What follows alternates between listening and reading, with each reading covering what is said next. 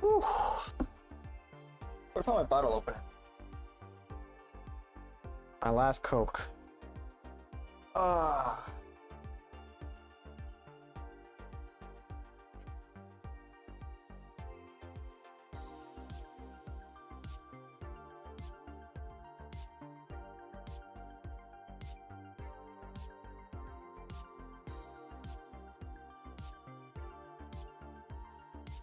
All right.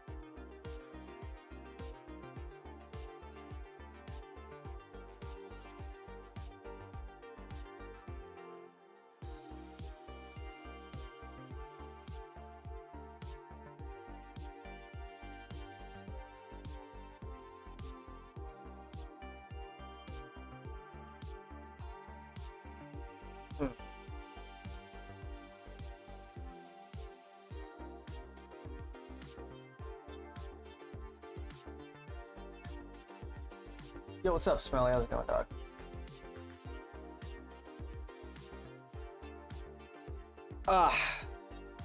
Another late night. Another late night.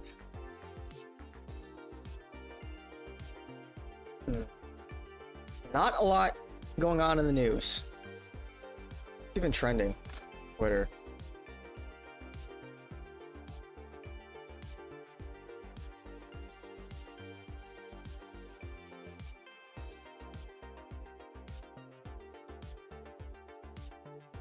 You know, it's been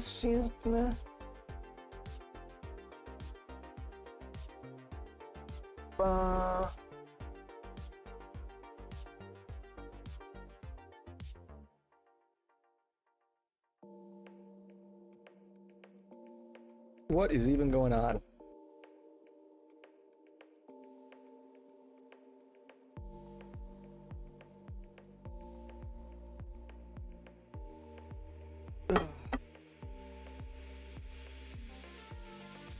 ID.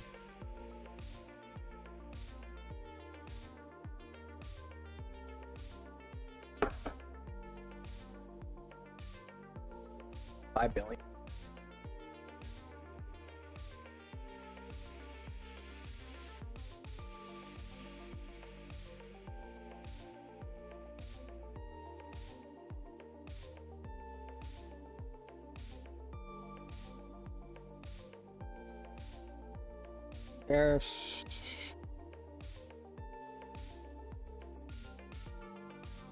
Nothing too interesting, honestly. Kind of a low energy day, I'm not gonna lie. Kind of a low energy day. But we're chilling, we're vibing. We're hanging out. We're hanging out. What's going on in the news? Any like news clips, interesting news clips, top stories? We're getting reaction in from President Trump just minutes ago on Truth Social. We just got this ruling from the appellate court deeming that most of his tariff policies are illegal. Now, the court is keeping them in place, and they're waiting for the Trump administration lawyers to respond. Trump says this: all tariffs are still in effect. Today, a highly partisan appeals court incorrectly said our tariffs should be removed, but they know the United States of America will win in the end. If these tariffs ever went away, he says, it would be a total disaster for the country. It would make us financially weak, and we have to be strong, saying the USA will no longer tolerate enormous trade deficits and unfair tariffs and non-tariff trade barriers imposed by other countries, friend or foe. that undermine our manufacturers, farmers, and everyone else, saying if allowed to stand, this decision would literally destroy the United States of America, saying at the start of this Labor Day weekend, we should all remember that tariffs are the best tool to help our workers and support companies that produce great. Kind of boring. Kind of boring. Oh, Chicago. The criminals of Chicago are doing as much damage as they can before the Marines come in. What is this, a party or something? A party on a police car? That's ridiculous. How come the lights aren't flashing? How come nobody's getting arrested? That's crazy. This is ridiculous. But now that we know where everyone's parents are, we know why the kids are shoplifting at Walgreens. Look at this. They got bags full of stuff. 10. Open your mouth. Oh, come on, Mom. Come on, Mom. Crazy. Look, they're trying to break out of the store. Door's locked. Can't do that. You can open the door. They filled up their bags. I can't believe how young they are. That's terrible. I'm not playing. You know how to count. You have hands. Open the door. I'll open up this door before we break it. I don't even know some of the curse words they're using. I'm gonna break some of God. You guys must be dumb. I would like that fight too. Now, the sad thing is, what are they going to be like in 10 years? I feel so bad for them because they don't even understand how bad this is. As you can see here, things do not get better with age. What is this, a brawl going on at a Whole Foods? This is crazy. Oh! Please put that down. Okay. Thank you. This is crazy. Bro, this is like terrible, man. Over what? That's the It's problem. a Not Labor Day enough people are weekend, getting yeah. arrested. And the mayor who says crime is down, you want to know why he thinks that way and why he thinks it's perfectly safe here? yeah, people should not yeah, I'm not really gonna go out this weekend. This man say crime is down. Oh, why is that? Look, this is why he say crime is down. Oh, he's because, deep. Look, he got people protecting him. Yup. While he leaving us out here with illegals, Illegals. criminals. Look at him. Oh, Look how he got our protection. Jewish oligarchy. Yet still, Yeah. he wants the Chicago citizens to be unprotected. Won't he Yeah, go- our city, Chicago, just becomes an unlivable hellhole. Yep. Our government is more interested in combating anti-Semitism, supporting Israel. Ay, dude. It's another day. Another day. It's enough to drive anyone just insane. Oy vey.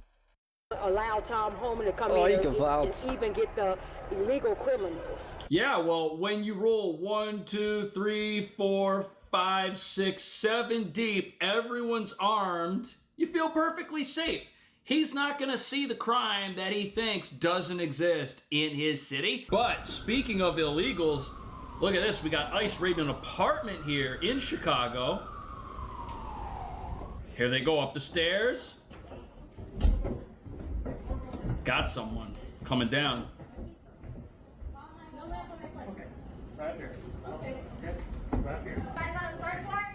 Oh, the activists are showing up. Wow. You can't do anything. Dude, it's just so fucking frustrating how many people are defending illegal migrants. You know, half of them are like, obviously have an ethnic allegiance to the migrants because they're like immigrants or children of immigrants themselves.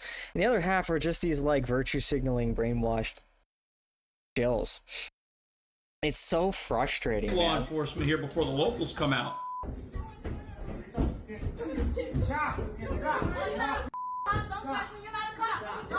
You're not a cop. Oh, you think so? You're gonna find out that he is. Ooh. This woman, she needs to be in jail for her mouth. What does it Put that say mouth on in his jail. vest? What does it say right there? This legitimately low IQ. She's not saving anyone. His name is, yeah, Cash. Every other word Kinda care. is so bad I have to bleep the whole video. Oh, look, and they're arresting people. Okay, so they finally have people get arrested. Look, other activists. Yeah, dude, it's just fuck, man. Yeah, it literally says right there, police. Police. They're following Not a cop. What is this? Is this bitch retarded? them out. The obvious answer Wow. is yes. Man, and she won't even let this guy leave. Meanwhile, this guy is screaming at the. Dude, it's just like, you just wish for like a totalitarian state. You just wish for like a total like fascist military state at this. Like, just these people are scum. These people defend, like, they're ugly inside and out. Man, and she won't even let this guy We do not want these people in our country. leave. And they run cover for this illegal behavior. Meanwhile, this guy is screaming at the camera while they're filming him, talking about how. Like, what the fuck even is this? This mini fridge of a human being. Awful ISIS. Meanwhile, Can you imagine letting yourself get to a point where you look like that? ISIS getting Fucking Gru looking build, dude. Bitch looking out here looking like Gru. What the hell, man? Yeah, it's always the white people, right? It's white people's fault. Actual fucking mini fridge. It's just like, dude, it's just so exhausting, man. And just like the way they behave, like she's like up in this police officer's face yelling at him, just saying shit that's not even true. You're not a cop. Oh, really? Like, the level of ignorance is just out of this fucking world. And it is just like,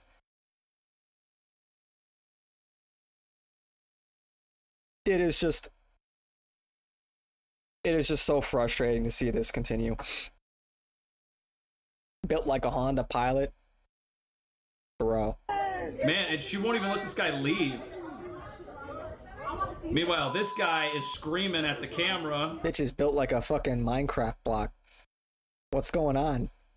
While they're what's going on here? Bro, this bitch probably loses her balance so easily. A slight breeze could tip her over. All that mass up there. So top heavy. Crazy. What's up, Kumquat?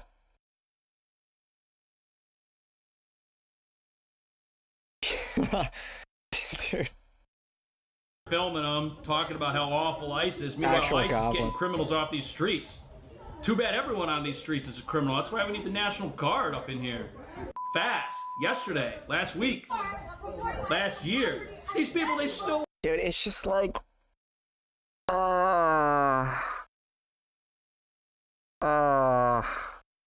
it's just so irritating, man. These people, the way they behave.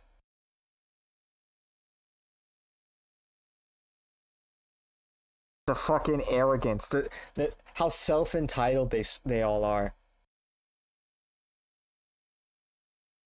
We cannot live. We cannot live like this, and we cannot live among people who behave like this, man. It's totally ridiculous. We gotta arrest her for being built like that, for real, dude. She is legitimately guilty of sexual assault. Because I look at her and I'm sexually assaulted. It's actually crazy, man. Like, it just... You should be fined. You should be fined for being ugly. For being fat and ugly. Legitimately. For damaging society. For damaging our sensibilities. There used to be fines for, like, being unsightly. It's worse than rape, it's repeated. Dude, it's like...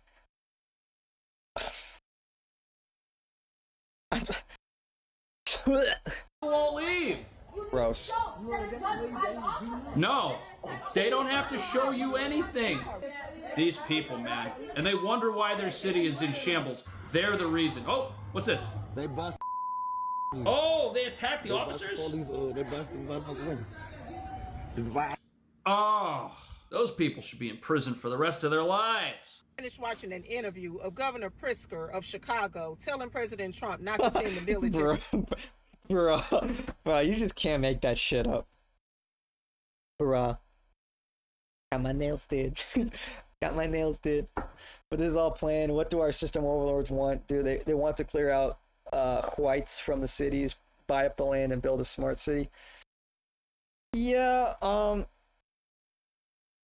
yeah, I mean, look, there's some of that, but a lot of it is just a product of like this the Democratic, I don't mean the party, but the process of voting, the whole regime. They essentially buy up all of these low IQ, low information voters, and in order to maintain their vote,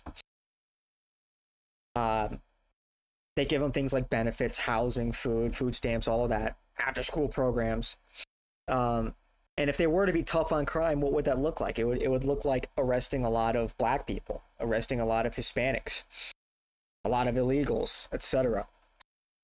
And that's obviously bad for, that's like, when you're trying to win these people's votes, it's tough when you arrest their cousin or their brother or son or whatever. And so it is a machine designed to, like, they want to keep winning elections. And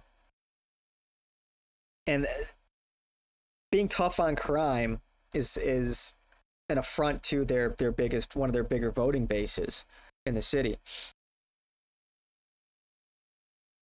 Why did her face deploy emergency airbags around her mouth? Bro, look at into Chicago after President Trump announced that he could potentially be sending the military to Chicago next after the hand he sent them gestures into Washington, D.C. Which, by the way, after he sent them into Washington, D.C., the crime rate has reportedly exponentially went down. So you have this governor, he was standing on a boat, you guys, taking questions from the press, who was asking him how did he feel about President Trump announcing that he would send the military to Chicago next, potentially. And he's like, well, we'll take it up legally. We'll take them up in courts, because that's how the Democrats always do, whether it's illegal immigration or anything. Get a judge. Whatever, low-hanging fruit. They don't do nothing else. They gonna go to court, okay? Because they bought and paid for attorneys and judges doing the bidding for them. At any rate, this dude was on a boat. Preach, girl. Preach. How safe it is in Chicago. Shut up, a black woman is talking. Don't have any problems. It's safe. I just walked down the street to dinner with my wife. Yeah. And he's taking an interview on the boat. With what? And he's down the street to dinner with my wife. Yeah. And right, who said that? Attorneys and judges doing the bidding for them. At any rate, this dude is on a boat saying how safe it is in Chicago. On a boat. And we, as you can see, don't have any problems. It's safe. I just walked. I should look like a cool from Fallout. That's what living in Chicago does to you. Yeah. And he's taking an interview on the boat, and he's taking an an interview downtown in Chicago. Why didn't you have that interview on the South Side? So thank you. These people that say crime is down and life is a fairy tale and everything's perfect, they don't go to where the crime is. They've never been there. They don't even know where the crime's happening because they don't think it's out there. In these neighborhoods where it does happen, they don't ever visit those places. Okay. Why don't you go to the South Side and have that interview so we can really see the streets of Chicago? And then he can't lie. Chicago. Because for years it's been reported that Chicago has had one of the highest murder rates. Okay? Yeah. Black on black crimes for the party that loves to promote Black Lives Matter. We didn't hardly hear anything about all of those killings that were reportedly happening in Chicago nothing. Weekend after weekend. Well, she's not wrong. Well, she's not wrong. Yep. Yeah. Look, it's totally out of fucking control, man. It's out of fucking control.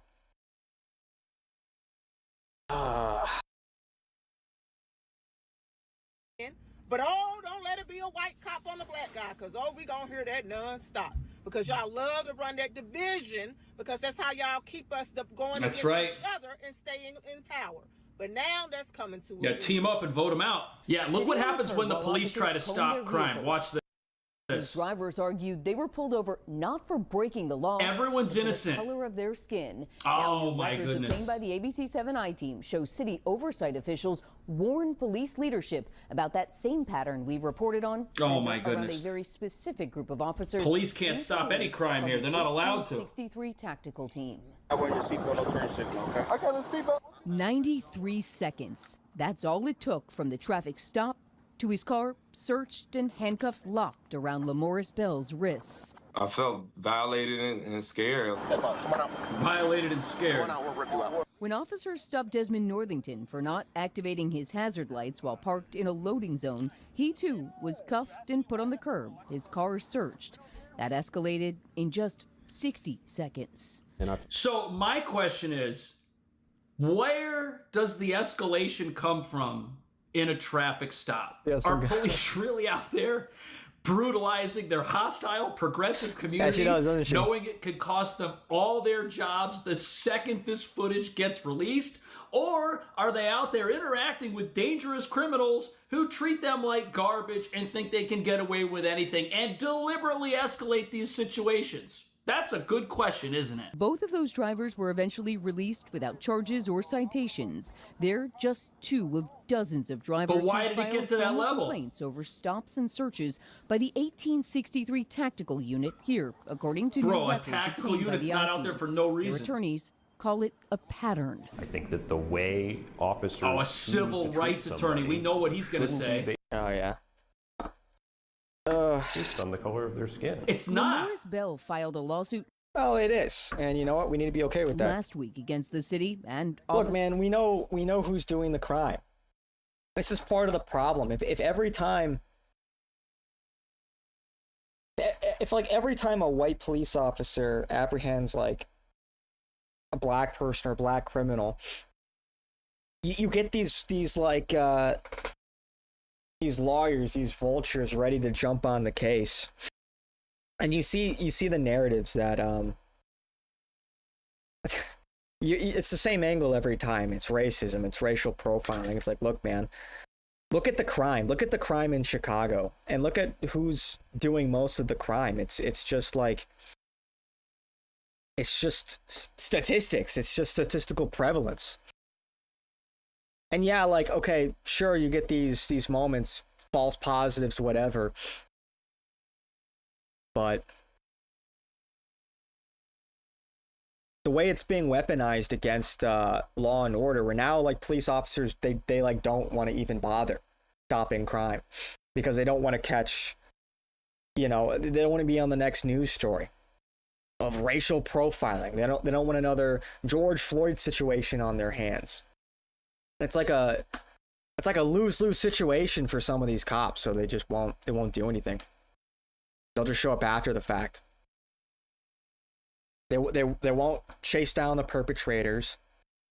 At the end of the day, like, the system is designed as such to disincentivize law and order against, certain racial groups, all in the name of diversity. It was 2 cans of Cafe Costello coffee. That man's wired. That man's plugged in. Black people can't be criminals. Only the great pedo president in the White House. Yeah, it's like that, isn't it, man? It's just like, it's just exhausting. It's just exhausting. And it's like, you feel for, yeah, I know we kind of ragged on her a little bit, but you do feel for like black people like this that are like, yeah, crime's a problem. Do something about it. They're caught in the middle. They get a bad rap. Appearances aside, and it's just, yeah, because they're the ones that are facing the brunt of it, black on black crime. So it's their communities that are on the front lines of this violence. It just happens to spill out, and none of us should be living like this. None of us should have to live like this. The city wouldn't comment on pending litigation or his traffic stop. It's just so fucking tiresome, man. Dude, we do this about 100 times a night. You think you're the only one? Desmond Northington also sued the city and the officers who stopped him. The city denied wrongdoing, but recently agreed to settle his lawsuit So this guy just got $80,000 for this arrest. Now, look, look, we have to be somewhat realistic here. Sometimes you're going to get these sort of like false positive events, right? When you're trying to crack down, like let's not be naive here. We try to avoid it, but it happens. If every time it happens, like they're on the hook for anywhere from like $80,000 to hundreds of thousands of dollars, there's just no way they could possibly, because somebody has to be held accountable. And typically these police officers, it will affect their career.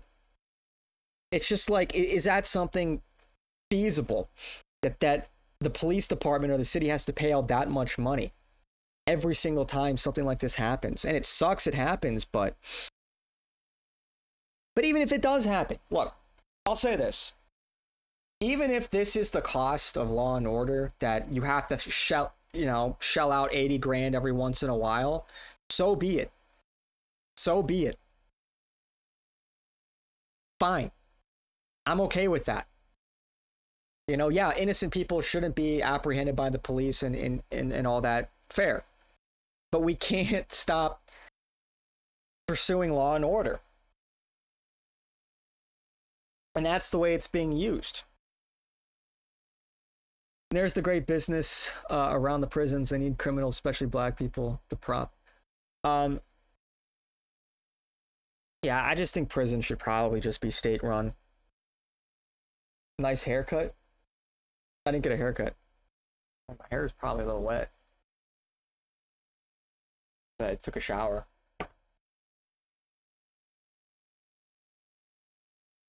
Yeah, I just took my headphones off. Yeah. I don't know, man. It's like, look. There's just a lot of criminals that need to get taken off the street. It's that simple. One way or another. And people just don't have the will to do it. Same thing with mass deportations. And it will be unpopular. People will attack them for doing it. But it has to be done.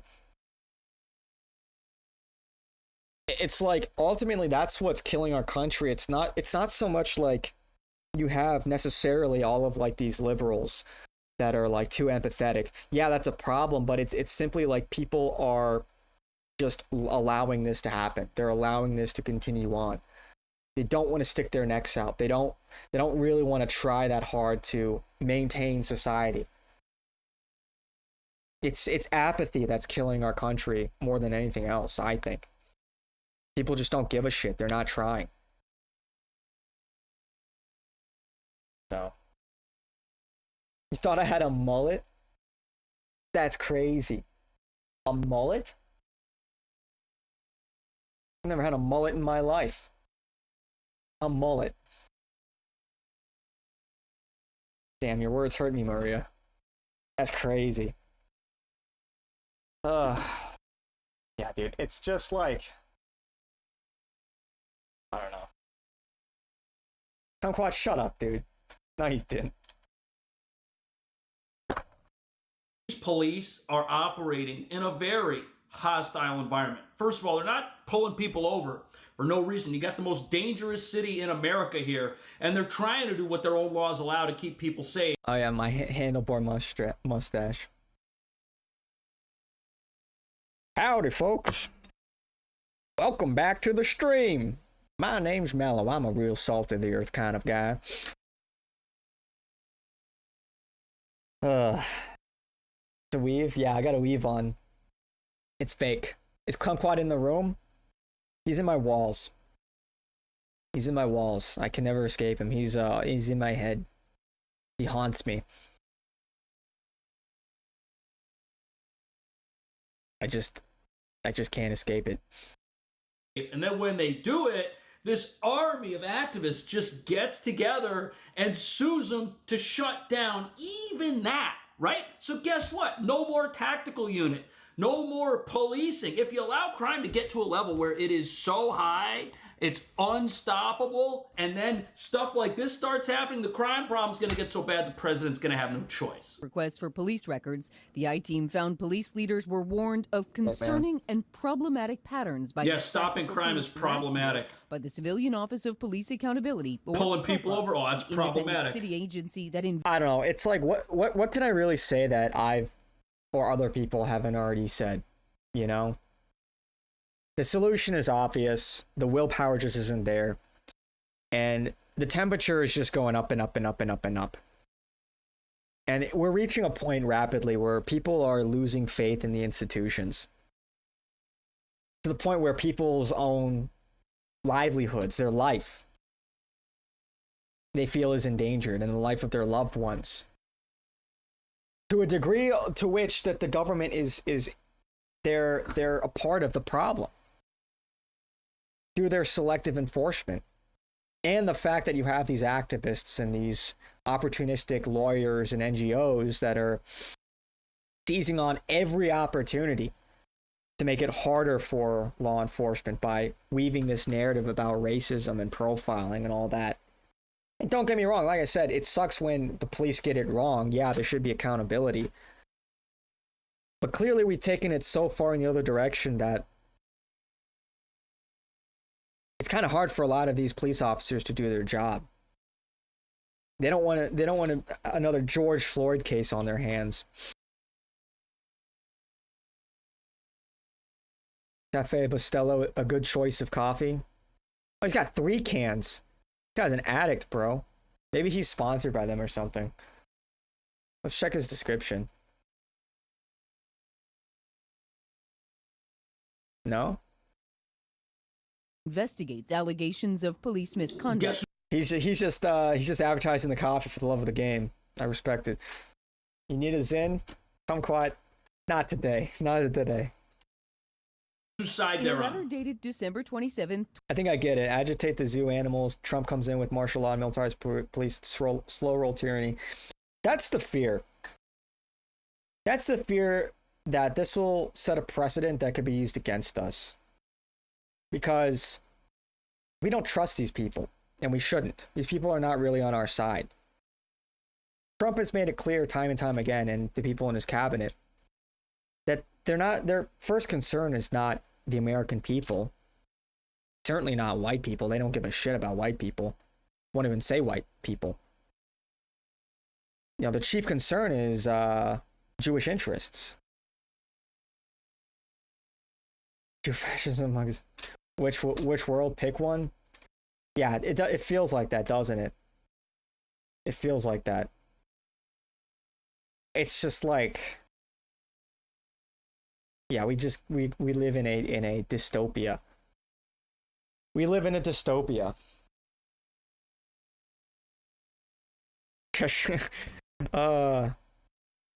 Dude, okay, yeah. No, I'm not Jewish. I am neither ethnically nor religiously Jewish. Kumquat, on the other hand, I don't know. Every time I talk to him, he's like in voice chat, he's talking about his money and his shekels and how much he hates the Palestinians. He's never admitted to being Jewish, but I have my suspicions.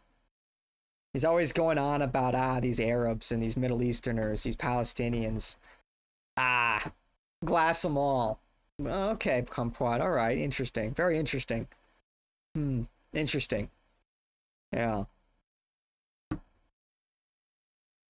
Yeah, our septic overlords, yeah. 2024, obtained by the I-Team, a director of investigations for COPA informed the 18th District Commander that, quote, over the past year, COPA had received over 50 complaints related to the 1863 tactical team. Yeah, it's because everyone complains. They know that 0 people have the side of the police here, and that's why crime's out of control. All right, 19 minutes before the top of the hour, Illinois lawmakers continue to push back against President Trump sending the National Guard to Chicago. Oh, they don't want Mayor that. Brandon Johnson, very unpopular, saying this, quote, I urge our federal government to listen to the advocates, experts in Chicago. Why would you? That's not true. I'm a brown woman with my dick. That's subversive. That's Jewish subversion. Listen to a guy with 6% approval. That stop the endless flow of guns, and as well as transformational investing in housing, education, mental health, and community safety. These are the same investments that are leading to historic reductions in crime and violence throughout the recent years. But take a look at this timeline over the weekend, where the city saw 3 dozen Look shootings. at that. Look at that, man. They ran out of TV over here to talk about all the crime going on in Chicago. That's... I mean, and dude, here's the thing, man. It's like, do we think they're going to vote any differently this time around? So, like, seriously. It's like they keep voting in these race-baiting chauvinists, these like anti-white chauvinists every single time. And crime just only gets worse.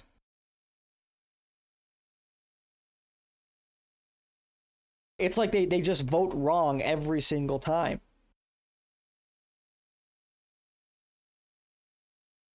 It's like, how do you maintain faith in democracy when this population just keeps making the wrong choice? And I'm not even here to shill for Republicans. I mean, they suck too, but like, at least for some candidate that is pro law and order.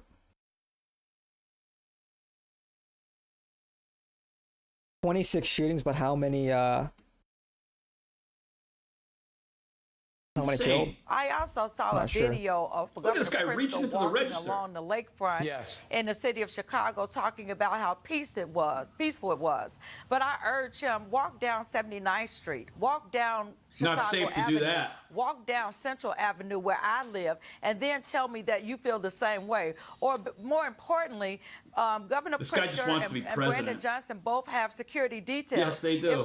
You know, it's like, yeah, people are going to vote in. Hopefully, if things keep going the way that it does, well, I shouldn't say hopefully because, you know, YouTube, but predictably, there's a high likelihood they're just going to vote in another Hitler. And it's like, even if you're a liberal, can you blame them? We've tried it this way. We've tried it with this rampant liberalism.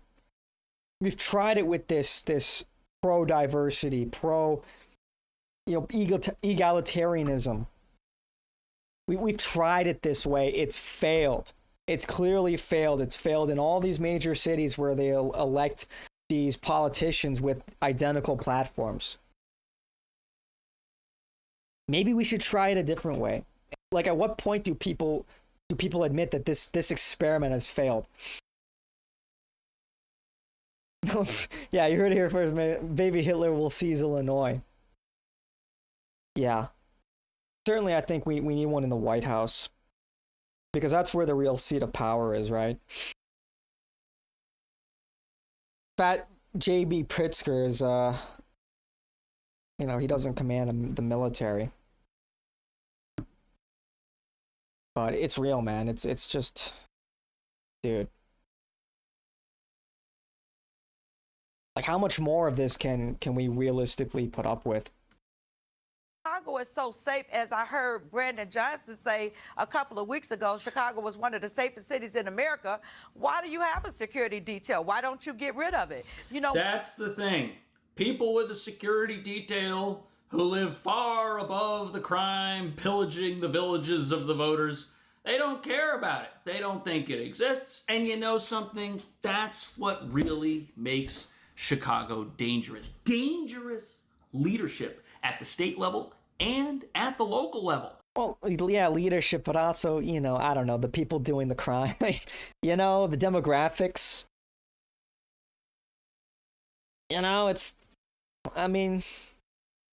Come on now. And it is what it is, man. Black people don't want to live in that shit either. But they keep voting for these politicians. It's like, okay.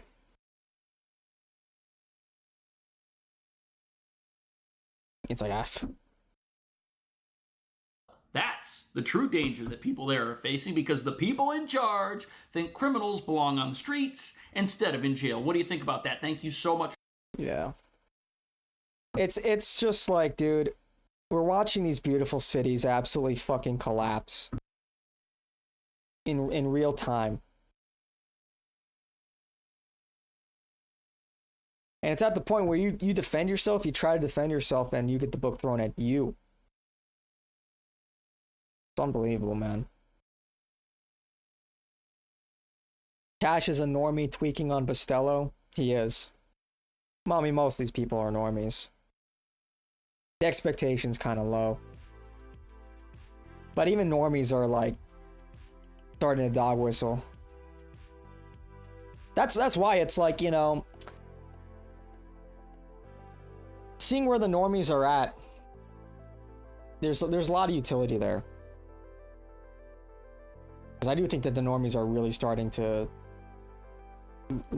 wake up on a lot of these issues. That anger, that righteous indignation, that energy just cannot be repurposed for somebody like JD Vance.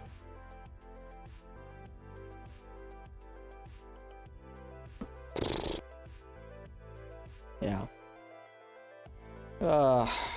Kind of all there is today, isn't it?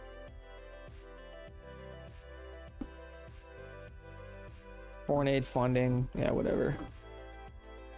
We'll see if that sticks. Trump canceling $5 billion in USAID.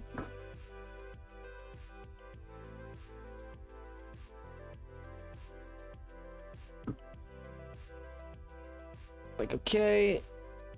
Alrighty.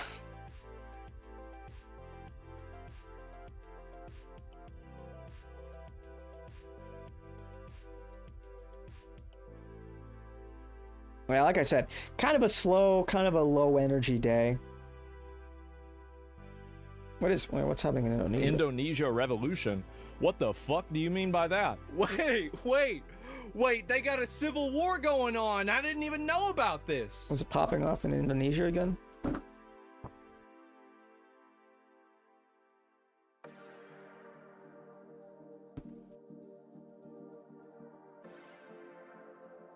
Oh, Popular Front. Follow these guys. Alright, don't follow these guys. I should follow these guys. This is brutal.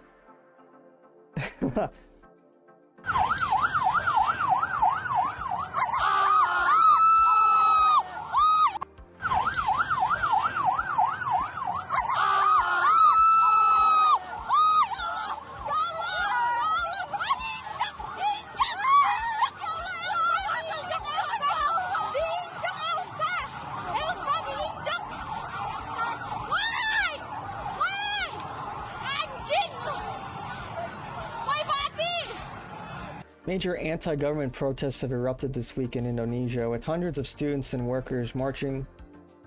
Looks like hundreds of thousands, or thousands maybe, marching through Jakarta, demanding higher wages, lower taxes, and fair economic conditions. What began as a largely organized labor and student-led movement quickly escalated today after security forces responded with extreme force. Witnesses report rubber bullets fired at point-blank range and widespread beatings, while videos circulating online show a police vehicle driving directly into crowds of protesters. Students, it always starts with the students. Yeah, it starts with students, oftentimes women, and foreigners. Those are typically, whenever there's like any kind of like color revolution, any kind of like political instability, those are often the vectors taken, for one reason or another. All right. Students are young and they have energy, and oftentimes they're idealistic. And they have time on their hands, and they're military age. Sometimes it's women. Women are more susceptible to influence, propaganda. And foreigners, because they're more of a rootless people, they have less of a heritage to that particular place, and so they can also be a vector for some kind of revolution or instability. That's how the French Revolution started. The women marched onto the side, demanding bread. Look at the Euromaidan revolution in Ukraine. Same thing. Students, women, and foreigners. So.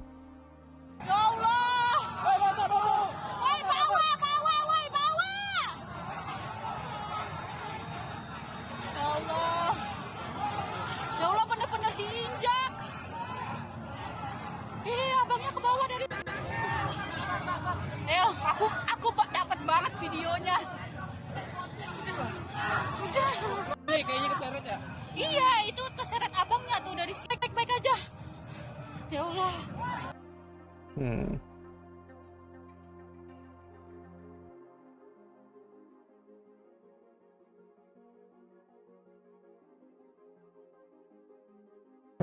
Why'd you get so excited, Maria?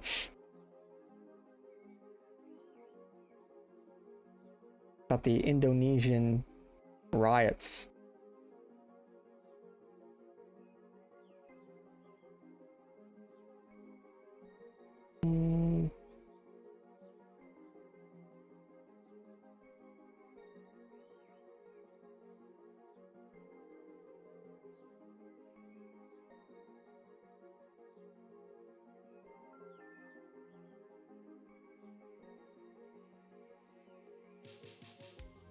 Damn. News outside the US.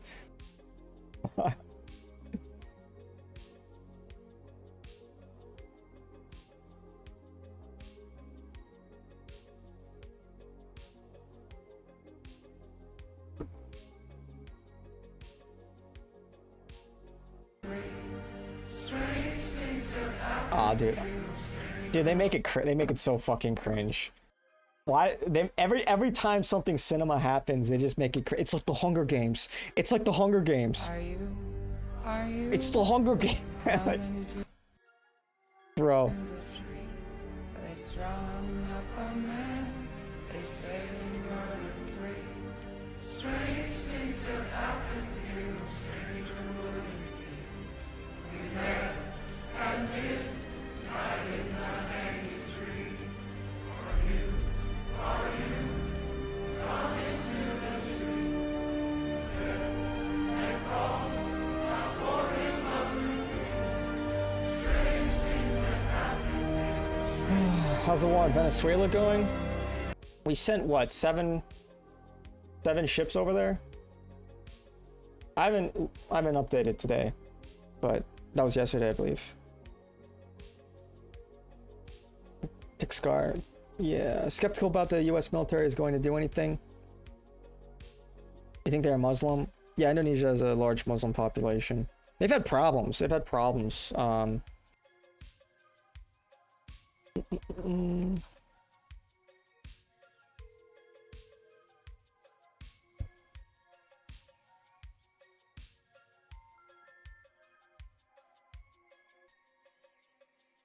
This is like 10 years ago. They're having real problems with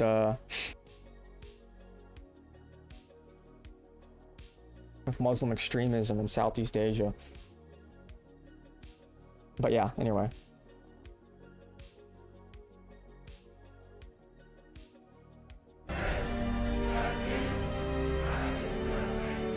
Are you?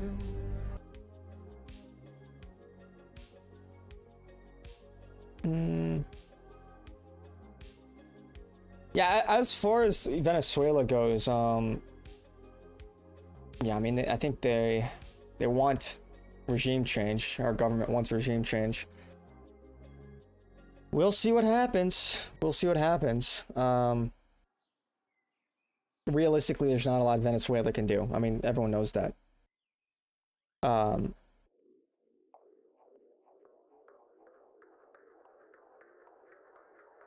Yeah, we'll see.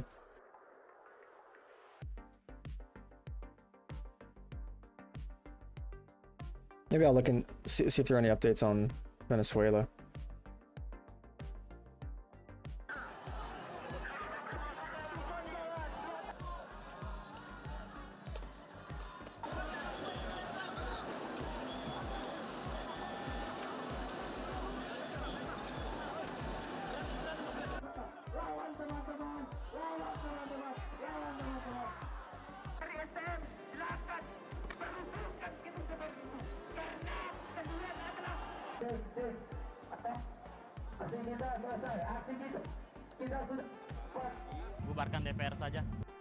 I don't think we want their oil. The sulfur content is one of the highest. Only refineries in the US and China can remove it. Sweet crude from Texas and Libya is much easier. No, it's not about oil, man. No, it's not. It's really not about oil. It's just about just total control over the region. It follows our Monroe Doctrine. America wants total hegemonic dominance over the Americas. And Venezuela is kind of going off the reservation a little bit. Deepening their alliances with Russia and China. And clearly America doesn't like that. Combine that with, accusations of, government affiliated cartels that are smuggling drugs and people into America. Our government sees it as a threat. Sees Venezuela as a threat. And they do not want to allow any kind of foothold into Latin America by our competitors, namely China and Russia. That's the real reason. On Roberg. No, it's not even like, I wouldn't even say it's Jewish. I just think it's good policy. It makes sense. Why wouldn't it be in our interests to control these regions? In the same way that China wants to control the South China Sea. That's just politics 101. It's the same reason why Russia wants influence over these ex-Soviet satellite states. Why they influence Belarus. It's why Ukraine was so important to them. That's just the nature of politics. So. Udah itu aja. Mungkin harapan saya ya. Kalau misalnya nggak bisa dibubarkan, dirombak lah semuanya, menteri-menterinya. Like, everybody's doing the same thing. That's like every country is trying to extend their sphere of influence. About power, right? And you see these conflicts erupt along the fault lines where one regime or one civilization rubs up against the other. You see it in West Africa with France and Russia. You're seeing it in Ukraine with France and Russia and America, of course. You're seeing it in the Pacific, namely with Taiwan, between China and America. Of course, you're seeing it in the Middle East, which, it's a little more complicated, of course. But the key players there are Israel, America, Turkey, Iran, and Russia. Of course, Saudi Arabia as well. And then China's waiting on the periphery. So everybody's trying to get the biggest piece of the pie as possible. And that just makes sense. Everybody's competing for power because they represent the interests of their country and their people. So, it's sort of similar with, like, even just, partisan politics in America, for example. Although you can argue that Republicans and Democrats are two sides of the same coin, they're still just, two different institutions with distinct personnel that would much rather be running the show because that's good for them. That's good for the people running those parties. They want political power. So even though a lot of them are financed by the same people, or billionaires will flip-flop, that's the nature of the beast. And if your political party continues to lose, it will eventually cease to exist. So, yes, global homo consensus is dying, and we're going to Civ 5 power politics. Yeah, I mean, it's just the rising hegemon, or the rising of competing hegemons, right? You've probably heard this 1,000 times before, but we're entering a multipolar world. There are more players in the game now, and America is relatively shrinking in power compared to these rising opponents. So, conflict always breaks out in these cases. It's the Thucydides trap. Every time there's an existing hegemon that's challenged by a rising hegemon, conflict breaks out. It's been this way for 600 years. So, at least.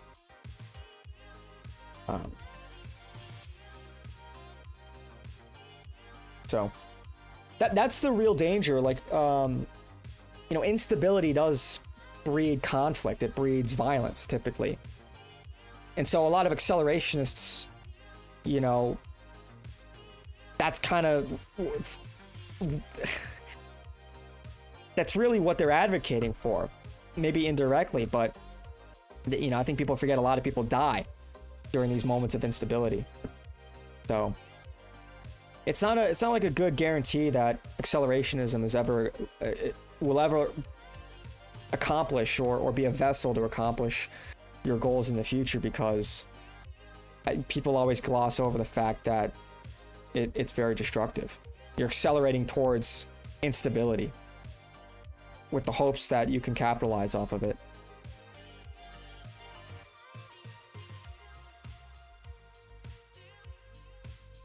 Wonder what happened to the Myanmar dancer during the military coup.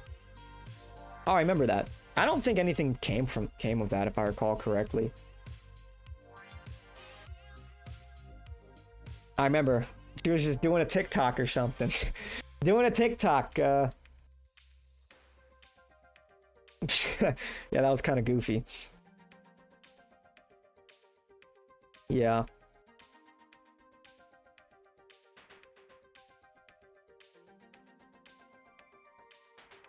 Sure, Rerun probably talks about this.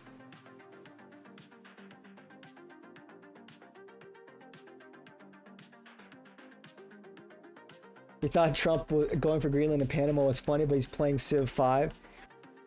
Yeah, it's not... In principle, it's not bad politics. But I don't think he's very serious about it. Like, yeah, we should own Greenland. We should own the Panama Canal. That's in our interests. We could take it if we wanted to. Hopefully we do it peacefully, but you understand what I'm saying. That's just the nature of the beast, and look, there are those that understand that, and there are those that don't. And those that don't really hold on to power for long.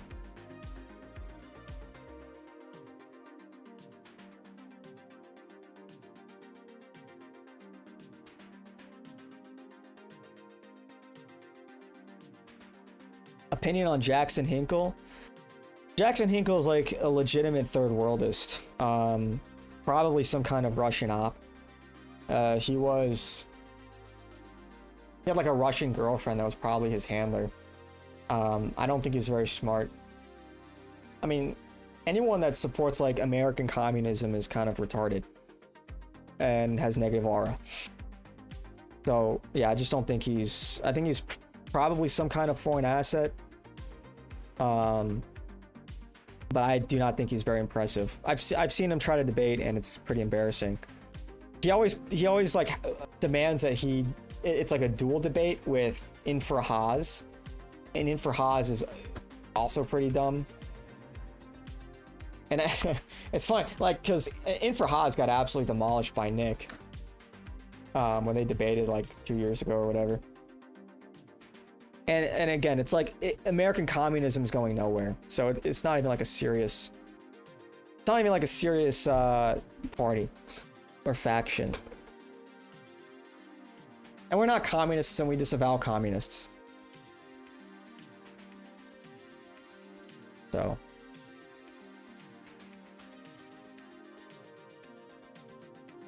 Three Jews and a lesbian on Tipcast right now talking about how leftists are ruining our country.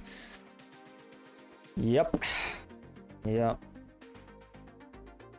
It's those damn leftists. That's why... Dude, it's just... Yeah. Do people even still watch Tim Pool?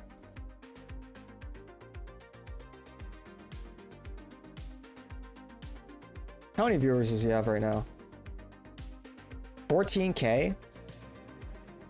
Dude, he's down down to a third of what he was getting before. Higher tours. So from one venue to the next venue for a whole month, mapped all out. We had the big binder. You'd go on tour. I used to just have a map. Jackson Hinkle was at Nasrallah's funeral in Iran. He's an actual terror sympathizer. How is he even allowed in the U.S.? Fucking annoying. You're gonna map shame. Or what the fuck? I didn't use map cards. You know, I'm so smart. I read books. Have you ever heard Is Tim Pool not even on the show? We know what a map is. We had maps too. We just liked it because he gave us point. Dude, you ever like hear the call-in section of his show?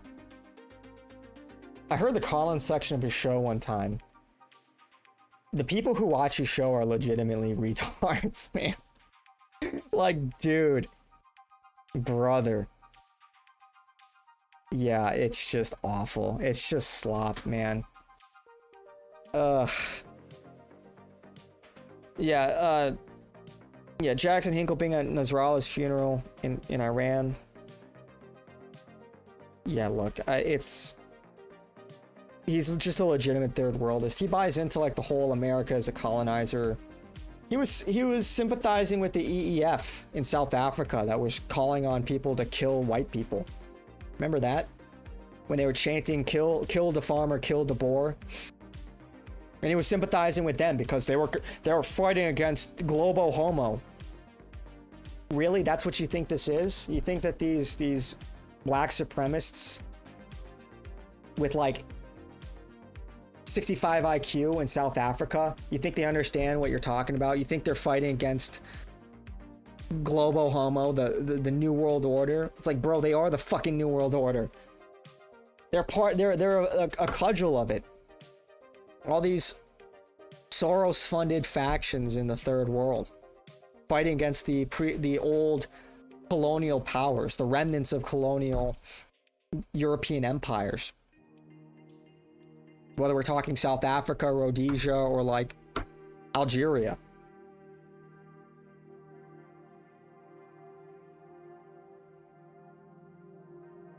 It's like in these cases where, like, even in Algeria, like, you know, our government was funding these communist entities that were attacking the existing Algerian, you know, sort of ex-colonial state. So there's just like either he doesn't understand that or he doesn't care, and he's just a shill. But that's Jackson Hinkle.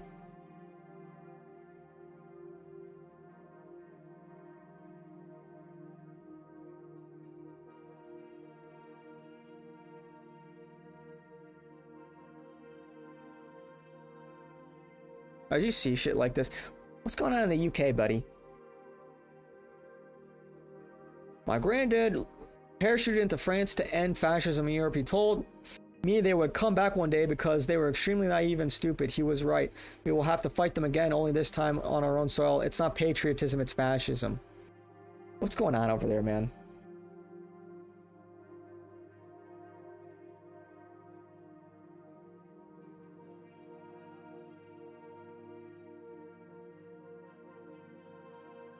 What's going on? What's going on? What was Keith Woods saying? This is how the average World II veteran felt about the state of Britain post-war, by the way. How do I feel about the country today? My two uncles gave their lives for this country. My father's health was broken from gas in World War I. I did my little bit. My brother did his national service in the Canal Zone in Egypt.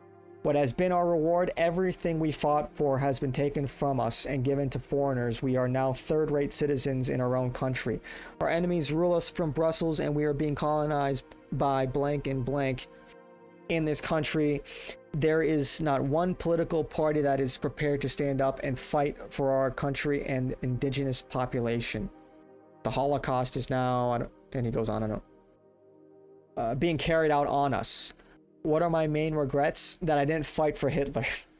At least he was for his own people. Many of us are now left. Many of us that are now left have a saying: bombed, shelled, and shot at, and now shit on. And that sums it up. When I came out of the army, I don't redacted. Now I wish I could redact it. That whole rotten pigsty called Parliament and the traitors in it. 82 and full of anger, not a very nice way to come to the end of your days, is it? I worry about the future of what was once my country and the fate of my grandchildren. Yep. Yeah, dude. Yeah, I think it's pretty clear, in case anybody had any doubts, that the wrong side won the war. You know, makes you wonder how different things could be. Yeah, I think people probably wonder how things would be different. Like what would have happened if, what would have had to have happened for like Germany to win the war, or the Axis powers to win. I think a lot of it comes down to Dunkirk. You know, if Hitler did capture the bulk of the British military, I forget exactly how many there were. Was it 30,000? That would have significantly hindered England's ability to wage war against Germany. But also to be a base of operations for America in the future. That's so true and sad. 2.5 million Indians fought for Britain in World War II, only for Britain to become a third world state now. So sad. Yeah, it's look, there were Indians fighting for Hitler. He was an Anglophile and he let them go. Yeah, he did let them. It was a gesture of goodwill, and it was repaid with by England bombing Germany harder. The lesson in that is, you know, when you're at war, you have to be decisive, and you have to seize those opportunities. He told his military to stand down for 3 days, 72 hours, to allow them to retreat. And I think that was a blunder. You can't show weakness in times like that. Not when you're dealing with these people. And so if the British Army was captured at that point, you know, maybe we could have seen legitimate peace talks, like actual pushes for peace. And then more resources could have been diverted to the Eastern Front. And then on the other side of the planet, if the Japanese won at Midway, that would have been it for America in the Pacific. We would have had no navy. And that would have probably accelerated. The war probably would have been over in just a few months after that. So you think about how if things just gone a little differently, how that could have snowballed. And if the Japanese win in the Pacific, then they can focus their efforts westward. More resources fighting Russia. And with just a little bit more, I think the Soviets lose. I think Russia falls. They came very close. They almost lost Stalingrad, and that would have been it. And if the Soviets fell, well, that would have been the end of communism. There'd be no Soviet Union. And any kind of peace talks with England probably would have seen the expulsion of the Jewish banking cartel as well. Same thing probably would have happened in Russia. I'm sure a lot of the Jewish oligarchs would have been expelled as well. That would have really only have left America. And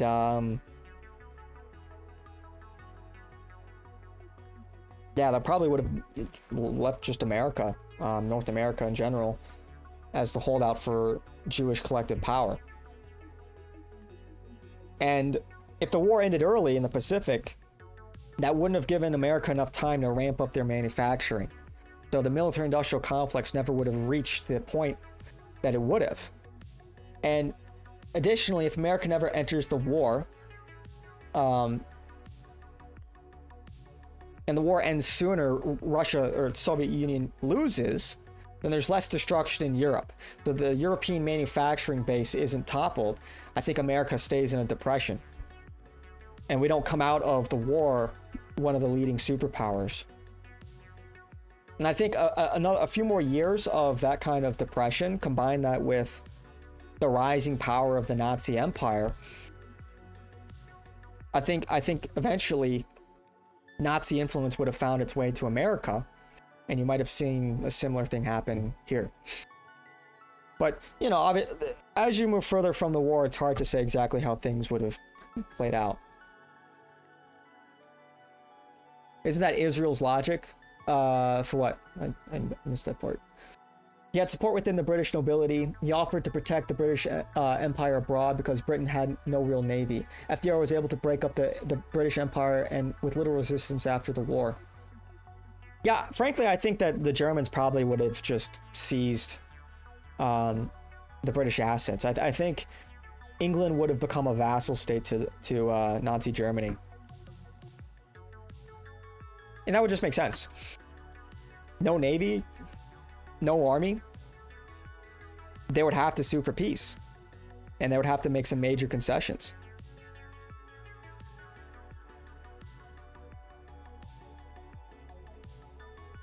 But, you know, given Hitler's admiration for the English, I doubt, you know, he would totally subjugate them. Even though he probably should have. And completely remove their leadership and install his own.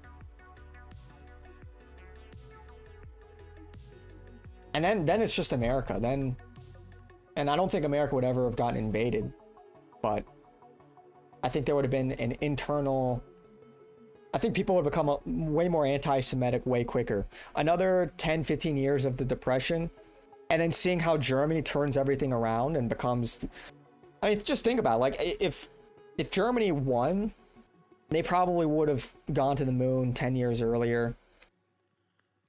I think they still would have, they probably would have developed the nuclear bomb first. It would have just been like a technological renaissance. They would have like a moon base by like the 70s. They would have a moon base. They'd have a base in Antarctica. Shit, we'd probably be on Mars already. Charles Lindbergh would have been God Emperor of America. Yeah. What could have been? What could have been? What could have been? But, you know, like I said, things could have been a lot different, but we also don't know how things could have also gone wrong. You know? There could have been infighting.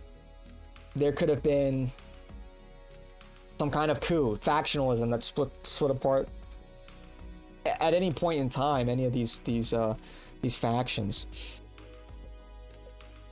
You know, I think the Japanese Empire probably would have extended throughout Southern Asia. The South China Sea, of course, that would just be their region. And, you know, and eventually they would bump up into the Nazi Empire, and there could be politics there. There could be friction that evolves from that.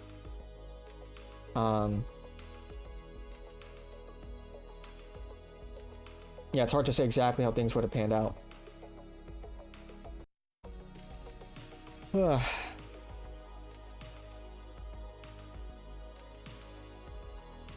But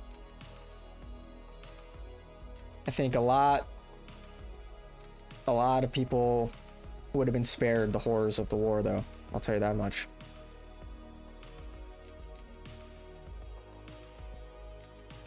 I'd still rather fight with other whites. What are we talking about? In what context?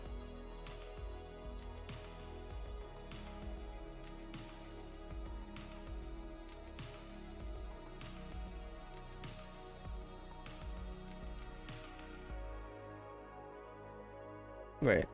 Influencers record a day in the life. They usually pick their busiest day to show you exactly what they're doing. So let me do exactly that. Welcome to a day in my life. Started off the morning Dude, with some morning sunshine, got a little Bloom energy drink in me, and then headed over to Hot Pilates. I go to practice room. No, this is real. I go almost every single day. I have to work out in the morning. It has to be part of my routine. I don't like feel right if I don't. So usually I do run, practice room, or lift weights in the morning. I also like didn't really record. Yeah, I just hate these speech patterns. That's so real. You hear it so often.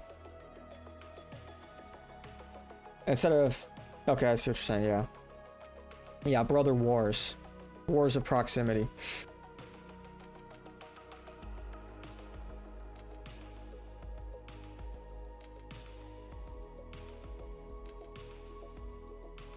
Yeah. Yeah, because that's what they often say. Well, at least we're not speaking German. That we're just speaking Spanish and all these other languages.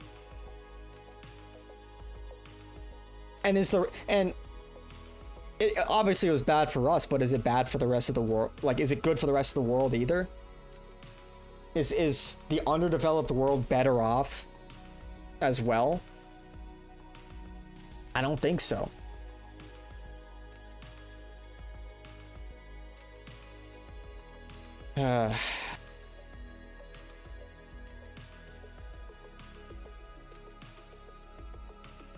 Anyway. That's tragic. But that's life. That's history. It's just a series of tragedies.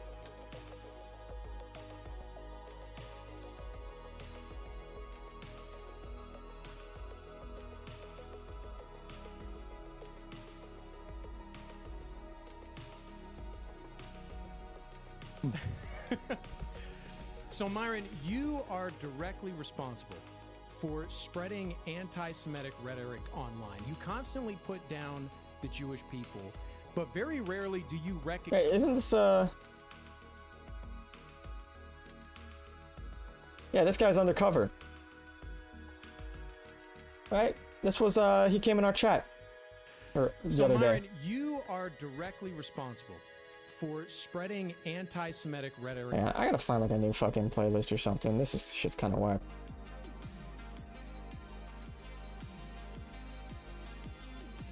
It's like too loud now.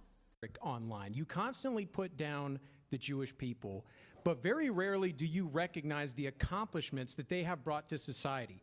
They've been extremely influential in promoting homosexual rights, in unlocking women's potential by liberating them from their oppressive male counterparts. They are directly responsible for the central banking system and the economy that we have today. During the bubonic plague, they were extremely influential in spreading awareness of it, and they did it quite well.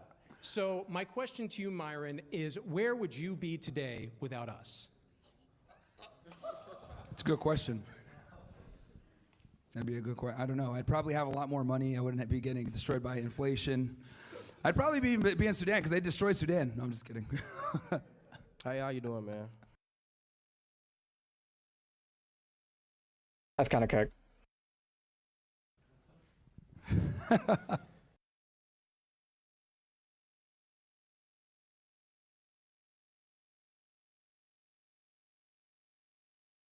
Tragedy was collapse of monarchical rule in England being dissolved into nothing but a symbol with no power.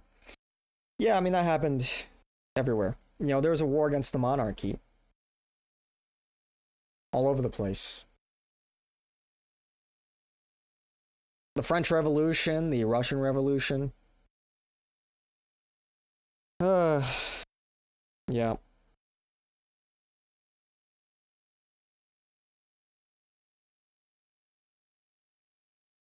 Because what better way to subvert than by something like a democracy, elections, parliament?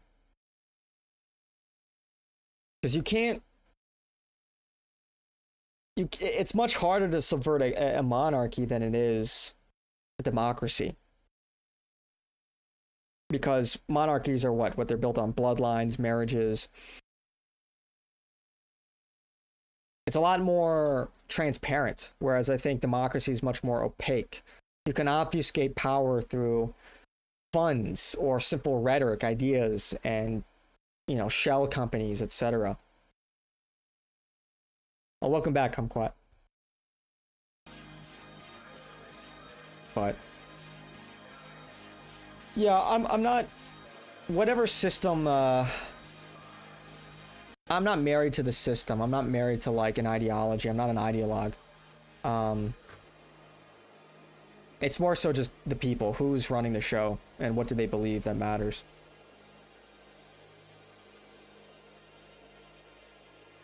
You still have a democratic system with a monarchical rule. You would create a vote for legislation rather than electing people to enact the law itself. Yeah, but I mean, my point is, you know, democracy is, I mean, clearly we live in a more democratic so-called world now than when monarchies were ruling things. Like that's the dichotomy now, is democracy and liberalism versus like authoritarianism, fascism, monarchism, whatever.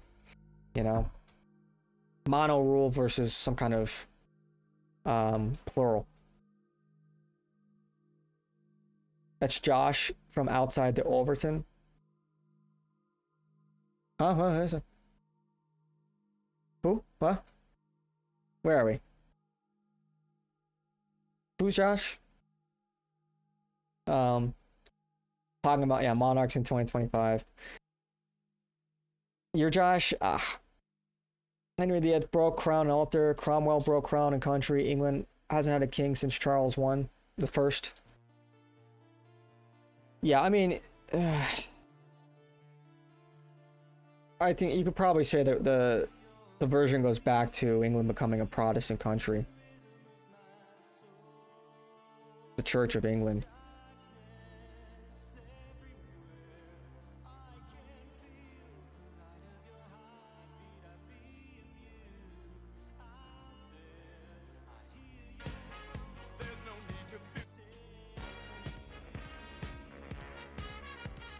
Dude, it's crazy how, no joke.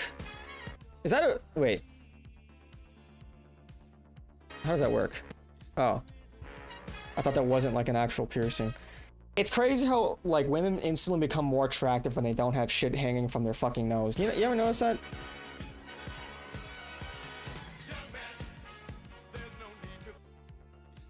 MAGA in the Big 25, though. Oh, the Jewish kid? Gotcha. Yeah, he was in our chat the 2 days ago, talking about it. Or maybe it was the other guy from the... Shit, what is the name of it? Anyway.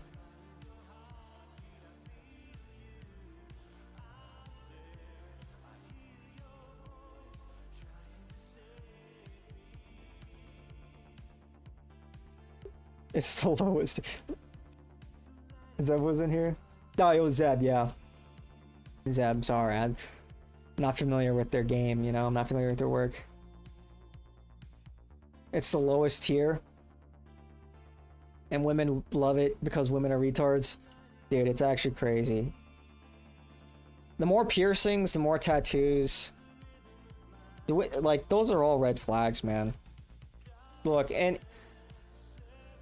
it's just, if you know, you know. If you get it, you get it. But tattoos are inherently low class. They're inherently low class and degenerate. And, yeah, simple as. Retarded tattoo ideas. Any tattoo. Aren't tattoos a sin anyway? No. In the Old Testament, in the Old Covenant, yes, technically, but not in Christianity. They're not a sin. I still wouldn't do it. I don't think they're a good look. For many reasons. Many reasons. But first and foremost, I think they're ugly. I think that they're just generally a poor representation of judgment and character.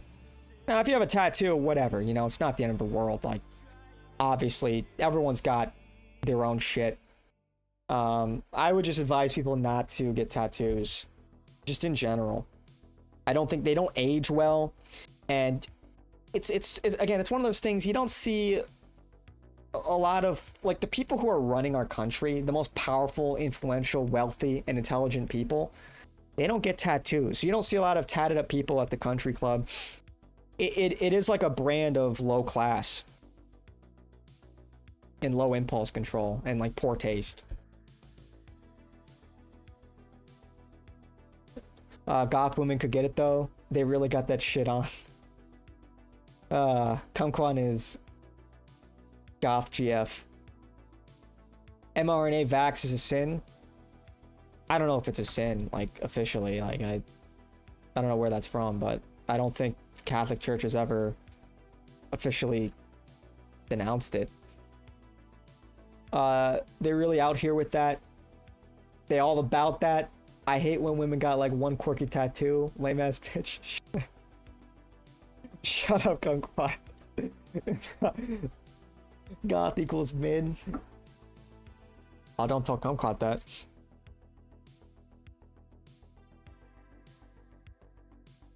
Yeah.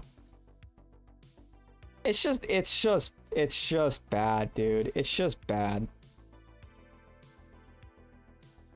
A lot of goth women are mid. I mean, it's just like, just because like you're into something doesn't magically make you attractive, you know? There's a regression to the mean. What is the mean? It is mid. By definition.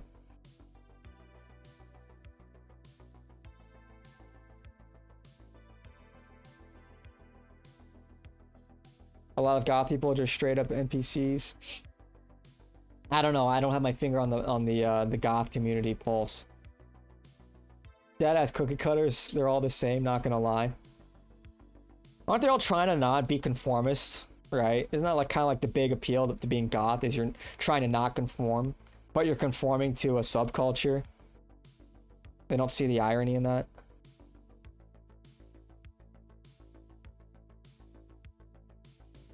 They're unironic. They're ironically, or do you mean unironically, the most conform?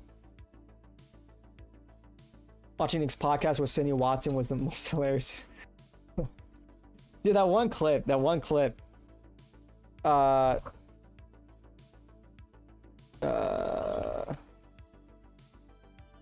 edit.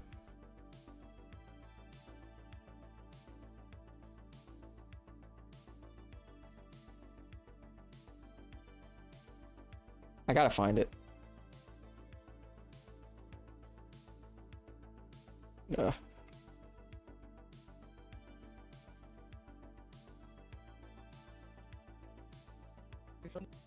I have to question. I'm not going to here. And I mean, I dare say, from my understanding of many of your viewpoints, you also promote like the way. Wait, where's the edit? I need to see the edit.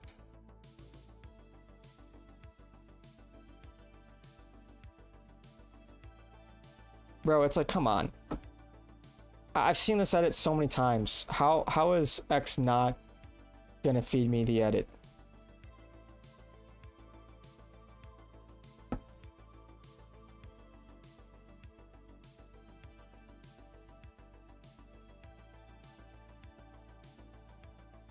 A science school joint without welding is cool. Yeah, it's pretty neat. Pretty neat stuff.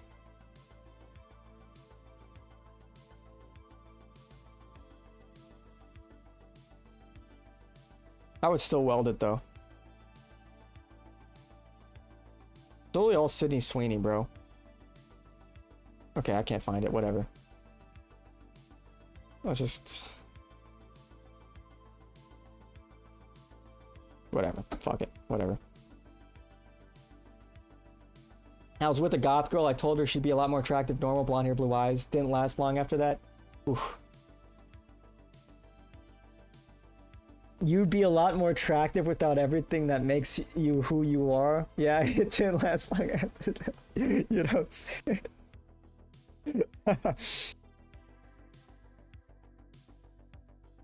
Just find a new woman while having her as a side piece. I disavow. Just don't be attached.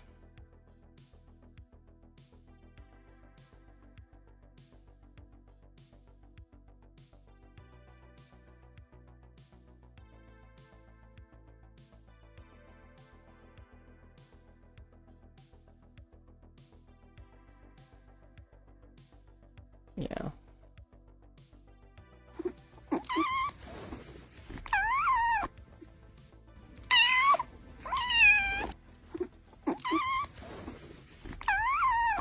Yeah. That's cute.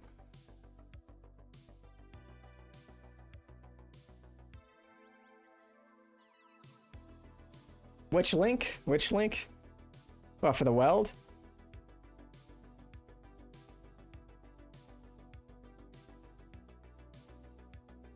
Or for the cat?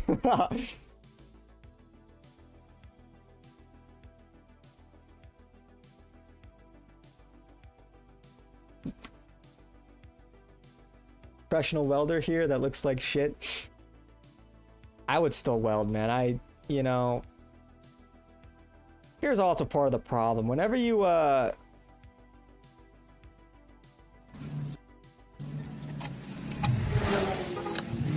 Like, I wouldn't really trust these to be load-bearing.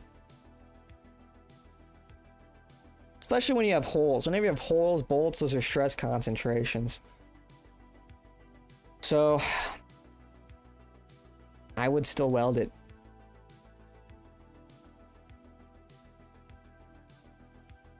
You like options? Yeah, if it's not load bearing, it's fine. You know, if you're like assembling like a tabletop or something. Or whatever. A little DIY. Wait, do you want the angle? Do you want the 9-degree angle? Do you want the cat? the cat? Okay. You get the cat.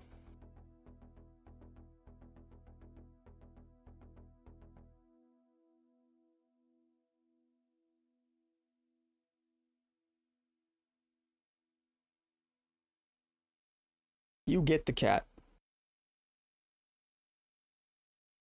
There you go.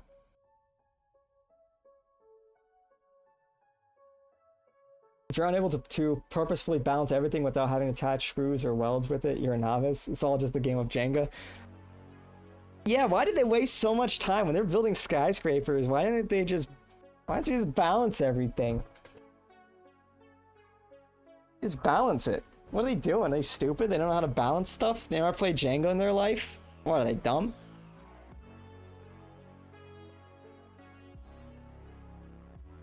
But who needs bolts and welding? So much extra effort and money.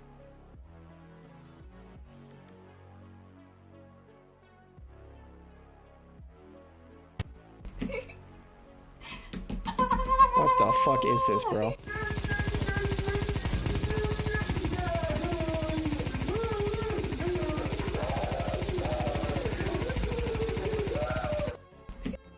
Real. Real.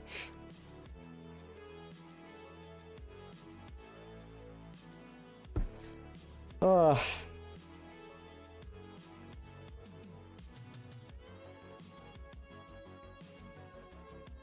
In LA, do you think ICE is not going to show up around voting and polling booths to chill participation? You know that. The National Guard, you know that. Everybody knows what's at stake, so we have to put a stake in the ground and do things different. It's crazy that people will find that a compelling argument. Illegals should not be voting. So they should not be at the polling booths. Hello?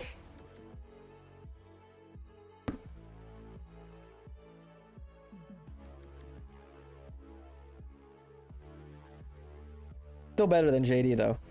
What is this? Safe distance of view wildlife. You're gonna go 23 meters up from a bite? A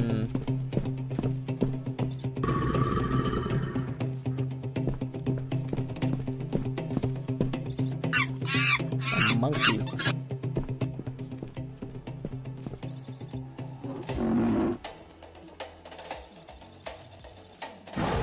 Okay, stay the fuck away from tigers. Okay, gotcha.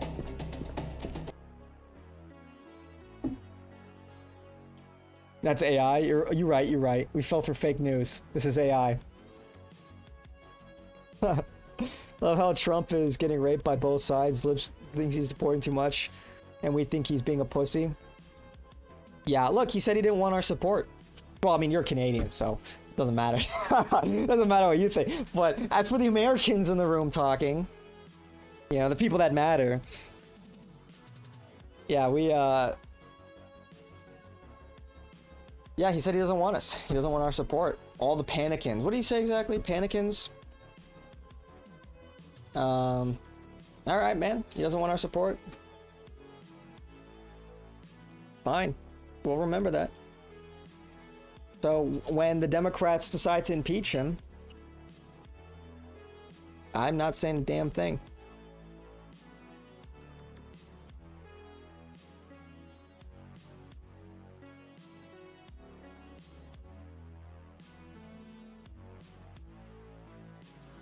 The radical right isn't going to be happy. Oh, that's what he said? Yeah. Something like that. It's like, okay, man. Alright. I hope they throw him in prison.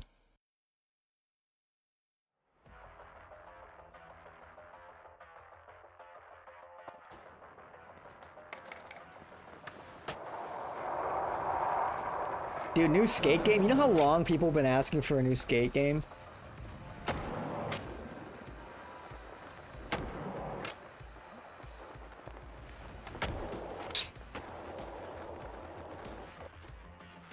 Did I remember fucking around and skate with my friend back in the day? Fun game. Fun game.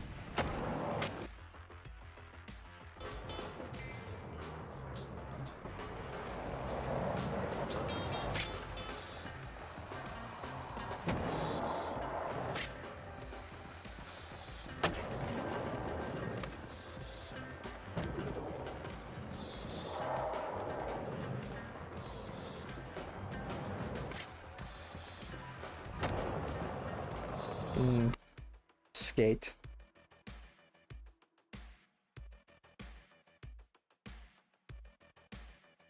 W Pines up.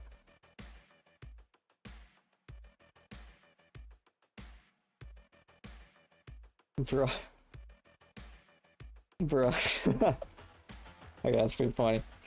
I'm 28. I'm unk. I'm old.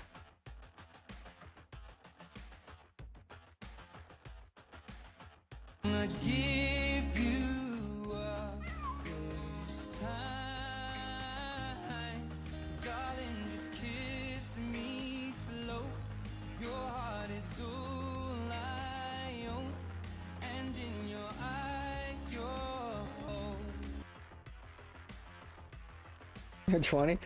Yeah. I think I've aged very gracefully.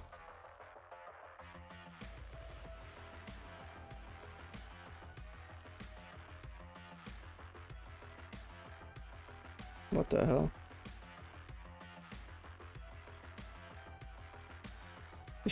Pushing. Shut up! Shut up! I'm old. Ah! Ah!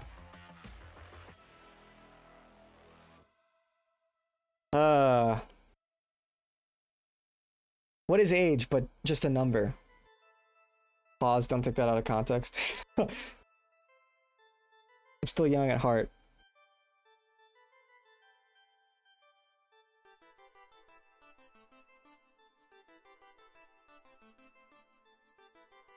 It feels so good. I mean, aren't I better at this than This is like Hooters. This is awesome. Okay. It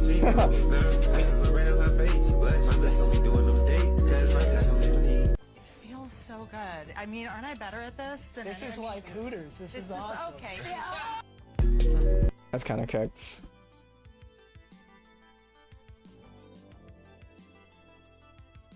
Easy to look young when you've never been to war. Like a sissy boy. I stormed the beach tonight. What you know about that? What you know about that? Thanks, Kumquat. Bro.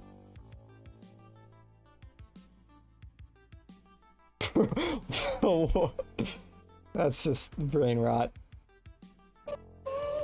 That's just brain rot, bro. This stupid ass brain rot.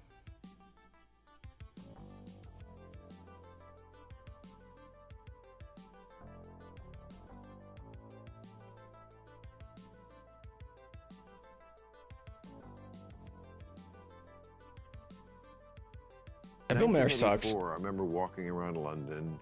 We've all seen this clip before. He's just saying, oh, the diversity is great that it went from 86% white to 36% in mere decades in London. That's a great thing.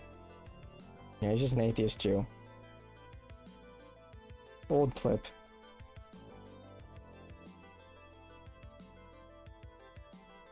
I don't know. It's just, we're kind of rehashing a lot of old stuff here. I feel like everybody kind of gets it. Everybody here kind of understands the whole... all this.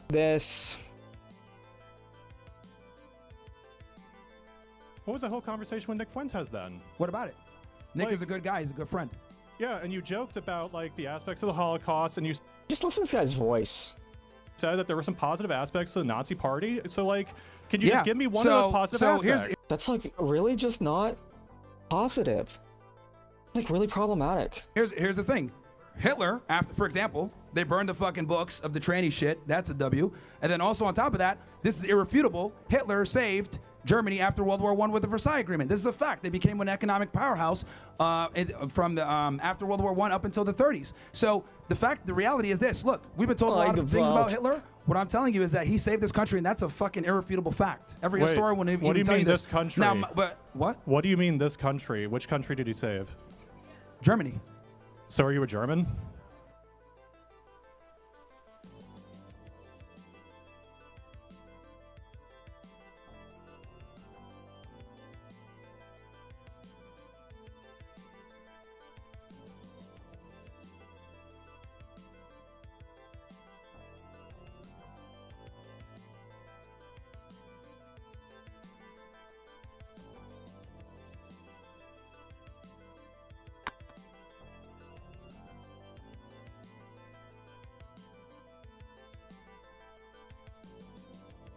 Did he just like lose track of the conversation?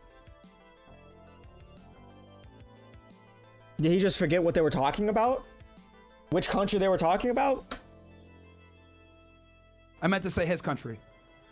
Germany. Okay. Clearly that's what they were fucking talking about. They were talking about Germany.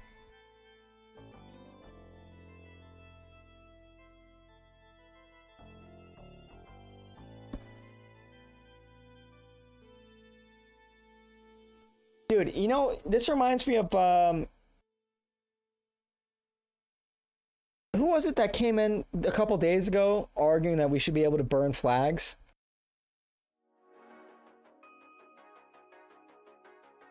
Remember that guy? Like, it's the same...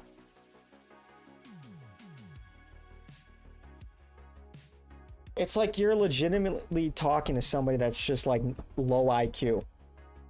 Yeah, Earl. You're legitimately talking to somebody that cannot keep up with the conversation. No, it was Earl. It was, Earl. And it's like, you might as well be talking to a brick wall. Slander Bob. Kumquat loves Bob.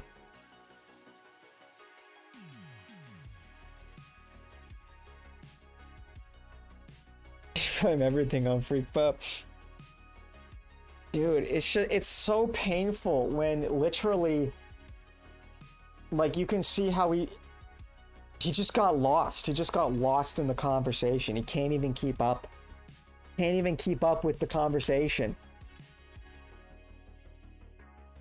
Like, Earl, remember a couple days ago, Earl was saying, like, oh, if I burn a American flag in my backyard, is a drone gonna spy on me? And I said, no, it would still be wrong. Just because some, like, people aren't around to see it doesn't mean it's not illegal. Like, if I kill my wife and nobody's around to see it, it's still illegal. And then for the next 30 minutes, Earl is like, oh, you're equating burning a flag with murdering your wife? I didn't know you had a wife. It's like, are you serious right now? Are you serious right now? It's a hypothetical.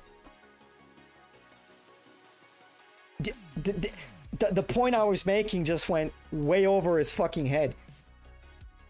You're saying it's just as bad as killing your wife, burning flat? No, you fucking retard. I'm refuting the point you were making. That somehow... Oh, it's still a bad thing if no one's around to watch it. Yeah, it still is. It's still a bad thing, and it would still be illegal. Even if the government isn't spying on you with drones to prevent you from doing it. It would still be illegal. It's like, dude, it's mind-boggling.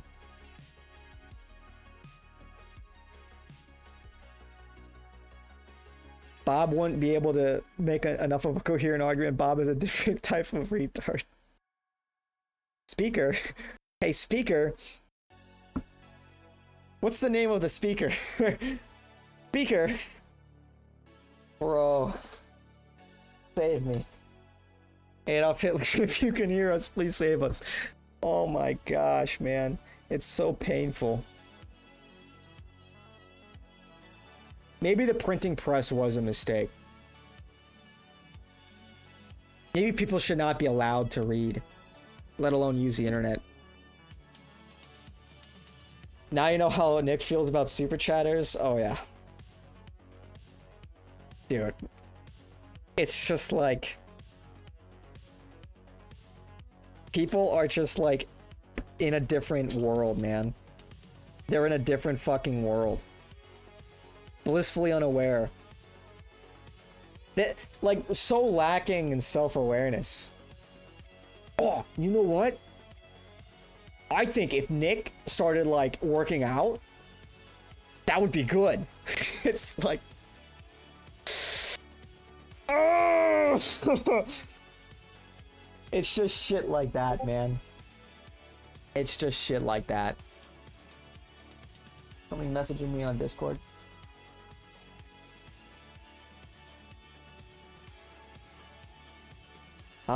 He saved his country. Okay, I mean, I guess that gives me something to work with, but like... Yeah, see, cool, the thing thanks, is, like, man. you're trying to get on a gotcha thing, and you can't do it because the facts are simply the facts. Oh. Kumquat sent me how to unblock someone on YouTube in 2022. Yeah, I got it. You really want Bob back, don't you? You just love watching me suffer. You just love watching me try to, like, decipher the retarded ramblings of Freakbot. Trying and failing not to crash out. You just live for that shit, I know. Remind me one more time that you need a Zin, Kumquat. Remind me one more time. Yeah, he was content. Without Bob, you're the only person left. To make fun of. Dude, I didn't even know. Dude, half the shit, I didn't even know what he was talking. I didn't even know what to say. I'm like, what are you talking about, Bob? And he'd be on to another idea. I'm like, okay, I don't know what to do with that.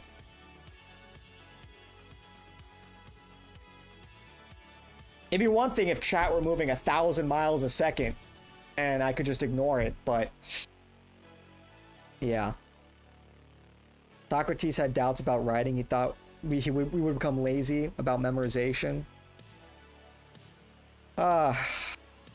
Same thing with the internet, right? Same thing with having all the information at our fingertips. The accessibility of it. My insults would flow off of him like raindrops off a coat. It's like I'm hitting him, but it's doing 0 damage with every hit. So true. It's almost like, you know, it's kind of like Destiny in a way. He's so shameless. He's such an unapologetic degenerate. It's like when people expose him for being like retarded or like gay or like a deadbeat dad, it just bounces off of him. He like doesn't, it's like insane. I've never seen anything like it. Doesn't matter how many times he's exposed, it's just like he just keeps going. It's like how do you beat that? How do you beat somebody like that? I always found it interesting that people in USA are allowed to go to college campuses and debate students. Shit like that is illegal here. Only students and family members are allowed on the premise. Well, I mean, you need the approval of the school. So technically, like if Myron didn't have the approval, if it wasn't sponsored by some group on campus, then yeah, he could get removed. But it would be trespassing. It sounds like Canada is just a lot stricter with free speech, obviously. Or any kind of debate. Hitler saved Germany. This is like history that no one here knows about because Hitler bad no matter what. But he saved this country after the Versailles Agreement. Also, on top of that, this whole like... If Hitler saved Germany, what happened to the Nazi Germans? Well, they lost World War II. So he didn't save Germany. No. Dude, it's just like... Bro.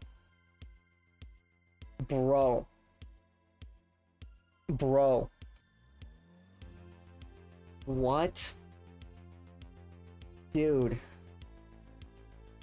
Okay. Hitler saved Germany from the economic turmoil they found themselves in, and as well as the degenerate social rot. Saved them from 40% unemployment and hyperinflation.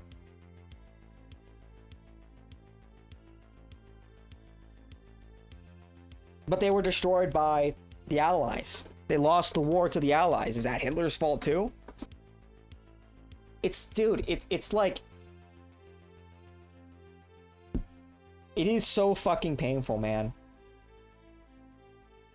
It's so painful. Like, what do you even say to that? Like,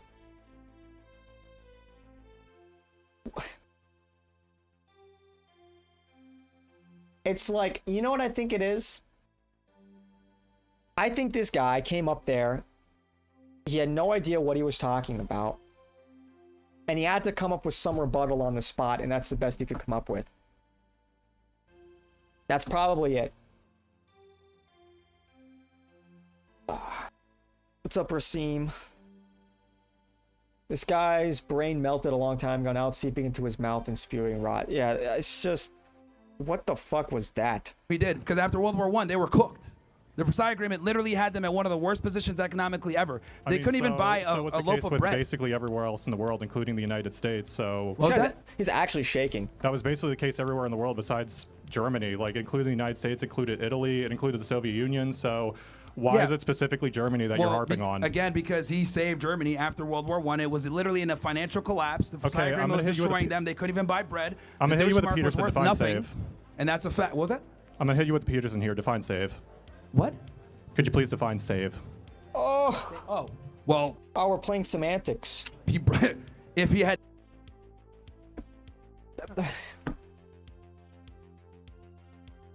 Dude.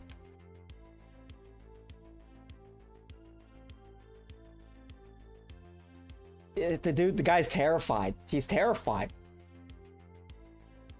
The guy's shaking. He's shaking in his boots.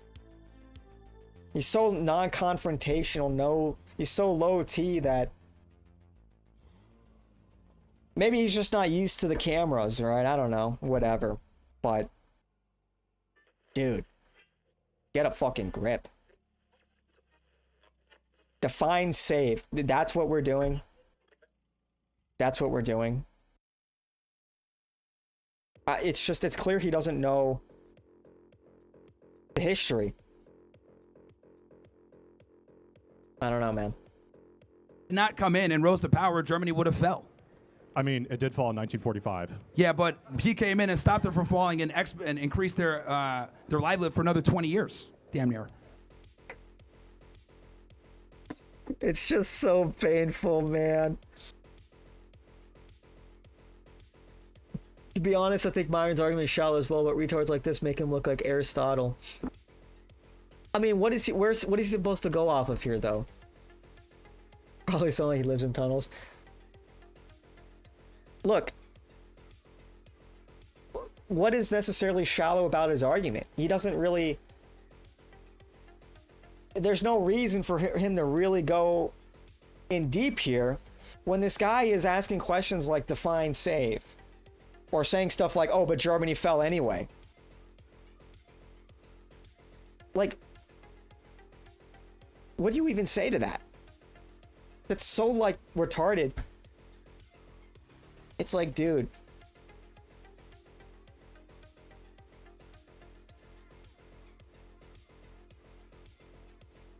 It's just crazy, man. It's just crazy. Hitler becomes the chancellor in, 1933? That's when he becomes chancellor of the Reichstag. So that's only about, 12 years? A decade, something like that. Yeah, still extended the livelihood of Germany for a significant amount of time. The National Socialist Party did a lot for Germany to save them from economic collapse. Like, here's the thing, dude. Look, I don't know what it is. Maybe you have like a boner, like you like Hitler bad. It's actually crazy how people can't have, even with figures they disagree with, they can't have any kind of nuanced take or opinion on anything. You know, it's like, it's the same thing with like Stalin, for example. You know, and obviously, you know, Stalin was an evil guy, did a lot of damage, but what he did was absolutely remarkable. Stalin, in a matter of 20 years, turned his country from an agricultural country into an industrial powerhouse. And he did it brutally. And there were a lot of mass killings. a lot of mass killings. He wasn't a good guy, but he was a formidable figure, a very powerful figure. And what he did was remarkable, to the point where the Soviet Union, at the height of its power, rivaled and maybe even usurped, or rather, well, yeah, I guess usurped the top position from America as the most powerful empire in the world during the Cold War. That's remarkable. Stalin is a remarkable figure. Do I agree with Stalin? Do I think he was a good guy? No. But I can admit that. And out of all of the historical figures in history, I mean, Stalin was one of, at least in the modern era, I don't think you can find somebody that wielded the power as absolutely as Stalin did. He wielded the power with an iron fist. The constant revolution, the constant purges. That is remarkable. Even if it was, you know, an evil empire or whatever. So, I'm from Constantine. Many of our people fight with the Allies against Germany and Normandy. Interesting. That inflection in his voice. Yeah. And who won World War II? The communists were handed half of Europe, including Poland, which got Britain involved in the first place. Poland was a Catholic country, would have been better off under Germany. Yeah, I don't know what that's necessarily in response to. What's up, gamers? What's going on? Well, how do you even say a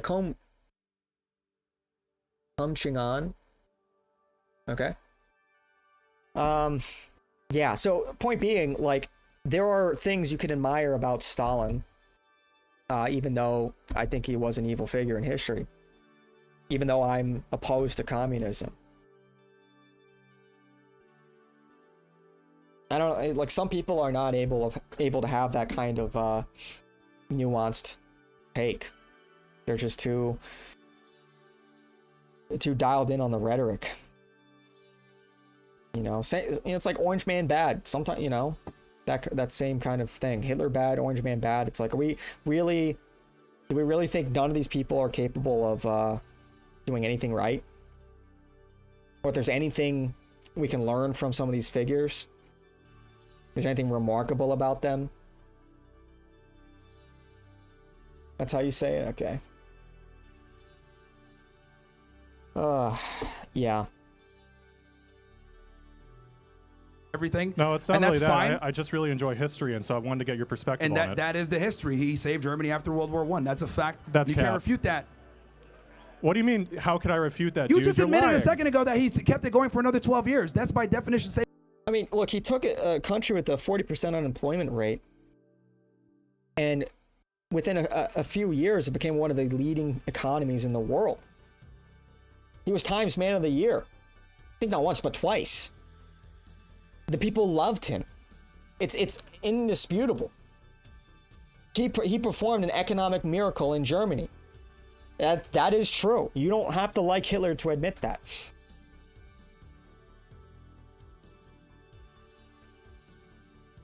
Wisconsin is that France? But if you say that with Netanyahu, like he's done some things right, then the low IQ bots instantly say you're a paid Zio shill. Yes, nuance only applies to Hitler, Lamau. It's not even, yeah, I mean, look, Netanyahu is a brilliant mastermind. I think he's an evil, brilliant mastermind. But look at how he played his hand, like, perfectly. Look at where we are. Look at how all of Israel's enemies have been annihilated over the past, well, I mean, go back to the Nakba, but certainly within the past 30 years since the clean break memo. Like, one by one, they've been taken out. Look at how much influence he has over American politics. You can hate the guy, fine, yeah, of course. He's an evil guy.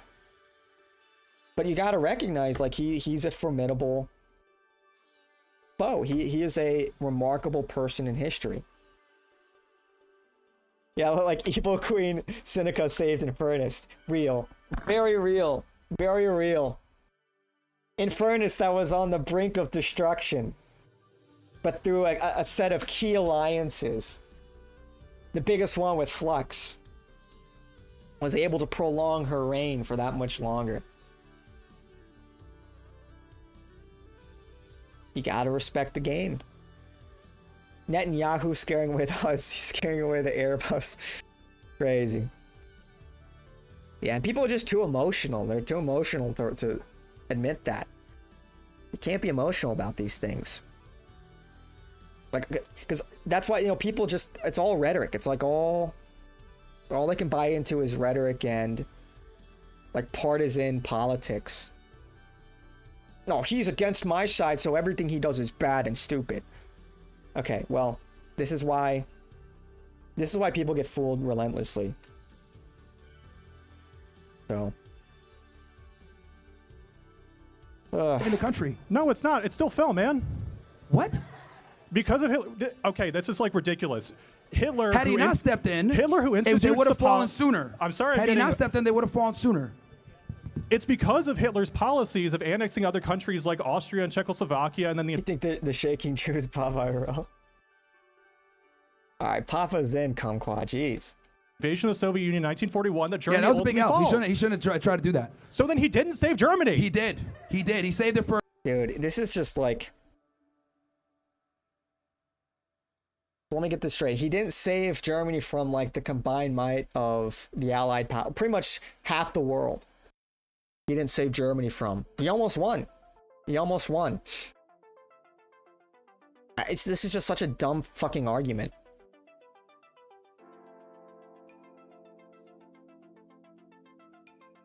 Am I enabling you? That isn't very Christian. Is it? I thought you know, you said nicotine's good for you. It's the cigarettes that are bad, right? Isn't that what RFK Jr. said? For a period of time, this based on where they were going after World War I, they were in a really bad spot. He turned things around. So look, your thing is like, oh, they need to save them in the world. It's a perpetuity. The UK was suffering, France was suffering, the United States was suffering. They all turned it around as well. Like, why does it have to be Germany? Why can't you say, you know, like, guy, man. Okay. Because like you're just sitting here just like trying to argue when the reality is you can't You refute what asked I'm me to saying. ask a question. So now you're moving the goalpost and you're saying, oh well, he didn't save them forever. He saved them for like 10 plus years. That's not enough. Like the fact is the fact. He did. You don't like that. So now you're changing the goalpost. Okay, I think everyone here can agree that this was kind of wasted space. You didn't win anything, dude. Like you literally just I am moved not suggesting I won. I am not suggesting I won. You asked the same question last time. You're going off the fucking Jewish fables of like the Holocaust, 6 million. Just run up and knock his glasses off. And I didn't ask anything about Jews. Yeah, he's a four-eyed freak, am I right? What a fucking nerd. What a loser. Look at his stupid glasses. Not like my glasses. My glasses are cool. My glasses are cool, but his, stupid, nerdy. But Man, that's what you tried to ask last time. That's what you tried to ask last time. What's your position on this? You're trying to get a gotcha moment, but the reality is, you can't dispute what I'm saying. It's the truth. He did save Germany, even though it was for a finite amount of time. But that's how it goes. Based on where they were going. Didn't I have those glasses 3 years ago? Yeah, they're an older pair of glasses that have a lower prescription. So if I'm at my computer, you know, I don't need the full prescription. You know, they're like my computer glasses, but they're cool. Okay. Would have fell way fucking sooner. All right, then I will finish with this. If you're interested in learning the actual history of Germany, take modern European history in the history This guy's hand is shaking. He can't even fucking stand on what he's saying. Yeah, it's like, kinda, like, dude, this is the problem, here, man. I'm surrounded by a whole bunch of people. No, you don't know because your eyes actually work. Okay, all right, whatever, dude. Whatever you say. That hand is distracting. Just put the mic in the holder. Yeah, for real. But maybe he just needs to hold something, you know? People, I'm talking to you directly. It's kind of nerve-wracking. Yeah, it's nerve-wracking. I can see, but like the thing is that you at least get to sit down behind a table. What does that have to do with anything? I mean, you're not standing up. You're not like. What does standing up have to do with it? Like that? This is podium shit, man. I could hide if I were behind a podium. podium. But what I'm saying is that that's why I don't really like Dan Bilzerian, Jake Shields, Candace Owens, etc., because they only want nuance with figures they have sympathy for. Well, I mean, like, but look at the, look. It's somewhat reactionary, right?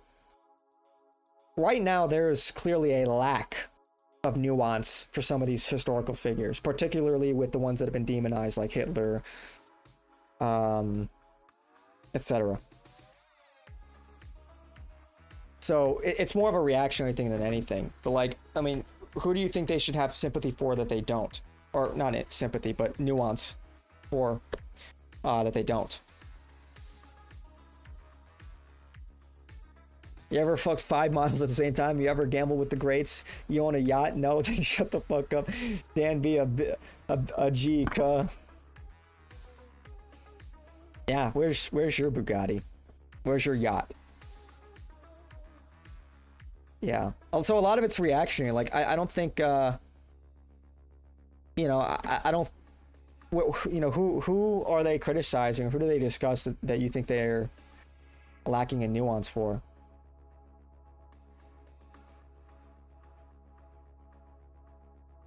When you even try to have a slight bit of nuance for any Israeli or Jewish figure, you're instantly a Zio shield that's brought up somehow. My boy Danny B on a Gianna set, on jaw and juice. All right. Yeah, I don't know. Look, you're allowed to have nuance, but I think your stated opinion needs to kind of be clear. Like, what nuance are you looking for in Israel or Netanyahu? What kind of nuance are you looking for from these particular people? Because I'm sure if you probably press them, you could get them to concede that, yeah, there is the reasoning, the logic behind their actions it makes sense. You can understand their incentives, but it doesn't change the immorality of it. In other words, like, I understand the argument for Zionism. I understand that Jews would feel safer, that it would be in their best interests to have their own state. Fine, I accept that. But then the problem is, of course, like the things that they do in pursuit of that state. That's the problem. So, yeah. But I'm sure if you probably talk to those people, I don't know about Candace, she's kind of dumb, but if you talk to like Dan Bilzerian or like, who else did you mention? Jake Shields, etc. I'm sure you'd be able to have a normal conversation with them. Some people foam at the mouth, but the people you named, except for, I don't know about Candace, like I said, I think she's stupid, but yeah, you could totally have a conversation with those people. I don't think that's really what they're criticizing. They're not criticizing the motivation or the incentives. That's not really what they're criticizing, but it's kind of a David and Goliath story. It's Israel has the backing of major institutions, of billionaires. The anti-Zionist or anti-Israeli, whatever you want to call it, that faction, that demographic doesn't really have the same institutional backing, so it's this asymmetric battle going on. So I think it's fair to give these people a little bit more grace considering the circumstances. Straight up, there's a genocide going on. So reality is, you came in trying to get a gotcha moment, you lost, you had to change the goalpost because Hitler bad. We live in this puss-ass society where literally anybody is considered bad because of certain history written a certain way. Oh, Maria G, you just now fought? That's crazy. Candace is comic relief, plus she's Nick's biological son. True, that's why, I don't know, I thought Nick did a good job raising her. Up until recently, it's like, where did he go wrong? There's only so much a single mother can do. Sad. The truth is they saved this country, and you don't like that because you want to run around and say, Hitler bad, Hitler bad, Hitler bad. Like, I'm able to go ahead and look at history from another lens and be like, well, maybe this wasn't all the way there, or maybe they're lying about this, or maybe they're sensationalizing this.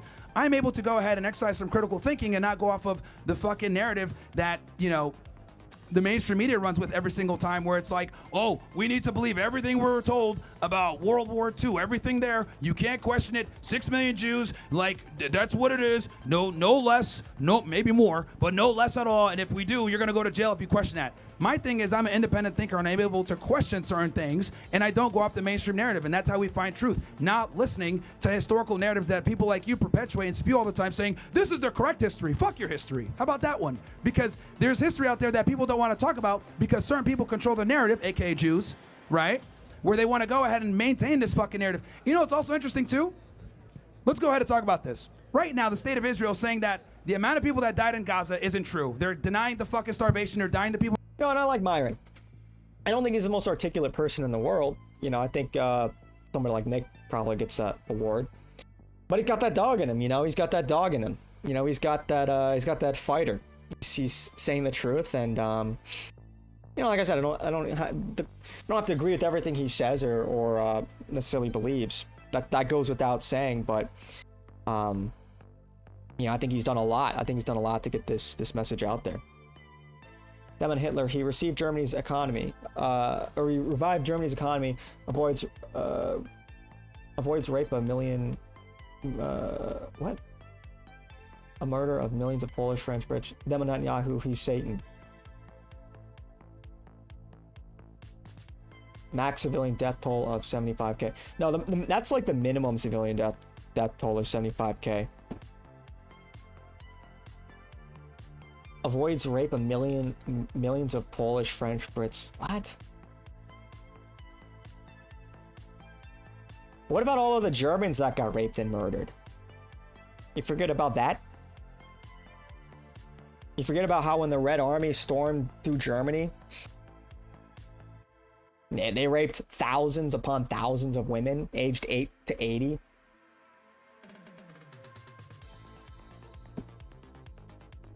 You had thousands of women that committed suicide after that. We're gonna put the blame of the war all on Hitler? Seriously? And I'm not gonna pretend like there weren't war crimes. But clearly, Germany took the brunt of it, didn't they?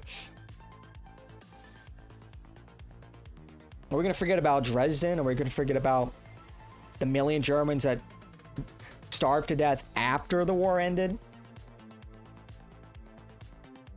Because the Nazis invaded the Soviet Union first? That's why? You know the Soviet Union was going to invade Germany. You understand that, right? They had every intention to do so. It was only a matter of time.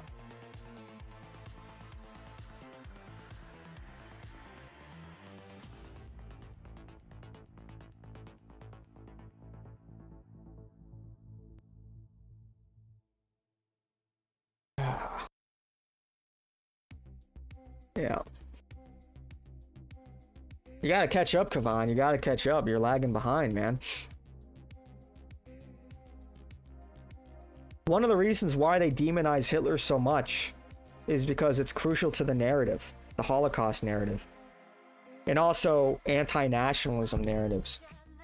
They don't want another figure like Hitler to rise up in any kind of way. They don't want ethno-nationalism.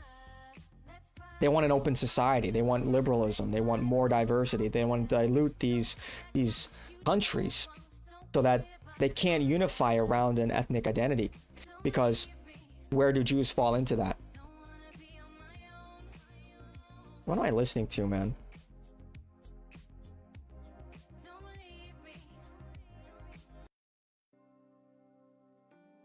I don't know.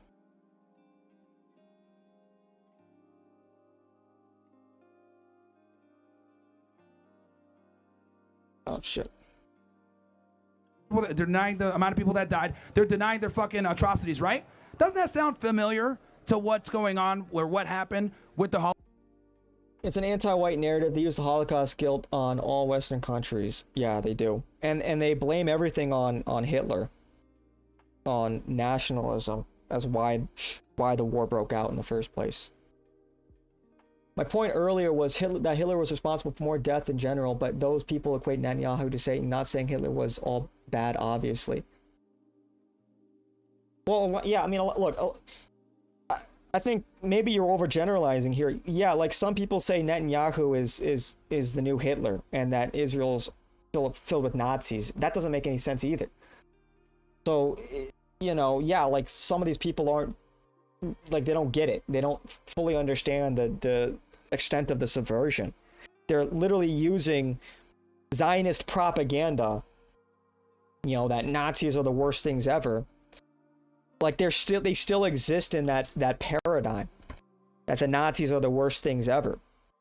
That paradigm was made by these Zionists to justify the creation of Israel. So of course they don't understand the nuance. They have an incorrect worldview. But it's ultimately like, I think directionally they're closer to the truth than people shilling for Israel. So it's like, I think that kind of criticism, you know, people who are calling out the genocide, okay, they're a little confused. They don't really get it. Maybe they don't understand the nuance there. It's like, dude, people are not exactly sophisticated. These are not, like, we're not talking about people who have 130 plus IQ. A lot of these people are normies with 105 IQ, 109 IQ, you know? Like, you can't really expect them to have like super sophisticated takes or an extensive understanding of these things. I mean, look at this guy he's talking to. Look at the super chatters, man. Most people just don't get it. So it's weird but I don't care as much about them not really fully understanding that the nuance. I think it's overall, I mean, they're calling out Netanyahu, they're calling out Israel. That's better. That's better than the inverse. So it's not that big of a deal, in other words. That's an exact point. That's literally all I'm saying. Okay. I agree with Nick that the skeptics have managed to supplant the unifying belief in the crucifixion with the Holocaust as our new religion. Yeah. Yeah, because that is the moral framework.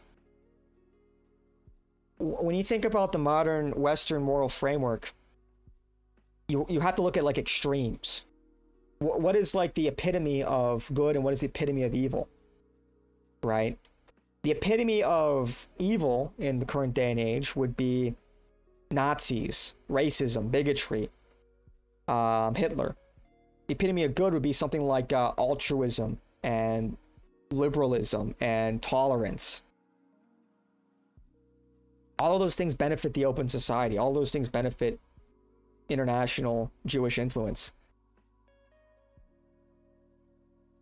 So that is the moral framework. That is, you know, and you see it. You see how people just respond to it. It's like most people are up in arms about racism now. It's like even something that's just some like joke, right? Oh, look at that. That's a black guy. You can't say that. That's racist, you know? So that's clearly somewhere around there is the new moral framework. And they've replaced the Christian moral framework with that.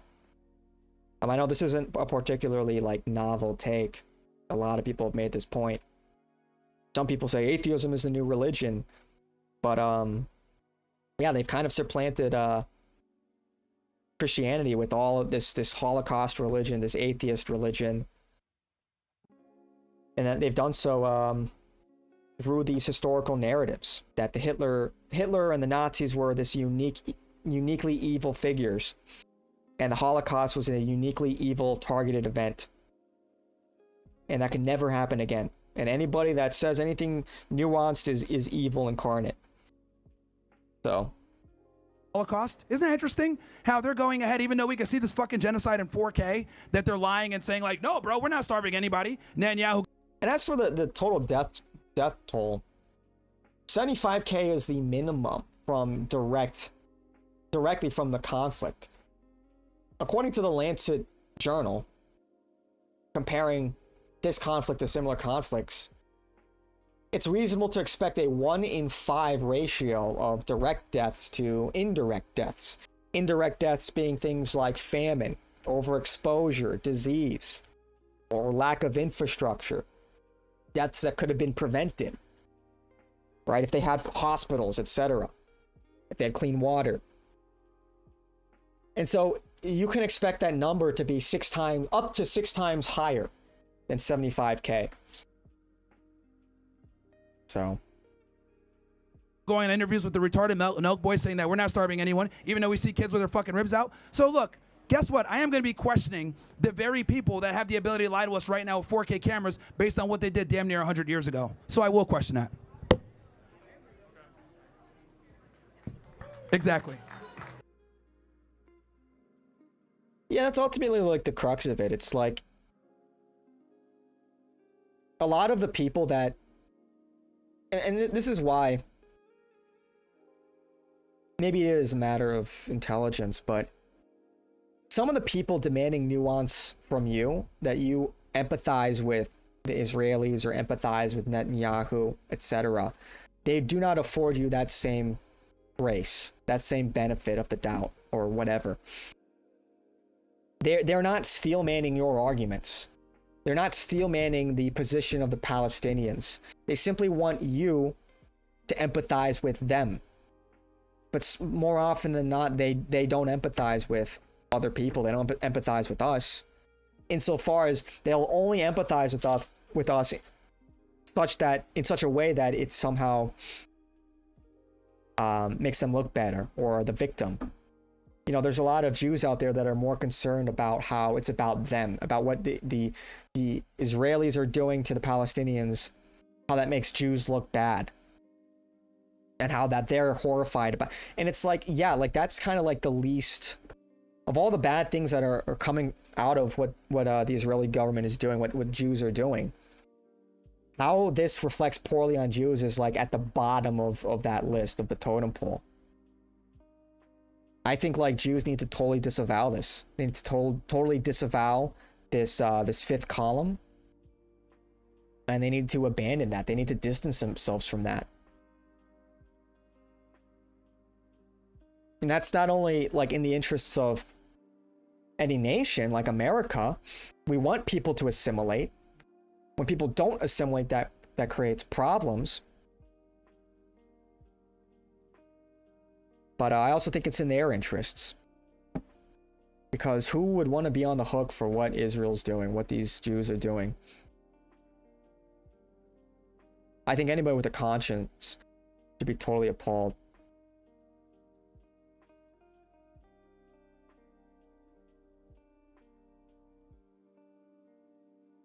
Kind of off topic, but this is crazy how the Israelis have tied Golani to a leash while Arabs are celebrating this great new Syrian government.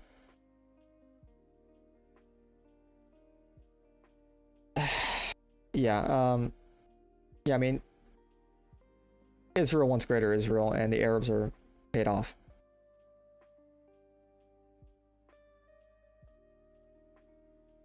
We'll see exactly how Israel accomplishes that.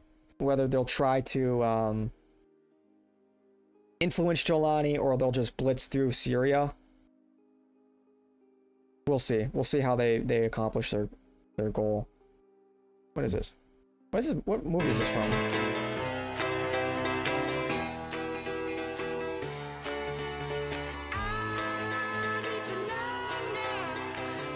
Okay, whatever.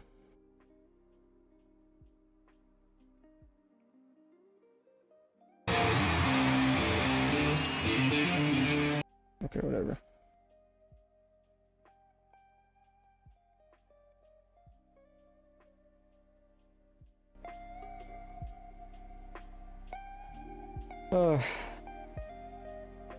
Israel wants all of Cyprus. They want to push Turkey out of their half of the island.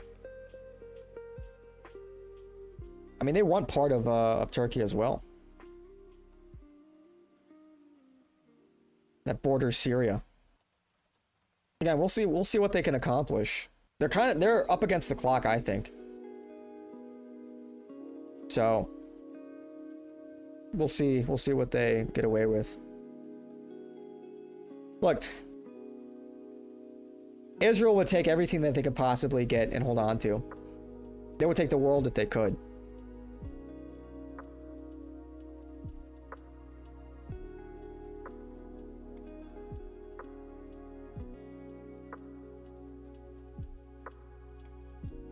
The US and Israel are arming Greece to the teeth for an obvious fight with Turkey.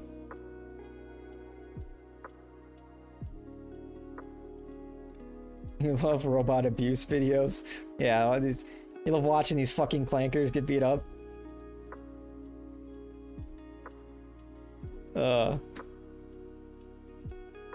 Yeah.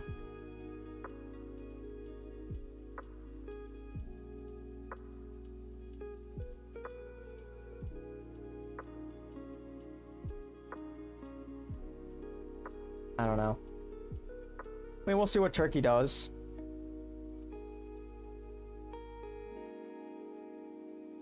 But, I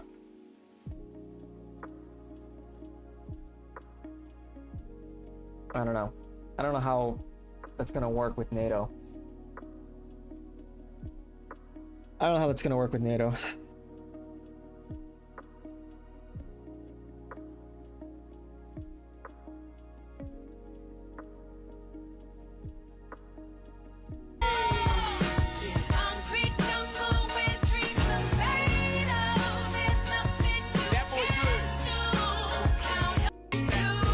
Stupid. Is my biggest fear is torturing me right now, bro. I don't even know where Thoughts on Tyson Hockley? I don't watch any of his stuff. I'm at. I'm lost in the jungle. My car slid off a ramp. I can't open this door. That's fucked. I can't open that. That's like, bro. I'm inside of bugs. Like, bro. I'm pinned. Who, bro? Can y'all find me? That's crazy work. What's that? Is that a frog? Was that a bug? I don't know. We're just going through slop now.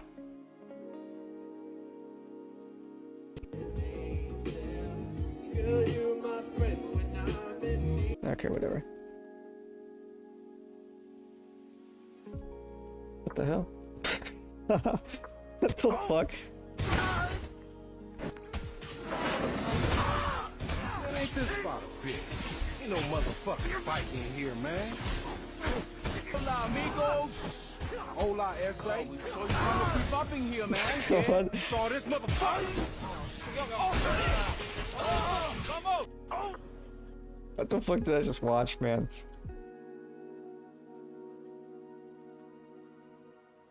Anyway.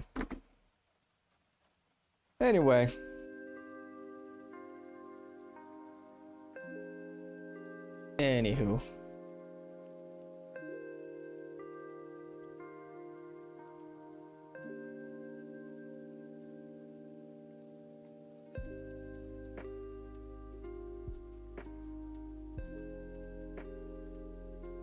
Dude, now I just have a bunch of lo-fi being recommended to me. Because, I need royalty-free music to play during the stream, you know? Do you think if you play a Nick video so it appears in the thumbnail and put his name in the title, reviews would increase to 1,000? They would go up. Yeah, 100% they would go up. When I was streaming that Alex Jones Nick debate live, the views went up to like 1,300. It's crazy. Was not expecting that. Reminds me of that video of a guy dressed up as Spider-Man fighting his way through a grocery store. Just fucking stupid videos. Yeah, we'll need a clickbait title. Yeah, I would. Yeah. Same thing with like the Nick Tate debate, discussion, whatever. You know, that got, you know, I had like 700 viewers. Concurrent viewers. Like, it was crazy. Oh, welcome back, Kumquat. Welcome back. So, yeah. No, definitely. Like, people want to know. People are dying for the truth, and they know Nick is the real deal. They want to hear what he has to say. Yeah, I did. It was wild. I'm like, fuck, dude, that's... Wasn't expecting the stream to blow up like that. But, you know. So.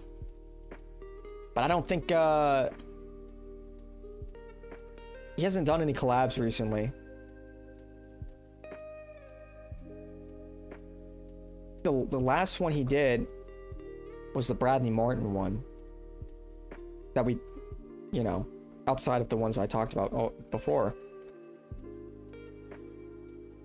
So we'll see. But definitely would get more views just farming Nick content. But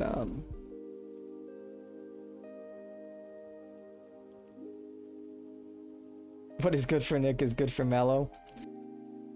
I'm like I feel like some kind of fucking bottom feeder. You know? I'm like an urchin. You know, it's like that clip of that rich fat guy drinking out of the pipe, and I'm like the poor, like, what is the, you know?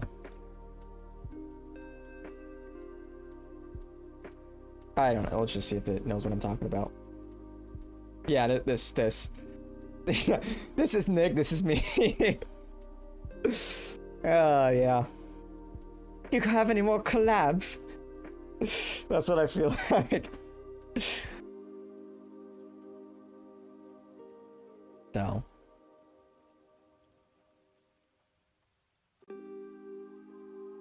Dude, Kick? It's just people trying to sell me shit on Kick. Anyway. Hello, Nick during live debate. Nah, I would have nothing to debate Nick on. I don't have any major disagreements with him that I would debate him on. I mean, I don't know. I liked American Psycho. I thought it was a fun movie. I enjoyed Fight Club, but I don't take those movies too seriously. I'm not LARPing as Patrick Bateman. I just liked how absurd that movie was, you know? I like the monologue. I like the internal monologue. When I arrived at the restaurant, I was on the verge of tears because I was afraid we wouldn't get a good table. But I breathed a sigh of relief when I saw that my fears were unfounded. Right? You know? I just think that's just funny. I don't know.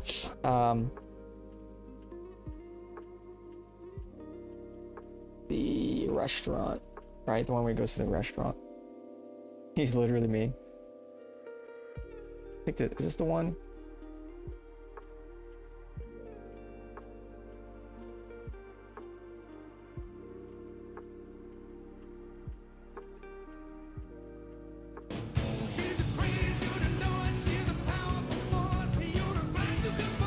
Oh yeah.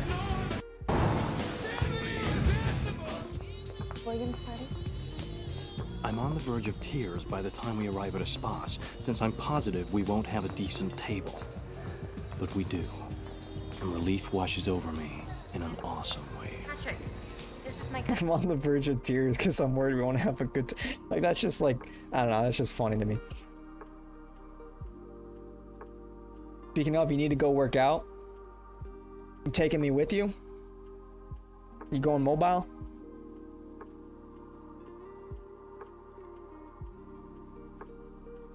Yeah. I just get a kick out of that.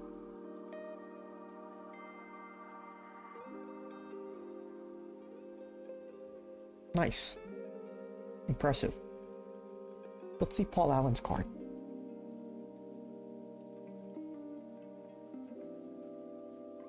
Look at the subtle off-white coloring. The tasteful thickness of it.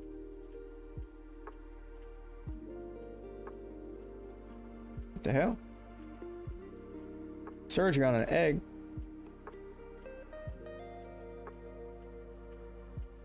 Bro, it's over for surgeons.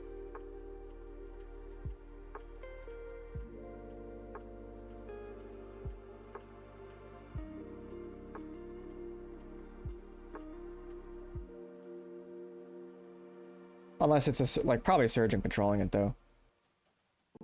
It's pretty crazy though. When Nick debated Dean Withers, he got sucked into a theology debate, which you can never win in America, at least, since there's a separation of church and state. Now, you can win a theology debate. I don't think he lost a theology debate. No, you can win a theology debate. I think a lot of people are like, they're constrained by things like the Constitution, for example. And pragmatically speaking, it's an uphill battle trying to make the argument that there are fundamental flaws in our Constitution. I don't think you really need to go there. You know, it sort of goes without saying, as Nick and many others recognize this country needs some kind of revolutionary change. What that looks like, the specifics, you know, we can debate that. But when you get wrapped up in like, should America be a Christian country? Was it a Christian country? It's like people try to use that as like the big gotcha, that there's a separation of church and state, but they will completely ignore the fact that, one, there were state churches at that point in time. It was a major point of discussion among the founding fathers whether or not they should have a national religion. But two, 99% of the population was Christian. So, yeah, Christian sensibilities, Christian morality, culture was a core aspect of America since day one. But Dean Withers, you know, and they always use the Old Testament. Now, Dean Withers is not a good faith actor, clearly. Casey always does clickbait titles about Nick. She is a drafting? She's drafting like crazy? What does that mean? I mean, to the wider masses, since most are very liberal and even the Christians mostly lukewarm on their religion's laws. Yeah, I mean, look, you have to be pragmatic. You have to know your audience. Like, you know, if you're out there, like, unironically saying we need, like, a theocratic dictator or, like, monarchy or something, it's like, you're going to lose people. Would I be opposed to that? Like a Catholic monarchy? I would not be opposed to that. Do I think that's the only solution? No. I don't think you even have to go that far. We've got real problems. We've got a problem with immigration. We've got a problem with our economy. We've got a problem with foreign interference in our country. Let's address that. And here's the rough framework for what we need to do to fix things. So here's the solution. It's Christianity. I'm more concerned about getting Christians into power than what that power structure looks like. So we can figure out the minutia later. Trump is discrediting the Constitution daily. He's doing Nick's work for him. Yeah, I don't think anybody really cares about the Constitution.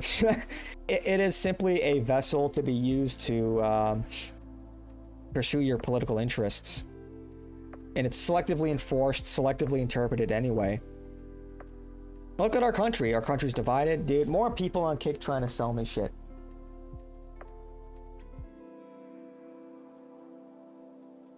We can't even agree on basic fundamental things. We might as well be speaking like a different language in some of these cases. It's like half the country thinks that men can become women and vice versa. And that's totally okay. We've got real problems. Alexander Hamilton wanted to add an amendment that required candidates to be Christian to prevent Thomas Jefferson from becoming president, but his colleagues said almost everyone was Christian. Yeah, they made too many presuppositions. You know? Granted, we have the benefit of hindsight. We can see how not putting some of these things into stone was harmful for us. But, you know, also don't forget all the people that came after the founding fathers that didn't do their due diligence. So we need to reinvent this country. We need to revitalize this country. And so whether that's a Constitution 2.0, we'll figure it out. But we need to prevent the bleeding, you know? As this country loses its ethnic identity, all right, as whites continue to become more of a minority, it's just going to be a harder battle. Not just for white people, but trying to unify the country under a single vision. Because it is a matter of genetics, you know. people from different cultures, that have different genes, think differently, and that determines their behavior, or one or the other. You know, which one you put first is up to debate. Behavior, your thought process, regardless, they're determined by genetics. And so when you're trying to imagine a society, a culture, you have a vision, it's a lot harder when people are coming from different backgrounds, have different beliefs, and have different behaviors. It's not insurmountable, of course, but it poses a very real challenge.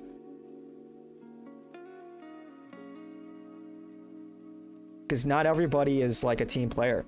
A lot of people are willing to pursue their ethnic interests to the detriment of other people, and that's a problem.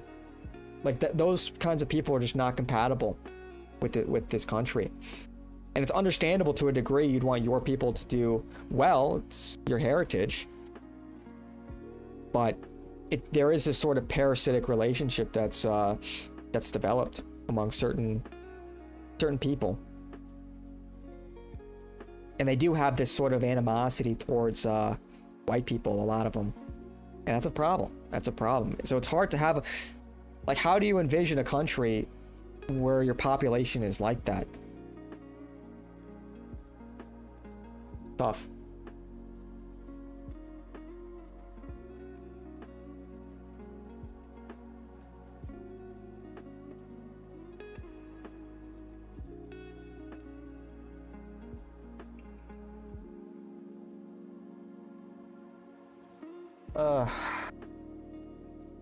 So anyway,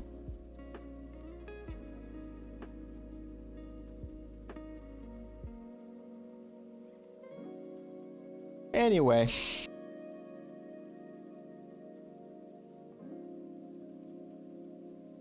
want to be a great player. What? Brokopi. Stupid brain rot. Yeah.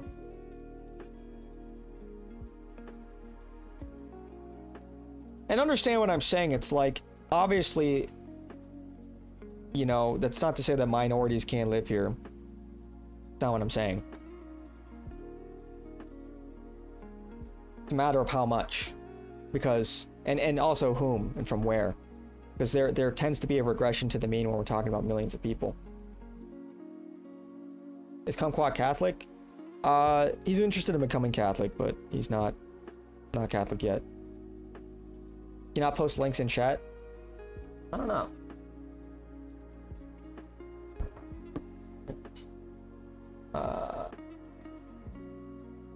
I'll have to figure that out.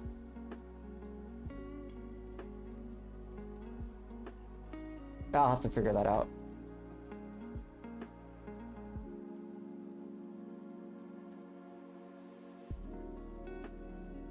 You think he's a Cardinal Zen? Yeah, he is. Yeah. He's a Zinner, all right. Yeah. Now, Kumquat's been a day one. He's been around for a while. So he just knows how to push my buttons. He just loves to troll me. Yeah.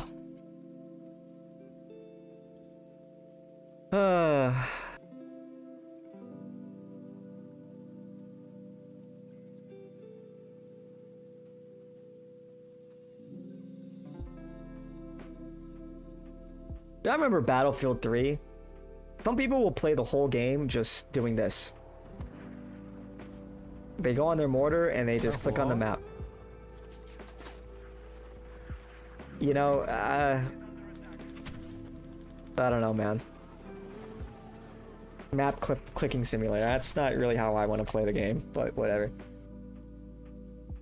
Have you seen the latest campus talk by Myron that just finished? Was really good. Yeah, we actually just looked at a segment of that when he was talking to that oh, I have no idea what happened to it. It's gone now. But he was talking to that one like ginger guy with the glasses. Yeah, we checked it out. I like Myron. Can you imagine, dude? You know, 6 years ago, telling people, hey, in 6 years, you'll have a you'll have Myron, a black guy, going onto college campuses saying, yeah, no, Hitler was based. Can you imagine? Telling somebody in like 2019 that? Crazy. Or 2020, for that matter. Look at where we are now. Look at how far we've come. Yeah, make shaky hands. Yeah, that guy was low T, very low T.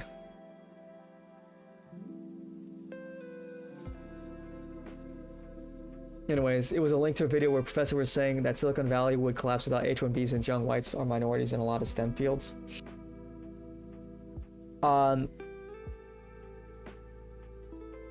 It's a Muslim side that's based TBH, the sub-Saharan side would be low IQ otherwise. Well, yeah, I mean, Sudan is North Africa. He's Sudanese. So he's not really sub-Saharan. I mean, I guess you could say it's on the border, but... Yeah, North Africa has higher IQ than sub-Saharan. Never imagined a black rapper would make a song about an Austrian painter. Who did that? Oh, of course, Ye. Okay, well, Ye is like, you know, a generational talent. He's more than just a black rapper. He's a billionaire, musical genius, fashion genius, all-around hilarious person. Yeah, I said because he's not sub here, and that's why it's based. Look, I mean, look, there are based sub-Saharans.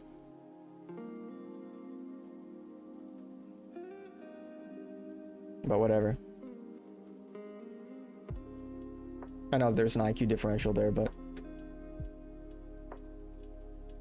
VHA isn't a genius? I think he's a genius. I think he's a musical genius. He has so much cultural impact, it's crazy. No way a genius can wife up Kim K. Hey, look, we've all got our weaknesses. We've all got our weaknesses. You know?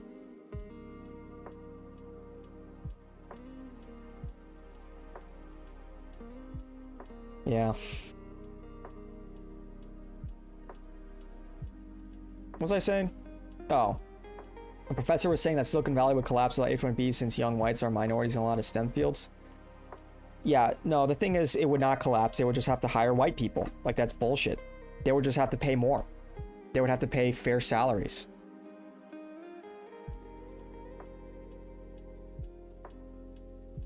That's total fucking bullshit. You know how many engineers are underemployed right now? Like American-born engineers? And a lot of these H-1B... And like, there's a competency crisis in engineering because of these H-1Bs that lie about their credentials. It's like an epidemic. You've got these Indian visa holders that come over. They rent a single room apartment, fill them with like 8 Indians. They lie on their applications. They lie about their background, and they try learning on the job. So it's actually hurting Silicon Valley. Candace told me it's all Africa. Oh, Candace.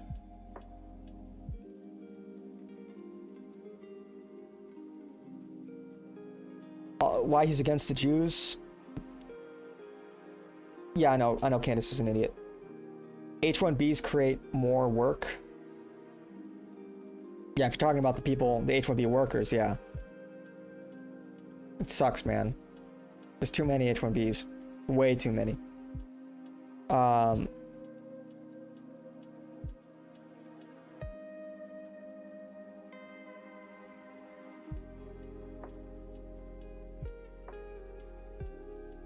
Sudden illness.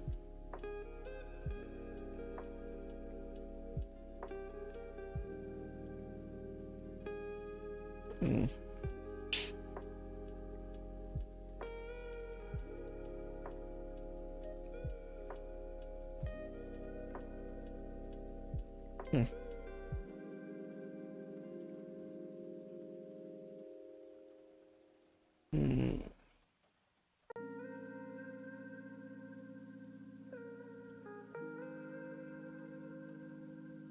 Yeah. Anyway.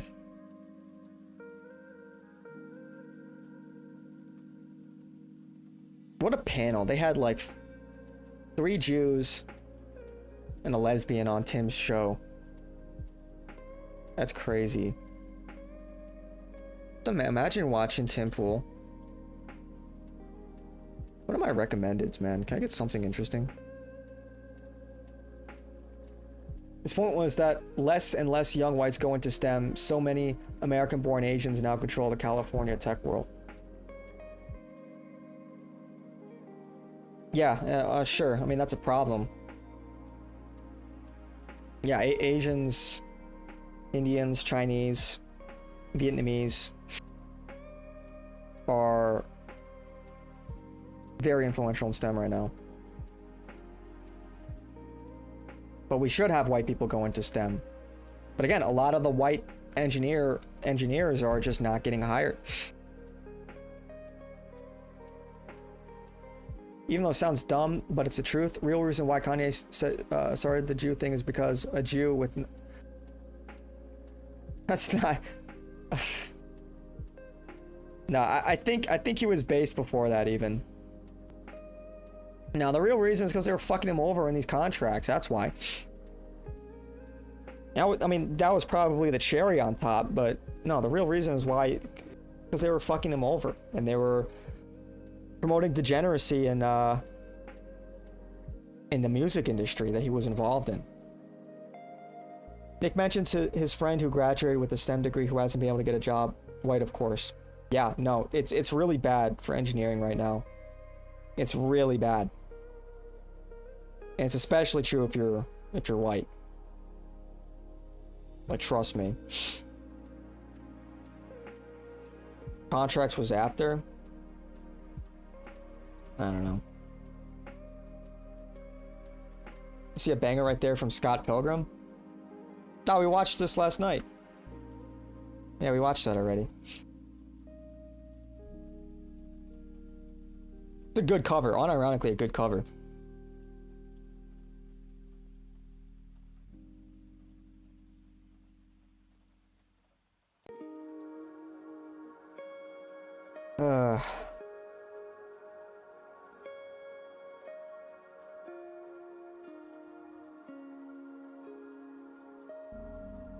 Sicario is a journey through darkness and through the darkest side of human beings.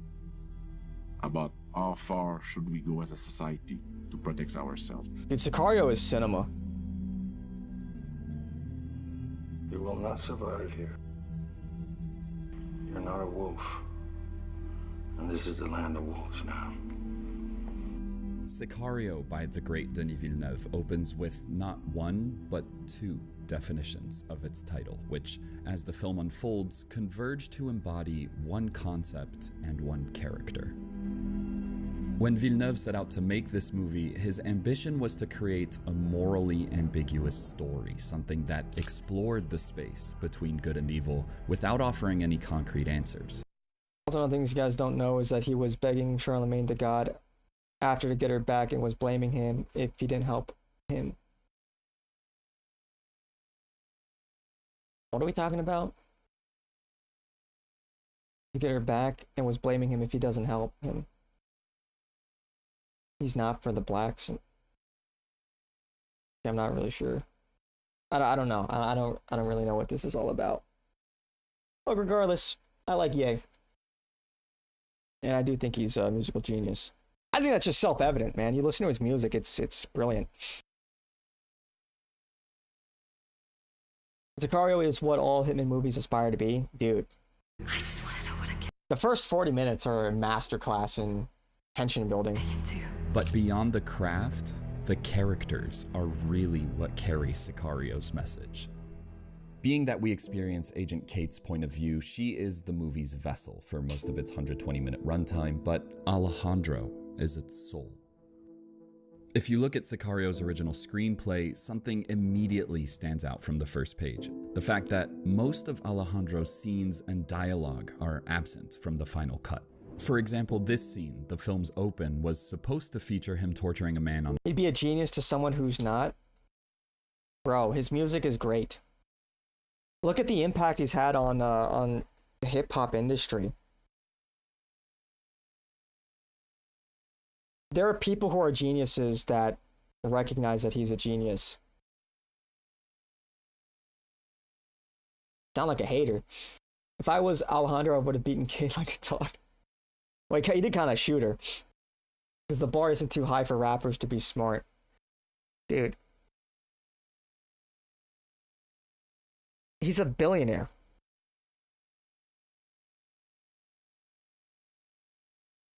I think his music is excellent. He's built this mini empire. You sound like you're just like a professional hater. So was Aiden Ross. Well, it's a different thing. Like, Ye is an artist.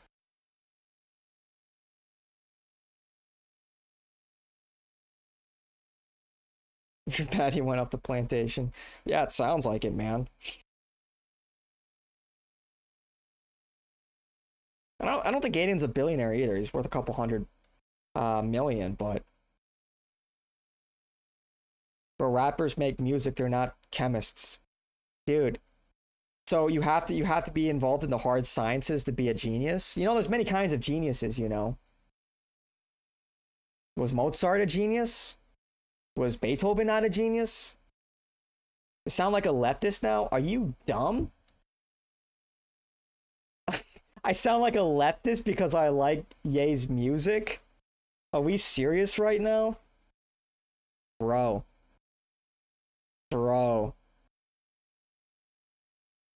What kind of insult even is that? That's so like boomer coded. That's so Fox News boomer coded. Dude.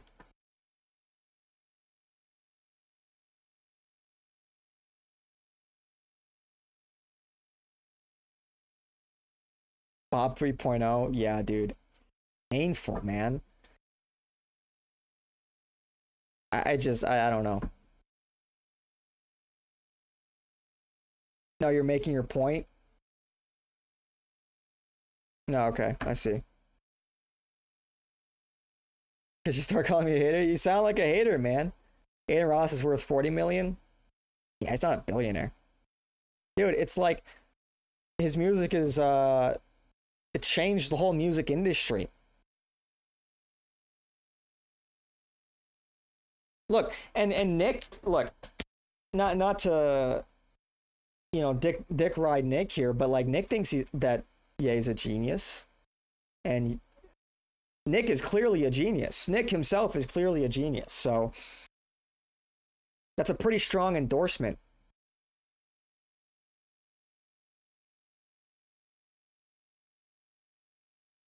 Sure, the word genius does get tossed around fine, but I think in the case of Ye, I think he's a legit musical genius.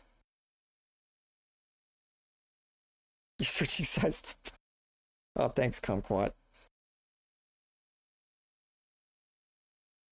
That single line made me switch. No, because Buck said earlier that only people who aren't geniuses, or what did he say specifically?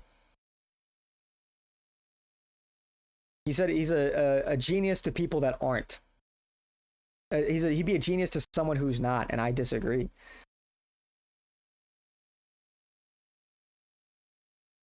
I said he's being a little emotional. No, I'm just saying it sounds like, because you saying he's not a genius is, what is that predicated on? I think he's a genius because of his musical talent. And the fact that he's built this empire.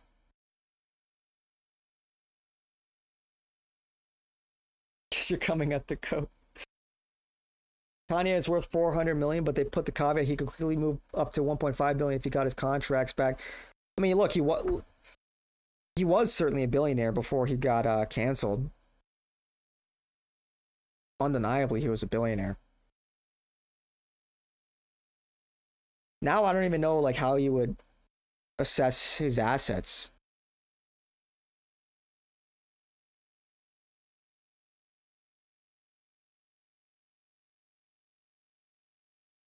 Also, more money means he's a genius. It's not just about money, it's about what he's built. His businesses. his influence. He just understands the game. He understands. Look at how he's been able to captivate the culture musically, in terms of fashion, even just his Twitter posts. It's like something a lot of people just can't understand, because it's like such a new, like dominating the culture and the social media, the music. It is an art form. It is something a lot of people can't do. Something about like putting out banger tweets all the time. It sounds ridiculous, but that is a skill. It is a skill to have like a punchy, funny, insightful tweet that's concise and can fit in the 280 characters or whatever. And I think that the way he's been able to build up his brand and his businesses, there's a genius to that.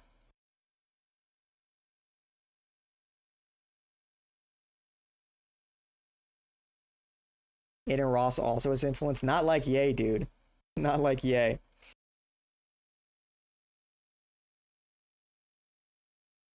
No way you can compare Kanye with Mozart.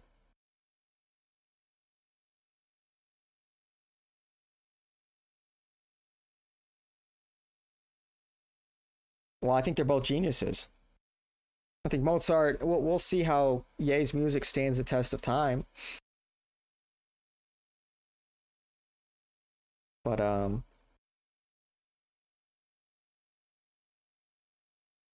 yeah, Nick is a genius.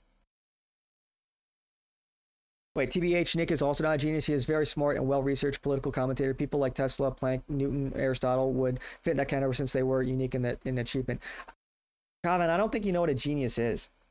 If we're being technical here, a genius would be, for somebody like Nick, a person with 140 plus IQ.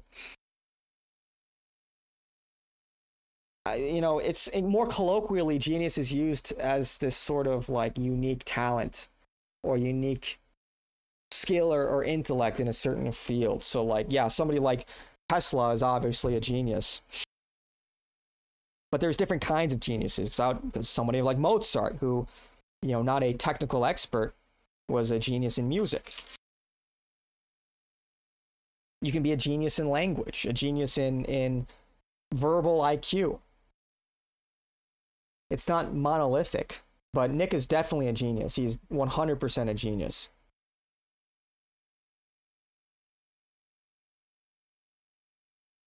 Nick is very smart, but he has not produced a unique achievement of intellect in a given field. That's not the onus. That's not... Oh, man, dude. Like I said, he's clearly a genius. It's not... The prerequisite is not simply achievement.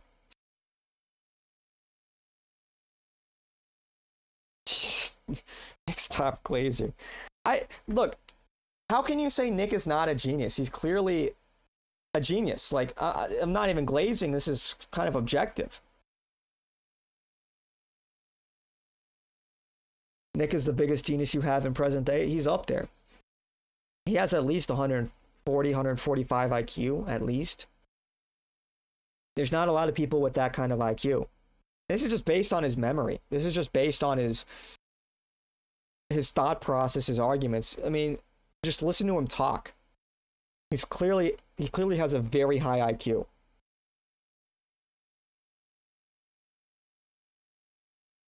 I guess there's two ways you could categorize somebody as a genius: their intellect and their achievement, depending on whether or not you use the term colloquially. Yeah, kumquat the gigabrain.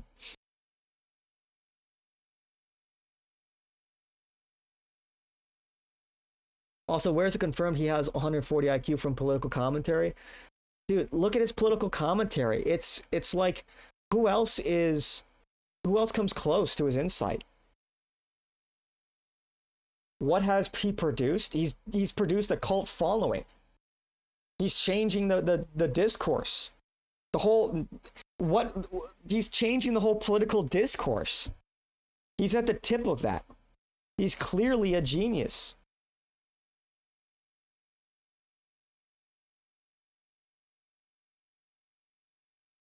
He's good at what he does, but I'll still bully you when you say shit like, not the Glaze, but Nick thinks XO. No, I was giving you an example of a genius that likes Ye, and Nick is the first one that comes to mind. A couple days ago, ChatGPT guessed that Nick was a genius 150 plus based on his verbal and memory skills. I think that's a fair assessment. And that literally puts him into the genius category. You need a 135 to qualify for Mensa. So by definition, he is a genius. I mean, sure, it's not clinically studied. It's not like done clinically.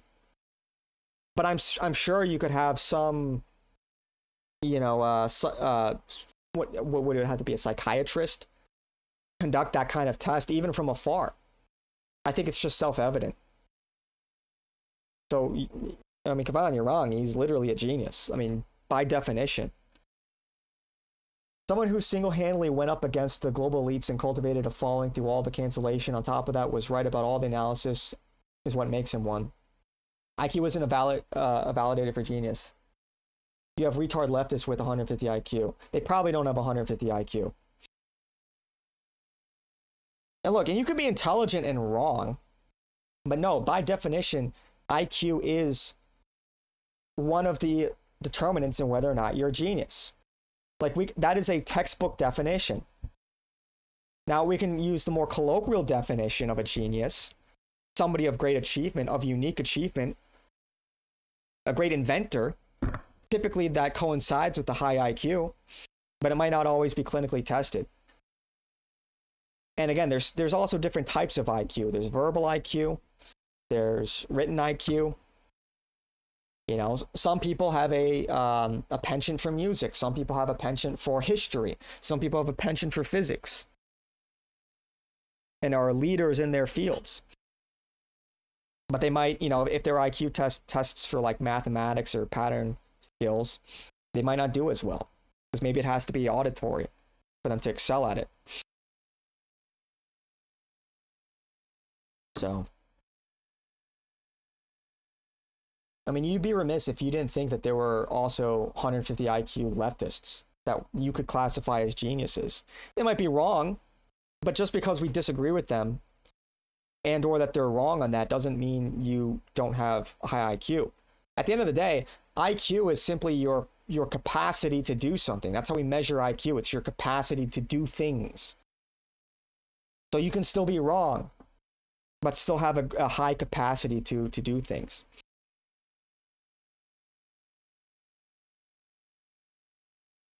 Perhaps, well, I just defined the definitions. Perhaps we have different definitions, but I value unreplicable intellectual achievements in STEM fields over political commentators or authors, etc. Well, that's stupid, because we live in a society where you also, we don't just rely on STEM, we also rely on political excellence and cultural excellence as well.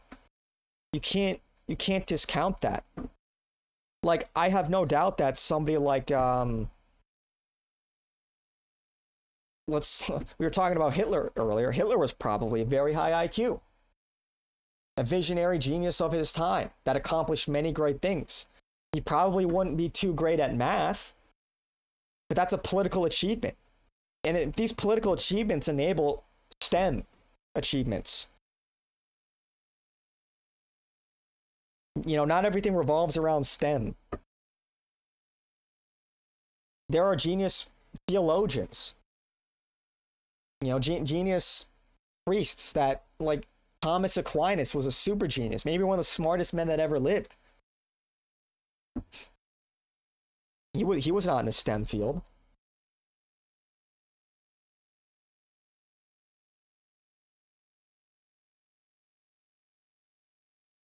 Definitely not a genius. Like, you guys are not understanding. Look, not every genius. There are a lot of geniuses in the world that you'll never know their name. You understand?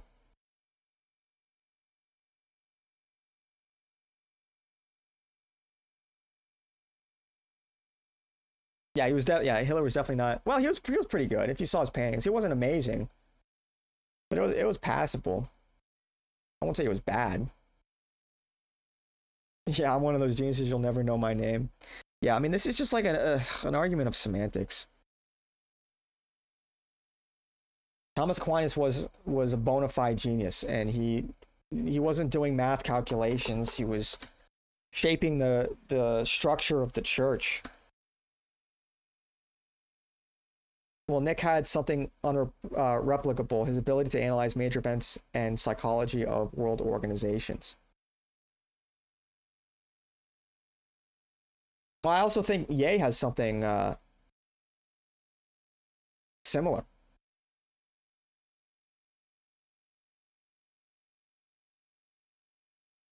I agree with you, but my point is that there can be different tiers of genius. With due respect, I would never compare Nick or Ye with Terence Tao, Galileo, Planck, Tesla, etc.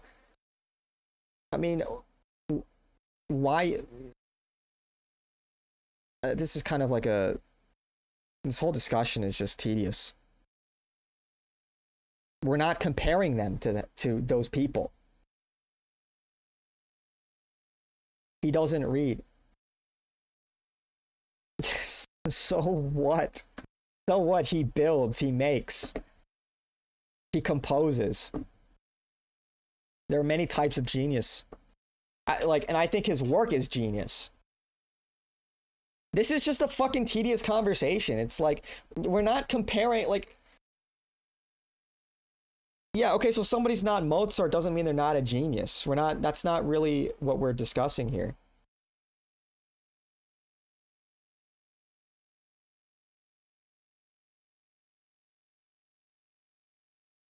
Yeah, okay, he doesn't read, but can you make a song as good as any of Ye's songs?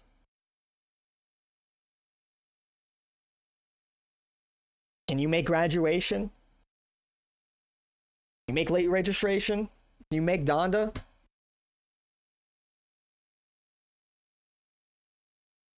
Very close-minded way of thinking about human achievement and intellect. Honestly, some of you guys might be IQ gated on this discussion. A beach, but instead, he's introduced to us a full 20 minutes later. No, but making good songs is very replicable, and many others made songs that were even bigger. Well, popularity, we're not even just talking about popularity, but quality and cultural impact. Yeah, a lot of people can make songs.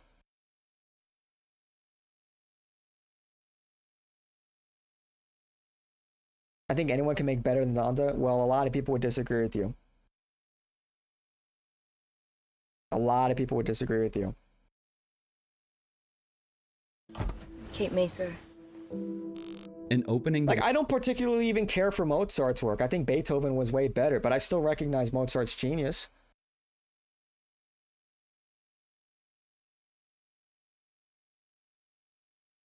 Genius is something must be objective. Shit like songs can be more subjective. But Kavan, you just, by that same standard, by that same metric, you just contradicted yourself. Because you describe these many great geniuses like Tesla in a subjective way. If it's objective, then we would use IQ, which I referenced earlier. Then if we're being objective, it would have to be 140 plus IQ to be a genius. Pick your lane.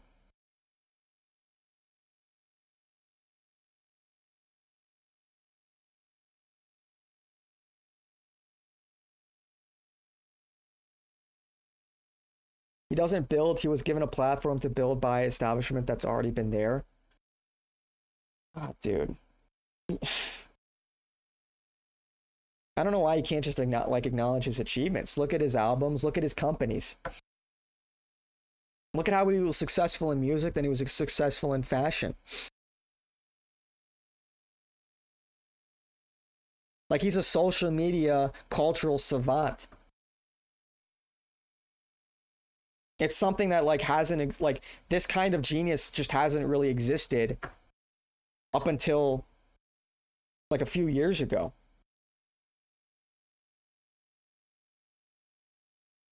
Tesla's IQ was well over 140. Part one, was he ever clinically studied? But two, that wasn't the argument for why he's a genius. It was on his accomplishments.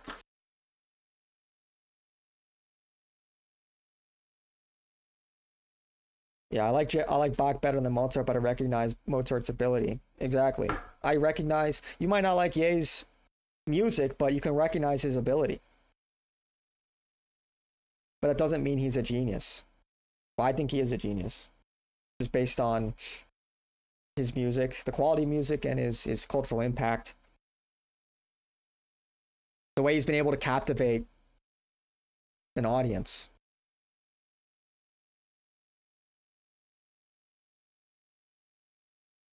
You can give an example of a low IQ person with the same acolyte. Yeah, but I'm not putting Lil Nas X, his music, in the same categories as Ye's, for example. Yeah, they're industry plants. I don't think, if anything, Ye has been canceled. Yet his bank account shut down. Yet he still has a cult-like following.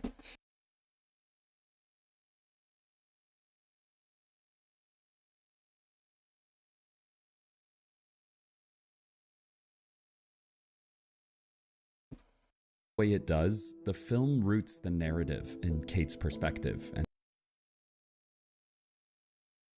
Tesla, Einstein, Planck, Oppenheimer, etc. all objectively geniuses. No one could ever debate that. If you think Nick is a genius, then he must prove he has IQ over 140. You can't just toss that word.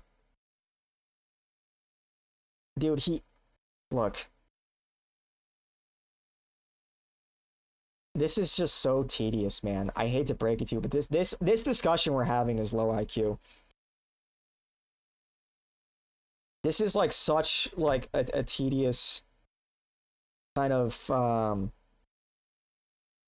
inconsequential discussion. Does anybody find this compelling? Like, does anybody actually find this discussion we're having right now compelling? Because I don't. It's like we're dealing with semantics. This whole discussion might as well just be semantics.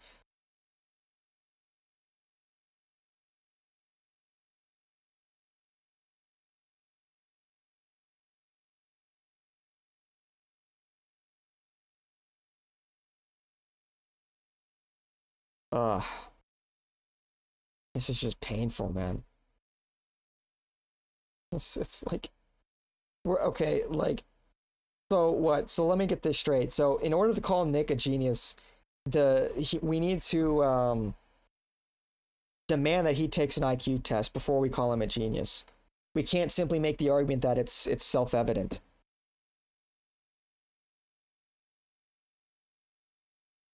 Does anybody really care? Does anybody really care that much? I just, why? I just, why?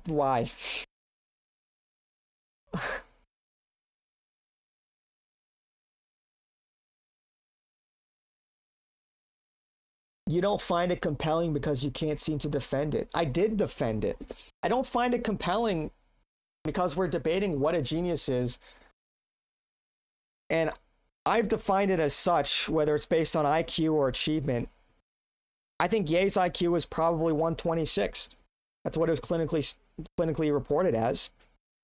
And for the black population, that would make him a genius. Literally. So if we're going off of definition, apparently he was clinically tested and he had an IQ of 126. And based on the average IQ of black Americans, that would put him into the genius category. So even by clinical standards, Ye is a genius.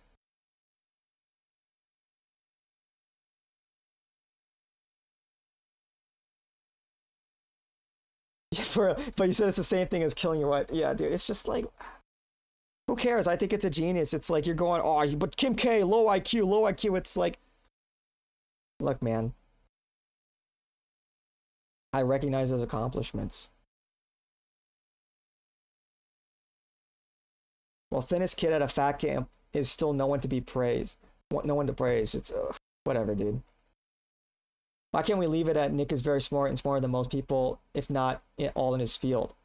Okay, if he's smarter than everyone in his field, doesn't that make him a fucking genius, dude? This is just so stupid. It's like, Nick is clearly in a category of his own. Can we agree on that? Let's just think about this logically. Nick is in a category of his own as far as political commentary goes. He's up there with, like, Ron Unz. We already know that there are geniuses in the field. There are people with 140 plus IQ giving political commentary and analysis. So if we would say that Nick gives a compelling analysis up there with some of these many of the most prominent people, Mearsheimer, Sachs, whomever, wouldn't be a fair claim to say that he's likely a genius? If you think if you think that he's smarter than everyone in his field, doesn't that by definition make him a genius? Just off of pure statistics. You just met some groypers on Arma, W. Like I said, we have different definitions. You value political commentary, I value STEM. Fair enough. If that's your reason, I respect it. My point is there are multiple types of genius. My point is there are multiple types of genius. I don't say I don't value STEM. But there are political geniuses out there that are just not involved in STEM. You can only be... Look, there are opportunity costs for everything that you do. In order to become the top of your field, it means you can't do other things because of your time investment.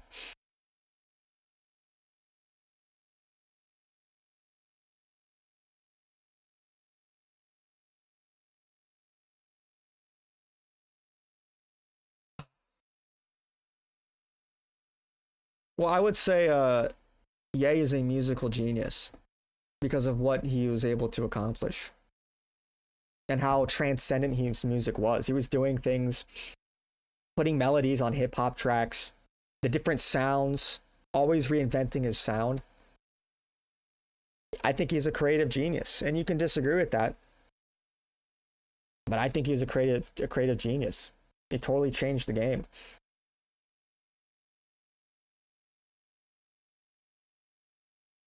Yes, I agree. I just value STEM over authors and political analysts. Others may not. That's fine. Yeah, look, STEM is important, but you need politics. I think world leaders... Politics is like how you get the most out of your people. That's how you enable people to excel in their fields. That's how you get these industries to excel. Without politics, what is STEM worth if you can't allocate the resources appropriately?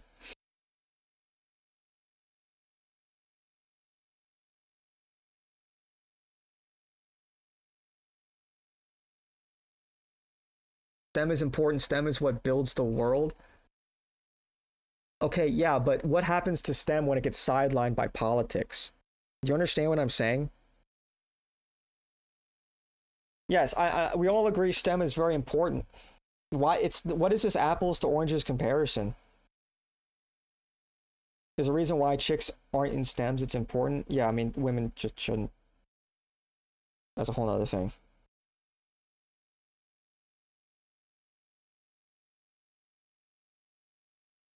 Without STEM, political commentators would not have anything to comment on in the first place.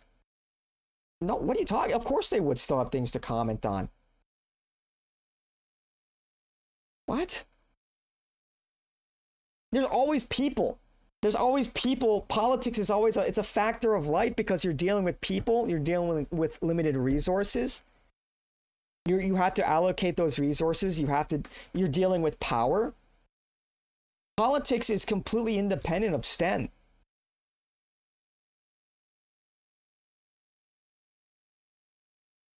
Innovation is driven through STEM. Well, it's also driven through politics because you need to allocate the resources necessary to innovate. Think of it this way, right? My point is you can't ignore politics. Look at World War II. A very political affair.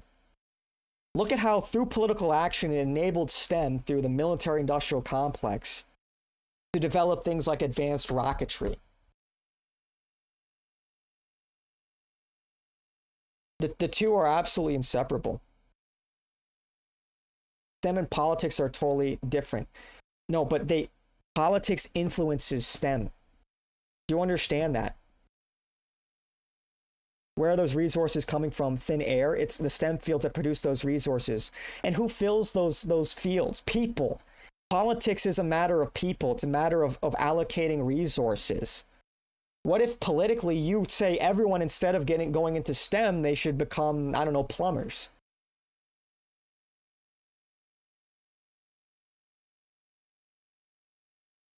My goodness. you know, the reason why we have STEM, such a strong STEM field in America, is because we deemed it necessary. We wanted people to go into STEM after World War II to compete in the Cold War, to compete against the Soviets. That was a political initiative. That caused the STEM field to grow immensely. You understand? Socrates wasn't involved in STEM. I guess he was dumb. I am involved in STEM. I have a degree in mechanical engineering. Like, and I'm here to tell you that, yeah, politics is like, I just don't even know. This is just, we're arguing STEM is more important, like, as if that's really like what matters. Like, this is just tedious, man. You can build a world with STEM without politicians, but dude, you're always going to have politics. Do you not understand what politics is? There will always be, as long as there are two people in a room together, there will be fucking politics.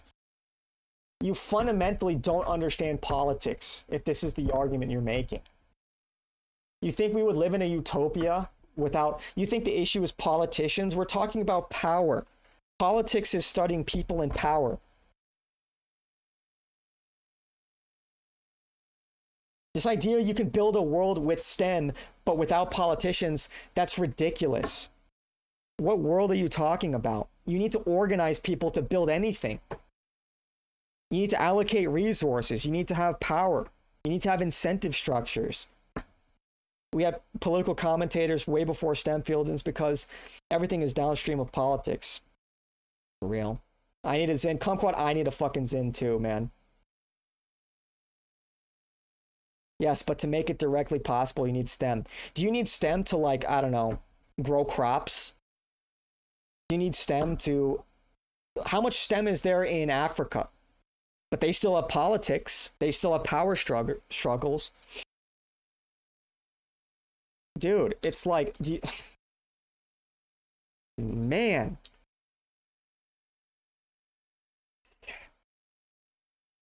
Oh, dude. Yeah, It adds a heavier sense of mystery surrounding Alejandro's. I proved your point. How? Agriculture was a product of scientific innovation. Okay, dude. Is everything just STEM then? Yeah, you got vaxxed, Kevin. Why am I even bothering? Like, you got vaccinated. You got convinced to get vaccinated. That's what I'm arguing against. No, STEM in Africa, all politicians, to nothing gets built. No, that's because they're low IQ, man. But they still have politicians.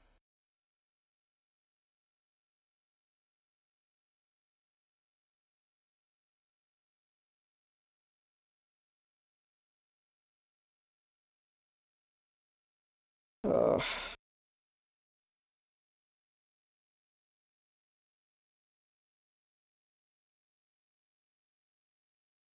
You don't live in America. Hey, they convinced you with you could say it however you want. There are a lot of Canadians that didn't get vaxxed. Low IQ, no STEM. Dude, what even are you arguing exactly? It's all about, like... Ugh. Let me ask you something then. We have all this STEM in this country. We have an abundance of STEM. And look at our country. It's a fucking cesspool. Is STEM saving us from all these problems?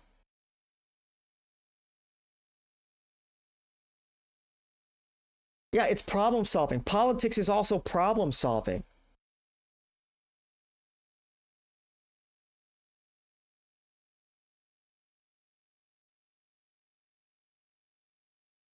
Politics fucked it up, proving your point. No, dude.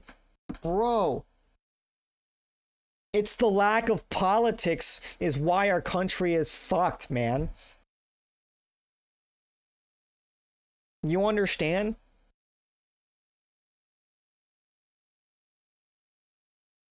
Yeah, we have the latest and greatest tech, but our country is a fucking shithole. It's rapidly deteriorating. So clearly STEM can't solve all our problems, can it? Advocating for technocracy. This is like, they're trying to argue STEM is like more important than politics. What even is the point of this debate exactly? I agree STEM is important. I think it's very important. But you can't discount the importance of politics, of political power. It's all about power at the end of the day. That's what matters. This is just like not a fruitful conversation.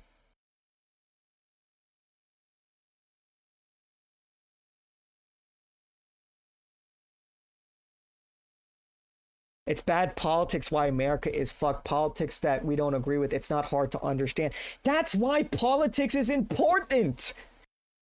What the fuck, man? That's why politics is important.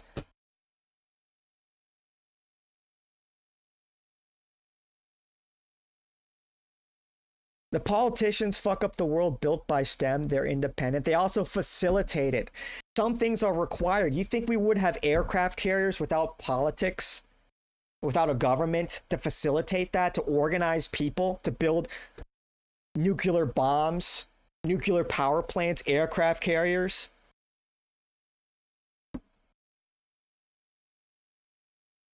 Dude. What degrees do you guys have? Seriously, like, what do you guys do? This is painful. I feel like I'm living in like a fucking crazy world right now. Like there are good things that come from politics. It's simply how you organize people. It's ideas. It's problem solving. I'm not discounting the importance of STEM, but like I don't understand what is the argument here. They have liberal arts degrees and a welding degree. It's just like what is the point of this discussion, man? Politics bad because they fuck things up. Politics is also why things don't fall apart. It's just these kinds of blanket condemnations are silly.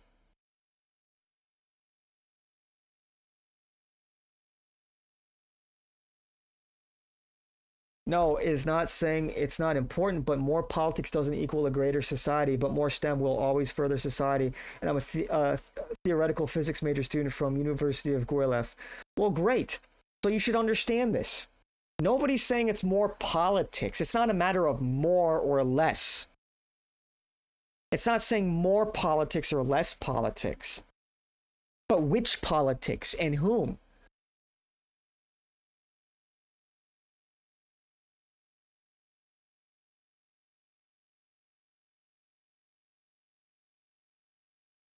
Okay, so much politics in Africa. Why don't they have rockets and nuclear missiles? Why don't they like to have it? Well, they're incapable of manufacturing that, but they're also incapable of organizing properly.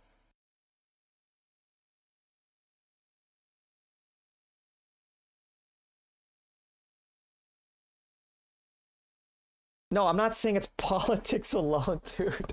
I am not saying it's politics alone. I am not saying that. I'm not saying STEM isn't important. More STEM absolutely does not always further society. Look at the incoming AI dystopia. Yeah, it's just... Dude.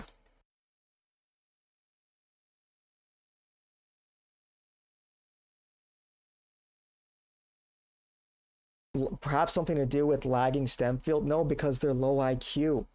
That's why. That's why they're lagging behind. Being a STEM student or having a STEM degree doesn't inherently make you intelligent. It's indicative of intelligent, but it doesn't make you intelligent. Intelligence is mostly innate. Correction, STEM is foundational element of all innovation. Nobody's debating that. I never said that that's not true.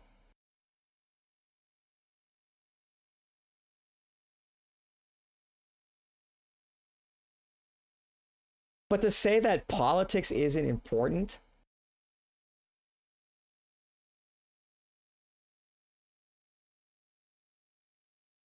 I would argue science is downstream of philosophy and politics are a form of philosophy. I suppose so. I guess you could say that.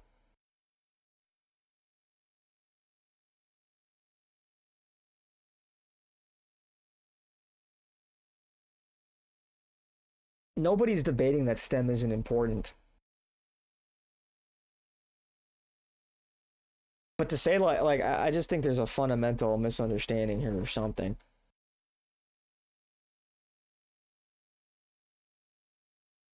Science is literally how humans evolved from making tools from bones to making shelter.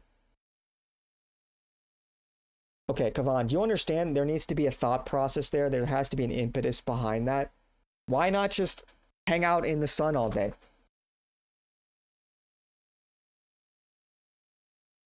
Why? Why do we innovate? You understand there's a philosophy there. There's a thought process.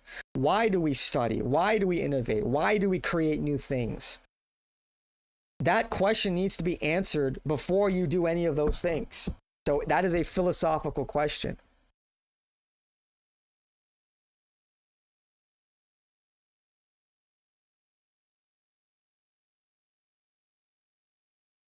No, you can't. Well, look, you can't have STEM. It's just not going to be an impressive STEM, is it?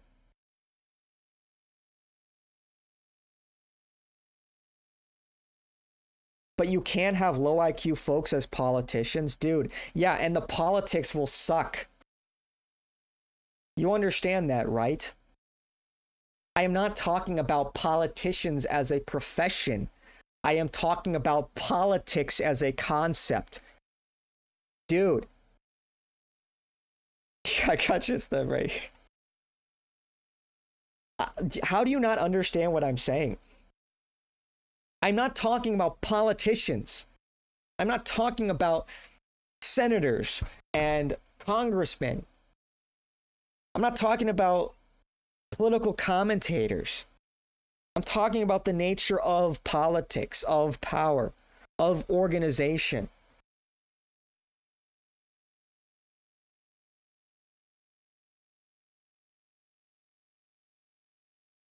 Okay, answer this. What do you value more, politics or STEM? Dude, I don't know. I think they're inseparable. But, like, what even is that question? If you don't, let me put it this way. If you don't have good politics, you're not going to get the most out of your population. You're not going to produce the best society possible. And STEM is typically a prerequisite to building a proper society, right? You need engineers, you need doctors, you need physicists, all of that. But if there's no organizing body to do it, then you're going to have misallocated resources, or you could have conflict, you could have war breakout. So you need to have an interest in both as a society. Both are very important. And I'm not just talking about quantity, but I'm talking about quality. The quality of politics is what matters. Same thing with STEM. You could have 1 billion engineers from India, but if they're all fucking retarded or if they all lie about their test scores or their accomplishments, then that's not going to do you much good. You're going to have rockets that explode. You're going to have bridges that collapse. And you're going to have people that die.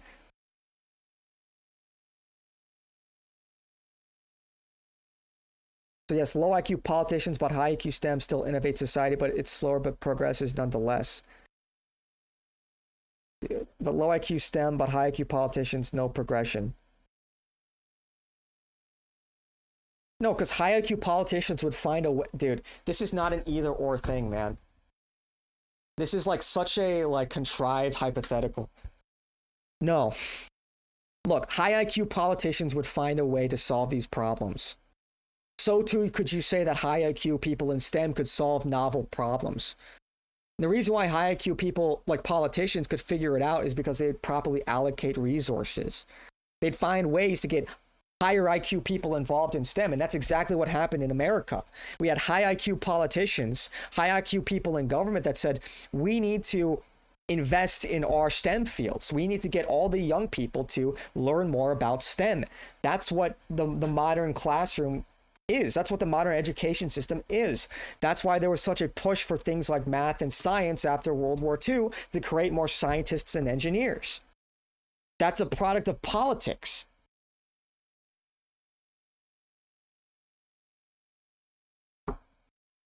Dude. Let me dissolve your argument with this.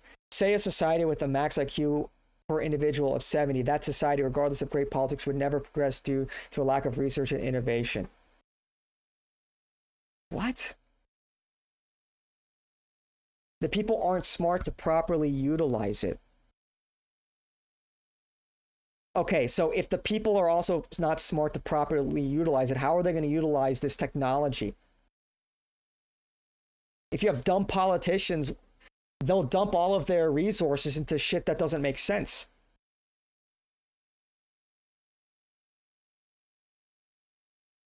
Look, we can both agree if you have a low IQ population, it doesn't really matter because everyone's dumb. It doesn't end my argument, dude. Find me a 70 IQ society that has great politics. If anything, look, you can look at Gaddafi, a dictator. He knew if it weren't for him, then the West would be flooded with North African migrants. He was definitely smarter than his population. It takes a great leader to with a vision to say, okay, maybe we need a rocket program. Can somebody and then you need to find high IQ people to do those things. But without political power, you can't greenlight these projects. You think like these shit just happens. Things need to get greenlit. You need to fund things. You need to organize. We wouldn't have nuclear technology if it weren't for politics. Dude, how do you not? You fundamentally don't understand this.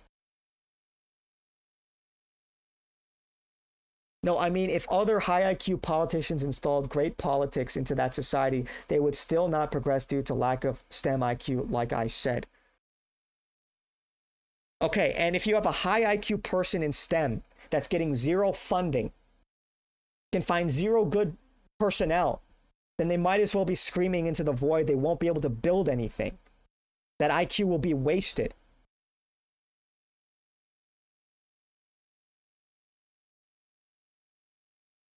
What is a genius supposed to do? Like, can a genius build a power plant with $5 and no labor? No, he can't. And even then, let's say it's some genius in STEM comes up with a new groundbreaking theory. If he can't convince politicians or politics, his leaders, to do anything with that information, it's useless. Might as well use his research papers as toilet paper.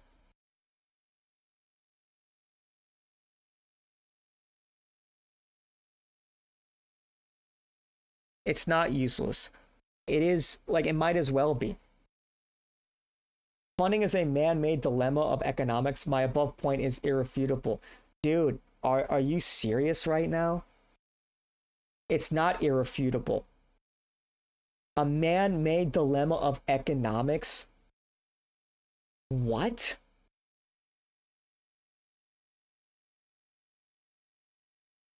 Without politics, we can't govern the changes STEM brings. We'd have knowledge but no structure or direction. What would our society look like? Because you always have innovation to drive humanity forward with technology and STEM. Oh, brother. You need an organizing body to drive humanity forward. You understand that, right? You know, these things aren't accomplished overnight, and they're not accomplished with just a handful of... This requires thousands upon thousands of people and lots of money. You need to have your economy behind a lot of these ventures. How do you think we got to the moon? You think that it's just a bunch of like smart people in a lab and eventually it'll happen? You need billions of dollars. You need the entire backing of the government to make that happen.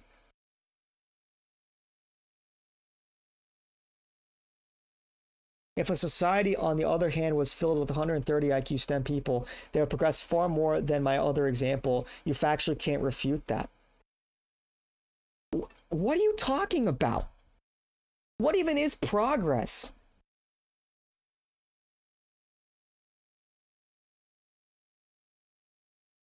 Yes, you do. What do you think the biggest political organization is?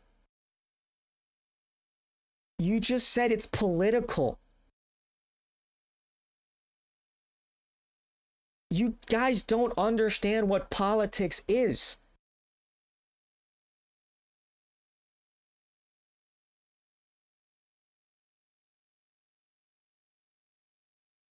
Am I crazy here? You guys you fundamentally don't understand what politics is. You think it is simply a matter of a bunch of politicians in parliament. I think I've made the definition very clear. STEM is the bedrock of society that politics is the governor of. That's your position. Pretty simple. Ah, dude. This debate reminds me of libertarians. They go into thousands of different independent directions and never get anywhere. Yeah, man. I cannot be... Like, what... Dude. Yeah. Look, man. Politics is the essence of any civilization. If you put 5 people on an island, the first thing they're going to do is organize. Okay, how are we going to survive this? That's politics, man. That's called politics. How do we divvy up our time and our efforts?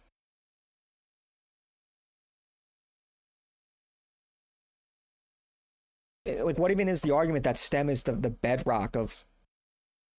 Dude.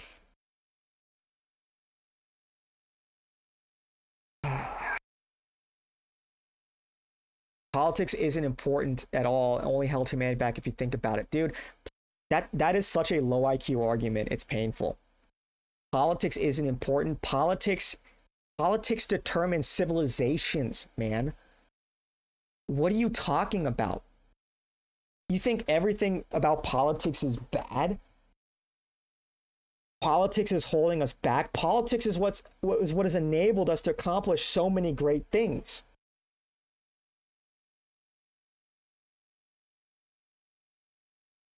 Your position is crystal clear. STEM is the foundation of human progress, and politics is the steering wheel that guides that progression. Okay, fine. Dude.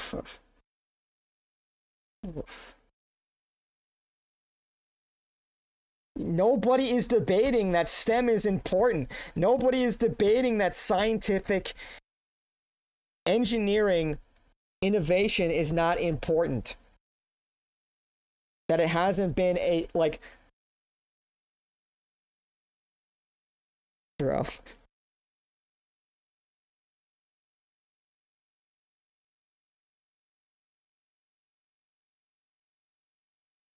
STEM is the bedrock of progress, but progress is not always the bedrock of society. Yeah, it's like, what are we progressing to? What are we progressing to? What is progress even? Can you define what progress is? Where are we progressing to? As you said, politics is steering the ship, so they're the captain of the ship. It determines where we go. I think that's pretty important, wouldn't you say? If you define STEM as the means, fine. But politics is steering the ship. I think that's pretty important to avoid icebergs. I mean, human progress is very one-dimensional thinking. There's way more to life than progress. Yeah, it's so ill-defined, and people use it as a blanket term. Religion, culture, politics. Yeah. Yeah, David Ben-Gurion took Palestine using STEM. It's such a ridiculous conversation, man. Politics is important in present day where religious ethics is no longer in play. Isn't that just another form of politics with another name?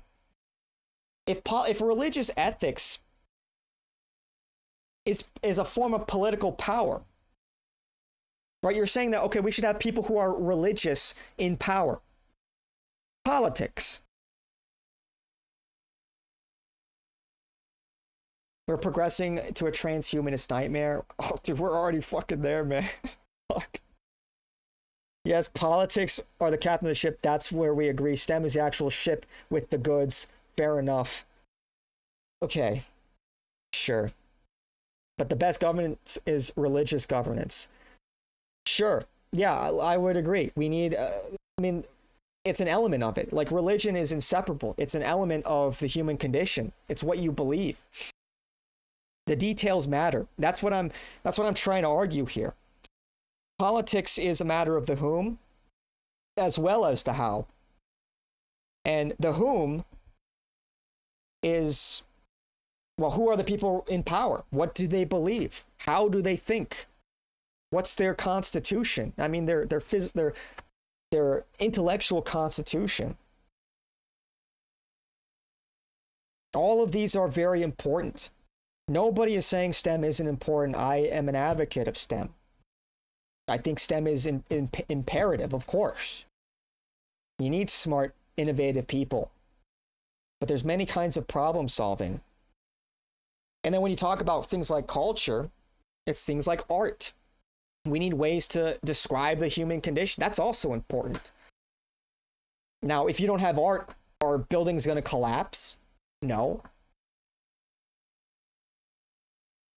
But it's certainly, so maybe it's not like the fair comparison to compare art and culture to STEM, but these things are all related. They're not, none of these things live in isolation from one another.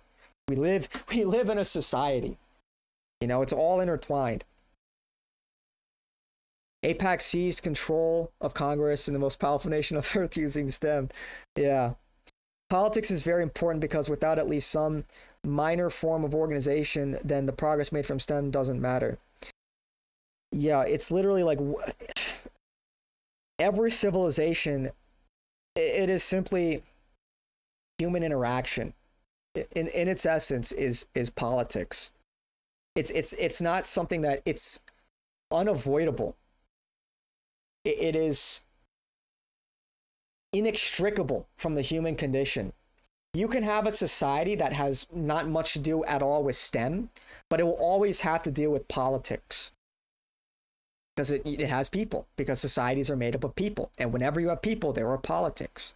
Politics can be as simple as office politics. Oh, I don't like Janet. She's such a bitch. I hope she doesn't get that promotion. I don't want her to be my new boss. I'm going to tell Jim not to put in a good word to Janet. That's a form of politics. It's a very broad and sometimes vague concept.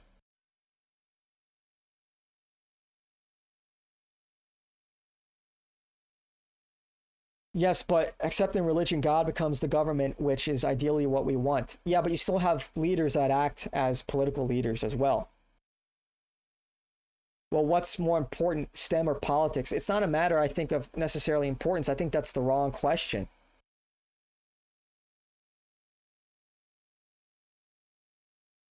You can't have STEM with just politics. What?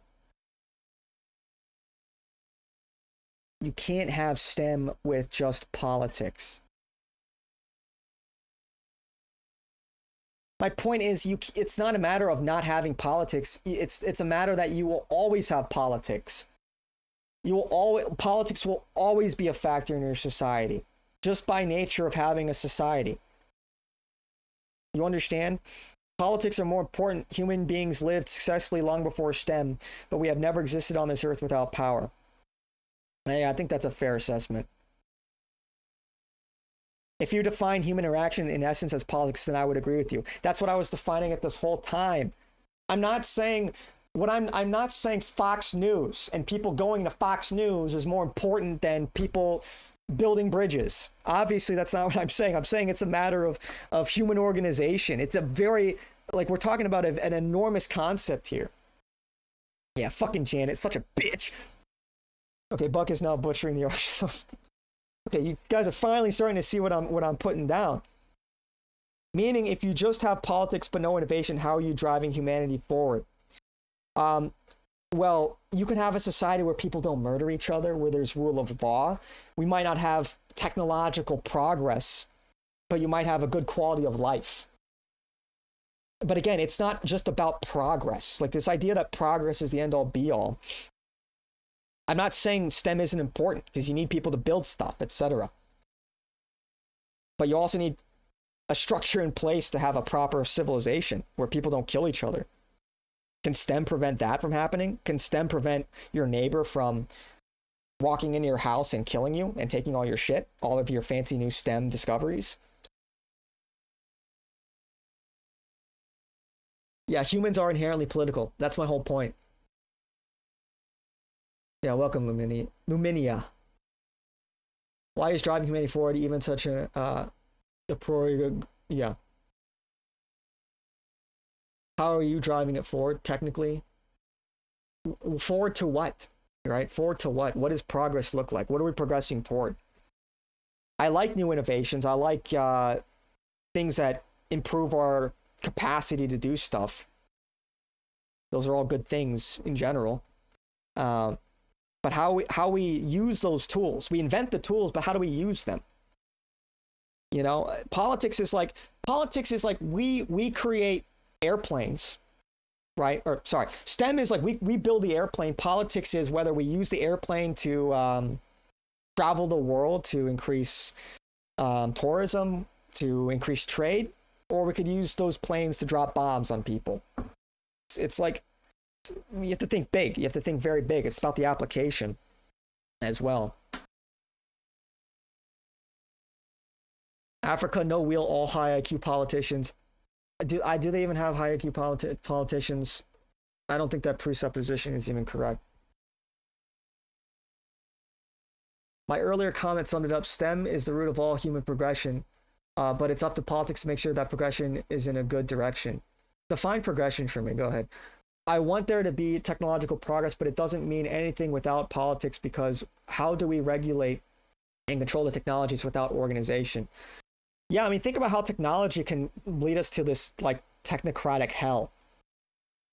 Without politics policing the use of technology, we can become an AI slave state where there are no more jobs. They're all replaced by AI and robotics. Does that sound like a good plan for humanity? STEM creates this incredible technology, and it is incredible. It's awesome. It's awe-inspiring. But without proper politics, it can end up hurting us. You're giving examples, yeah. Okay, then we agree that plain example summed up my point. Good scenario. Yeah, whatever. Whatever, man. So my point is, look, STEM is important, but it's really not like, this is kind of a dumb comparison. Comparing STEM to politics, like they're two completely distinct concepts. And saying one is more important than the other, I think that's the wrong question to ask, which is more important. I think that's kind of, it's not really how we should be thinking about it. Whether one is more important than the other, I think they're both important. I think this sort of line of questioning is not fruitful. That progression can be the innovation of the light bulb, yeah, and harm of AI, bad. Politics determines direction while STEM determines the progress. Sure. And I think the direction's more important, though. I guess if we really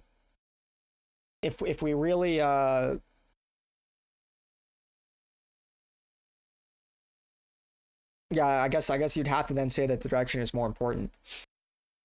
If we have to take a side on this really contrived discussion, then you would have to say that the direction is more important. No, I never said okay. I was saying it's the other way around. That's not what you said in the beginning. You said STEM isn't as important. I don't think I ever said that STEM isn't as important. But I guess fine. If I have to make that argument, then I would say STEM isn't as important. Yeah, I guess I would. Sure. I think politics is more important than STEM. That doesn't mean STEM isn't more important, but there's an order of operations here. There's an order of magnitude, or It's like asking which is more important, the heart or the brain.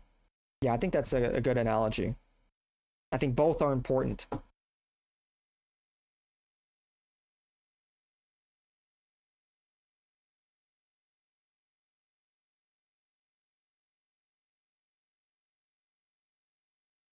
STEM is merely a tool. As a programmer, I recognize its limits. Darth Vader already had this discussion on Death Star with Hummer money.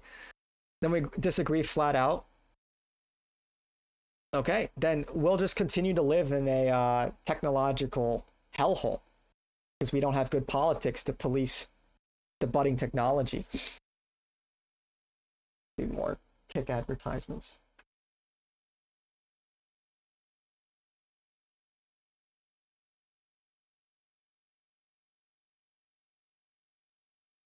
Yeah, I say politics is because it's the application.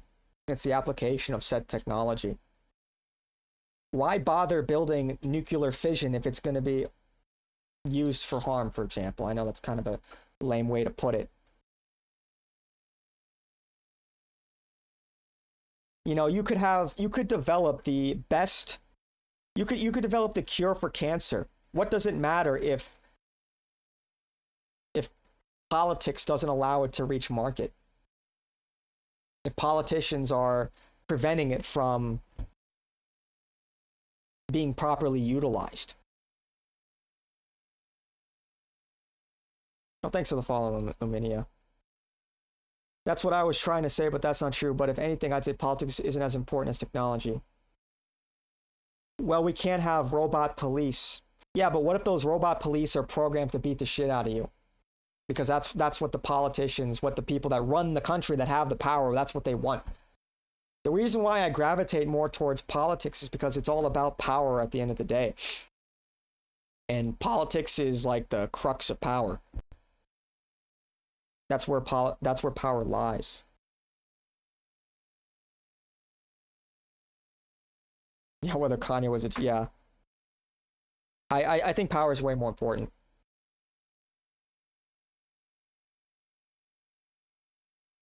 So, and this is why, this is why you see people that are masters in STEM get involved in politics. Somebody like Elon Musk, who owns several STEM companies, heavily involved in STEM, got so engrossed in politics because of how important it was to him. For him, his interests, his company's interests, his objectives, he wants to go to Mars. He can't do that without the government. He can't do that without politics. With influence. And it's not just a matter of funding a political campaign. It's as simple as putting out propaganda. As simple as going on a podcast and talking about your ideas and why people should believe in your ideas. That's politics. And Elon is a guy in STEM, and he's very political. He says we need to be focused on the future. We need to be focused on sustainability and going to Mars. That's a political statement. It's not just a matter of STEM. It's not a matter just of the technology, but of the means.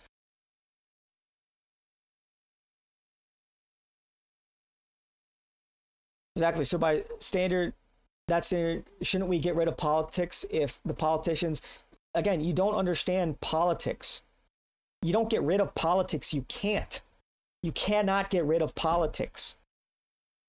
That's the point I've been making. Politics is inextricable from human behavior. It's not just politicians. It's not just Washington. It's not just the Kremlin. It's just people and groups of people. That is politics. Technology is a tool for humans to progress, and politics is a tool for humans to unite. Progress does not matter without unity. Well, yeah, for what purpose are we progressing technology?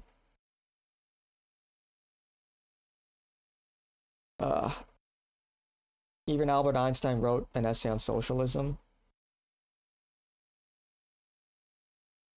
Yeah. So I think something that is inherent is, I guess you could say, more important than something that is maybe not necessarily inherent. STEM is not inherent in the way that politics is, because it's in our nature to be political. We can't avoid that.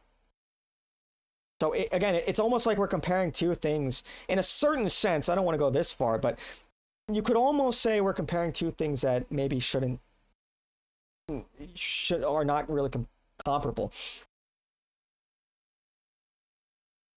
You guys are not beating the dumb Goyim stereotype. Europeans are literally being genocided by a tribe using power politics. Yeah, that's my point. It's all about power. You can get rid of politics if we go back to religious institutes. You're just swapping out one form of politics for another. It's still politics. It's just a religious form of politics.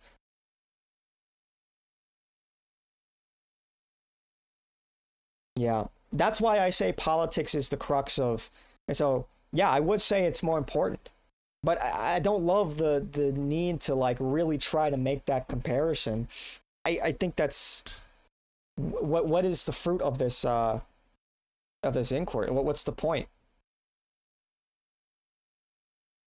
I mean, I guess it's a philosophical question of what is our condition? How would you describe our condition? Yeah, theocracy is literally a political ideology. Yeah. I think there's a big difference between God being a religious figure versus a group of humans. Okay, yeah, but you still need a group of humans to run your society, to lead your society. You understand that, right? That's like religion is... yeah, whatever, man. Like, I don't know. I just feel like we've been through all of this before. Yeah, that's what I'm saying. We're inherently political. That's true, but it's not what we have. Yeah, so it's kind of important that we fix the politics, right? We can all agree there's a political problem in our society. So I guess you could say, what good do all of these STEM achievements matter if our politics sucks and we're all becoming like dumb slaves? What does it matter? Oh, we get a more powerful computer, we get a smarter AI, but we live in some form of tyranny, some form of anarcho-tyranny. Great. Cool. I'll talk to my anime GF. She'll make me feel better. I'll talk to my AI GF that STEM got me to feel better that I live in a dystopian hellhole. So you understand, like, that is the nature of politics. You want things to be a certain way. You want a different political system. You want a different political regime, a different dominant political ideology. It's all politics. That is what we mean when we say politics. We're not talking about just politicians. That's a very small component of it.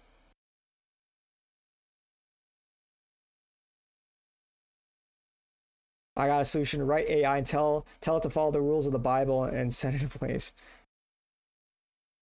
The same tribe is using Lavender AI to terminate Palestinians. Lavender is merely a tool of people in power. Yeah. Power, baby. It's all about power. If you're ever confused, just look towards the power structure and who's in power. Fair. I initially thought you meant politics like passing laws rather than human interaction at its core. Yeah, and that's the distinction here. That's really what I'm trying to hit home. I'm not talking about Washington. I'm talking about human interaction. That's what I mean when I say politics. So, yeah, that's why I would say politics is more important. Even though I don't love the comparison, I would say it's more important. Politics can stop all STEM progress, but STEM cannot stop all of politics. Yeah. And again, what are we progressing towards? You know? All these people asking, how can we accomplish this? How can we accomplish that? They never stop to ask themselves, but why? Why should we do these things? For what purpose? You know, why do we need AI generating pulsating sex bots? Anybody think this is a good idea? Elon does. But Elon also thinks there's a birth rate issue in Western countries that he wants to remedy with replacement migration. In his dystopian technology, the sex bots he always jokes about, and his AI, what's her name on Grok, that's only adding fuel to the fire of these problems he loves to complain about. The technological singularity, yeah. Not with religion at its core, you can't. It also matters what religion. Let's be more specific here. There are some religions that are not very cool, obviously. So you can even go so far as no religion or atheism or agnosticism is a religion in and of itself. You really want to go there. AI would say Holy Book condemns it, so no sex doll for you. For America Christian. Yeah. Whatever. Man, that was brutal, but I'm glad we got through it. Everybody on the same page now? Everybody on the same page? Cool. Character, but for some reason, the cuts carry over past his introduction. Why am I here? Just to suffer? Scene 13 was supposed to show us the nightmare Alejandro had on the plane, which revealed how his family was murdered. Scene 28 was also supposed to feature a full 2 pages of dialogue. Yeah, we're all exactly what Alejandro was planning to do after shooting Kate. But instead, he has one line. Don't ever point a weapon at me again. So why cut so much? I I think my head's Denis gonna fucking Villeneuve explode, and Benicio man. del Toro both understand something key to good storytelling, that sometimes We're supposed to be getting less another is Sicario more. movie. In total, Villeneuve believes they cut over 90% of Alejandro's dialogue when reviewing the script together. There's a power in stripping a character down to their silence, and instead letting the weight of their presence and their movement speak for itself. It forces the audience to lean in and fill the gaps in his story with what little information trickles down. A name, a random encounter, Yeah, it was a good combo, but or even a moment. we spent a long time just talking through each other. What this also means is that Alejandro's visual identity becomes crucial to making him whole. Sicario 2 was a bit disappointing. Yeah, it definitely wasn't as good as the first one, but it had a different director. It had different cinematographer. I think. I don't think they had Roger Deakins. But I still liked it. Roger Deakins, my favorite cinematographer, Yeah, and goated arguably cinematographer. greatest of all time, has mentioned that he was inspired by Alex Webb's photography for this film, particularly his 2003 series titled Crossings, Photographs of the U.S. The woman was the villain in the Sicario. Webb and later Deakins both embraced... Do you see, what do they call it? The audience, plant? Is that the right term they use? She exists to explain, to have shit explained to her for the audience. I don't know if I would call her the villain. I think the villain was the cartel, the fucking cartel members that were butchering people. I think those guys were the clear villains. I think those guys were kind of the baddies, the cartel members that were like chopping people up. I think those guys were the real villains of the movie.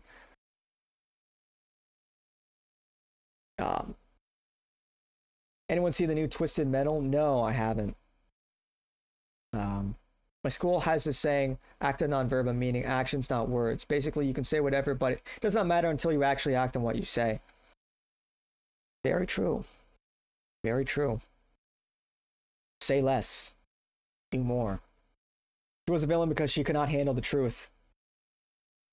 I think she was like an idealistic, she was a protagonist. She was just idealistic, She wanted to do everything by the book, and this is not the world where things are done by the book. I guess maybe you could view it from that lens that she was a villain. Or maybe an antagonist would be a better way to put it.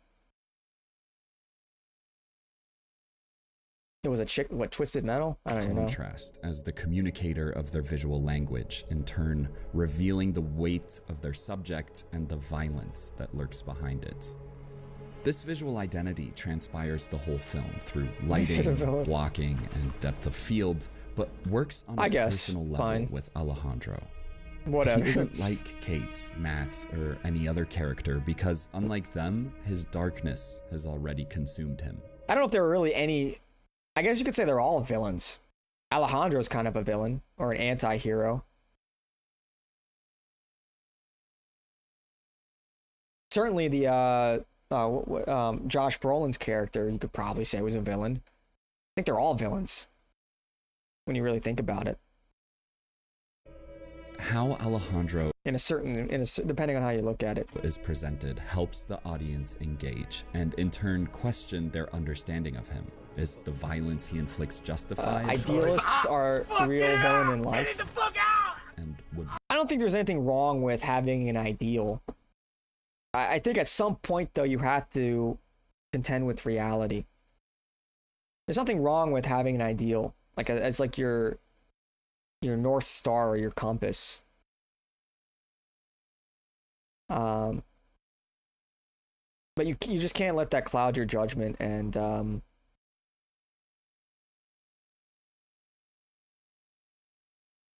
ruin your understanding of reality, your perception of reality. We do the same. We've already mentioned that the audience assumes Kate's point of view for most of the film, which means that as she slowly learns about Alejandro, so do we. What he was in the past, and more importantly, what he is now. Have you ever been over there? I worked in Juarez.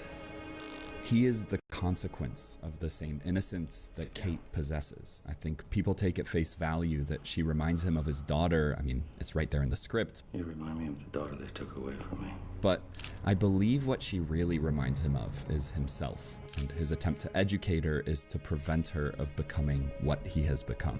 They're after us, not you. Now, what's so profound about their relationship is how effectively it extends to the audience, asking us to question our moral compass as Kate questions. Idealists dream about goals, realists make the goals happen. I don't think that's necessarily like I don't think that's the dichotomy. It's hers. Although she's as by the book as it gets, she's repeatedly faced with just how necessary it is to break rules in this war. What do you want, Kate? What would you like done here? I want to follow some semblance of procedure. We prosecuted more felony drug cases in this region last year than in the 2 previous years combined. Are you feeling that on the street? You getting the vibe that we're winning? And so Alejandro and Kate's relationship becomes crucial to understanding why he is the Sicario of the film. But how can Kate, and by extension the audience, fully experience Alejandro's loss of humanity? Remember, Villeneuve has the film shot through her point of view, and not his. Well, it's simple but audacious. There's a point of view shift that happens right here, almost an hour and 33 minutes into the film. The shift feels like quicksand, dragging us deeper and deeper into a world void of humanity. Tira la pistola. Tira la pistola. Gradually, Alejandro's cool, laconic character that we've been rooting for up until this point reveals through his apathetic violence just how far he's fallen. For example, the murder of the corrupt police officer really didn't sit well with me, and I think that feeling was the intended effect of intercutting his everyday life throughout the film's main story. The victims of this conflict certainly aren't blameless, but they're people, and Alejandro's thirst for revenge is indifferent to the ripples it causes. The same can be said for that famous dinner scene. Alejandro executing Alcarón's family isn't gory or cinematic.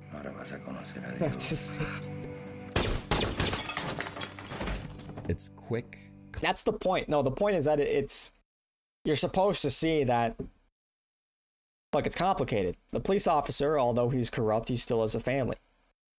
It's sort of, you're meant to empathize and feel bad. Maybe not for the police officer, but certainly for his family. And that's like the final scene of the film is his son, like waiting for his dad to come home. That's like the cost of all of this violence.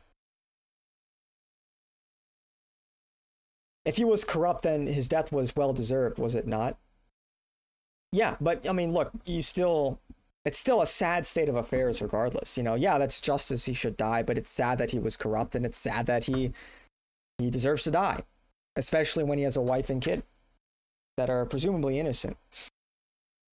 Okay, all right, Kumquat. That is why academics lose. They theorize all day, but the realists make it reality. I just think this is like a... I don't know, man. Like... But did you read that in like the opening sentence of like a book or something? Realists versus academics. I don't think that's the dichotomy necessarily of how the world works. Clinical and absolutely ruthless. And further, I think that final segment of the film where Alejandro does get his revenge does something really interesting to the audience. Alejandro has this darkness to him that feels enticing, or at the very least, fascinating. Just don't keep us in the dark. You're afraid of the dark. And throughout the film, his revenge is idealized almost to the point of being romanticized. It's something that we look forward to like the final step of a redemption arc, but as it unfolds, we realize that this isn't about redemption at all. It's about Alejandro inflicting the violence he's endured. Don't forget him. Hang on, let me pull this up. Notepad. I have a list of movies. Because I covered The Brutalist. I like talked about it a couple days ago. And I just kind of want to like start like just doing like a little movie review recap as like a regular thing. Do I have Sicario on here? No, I guess I didn't put it on. I could do Sicario. I feel like it's a little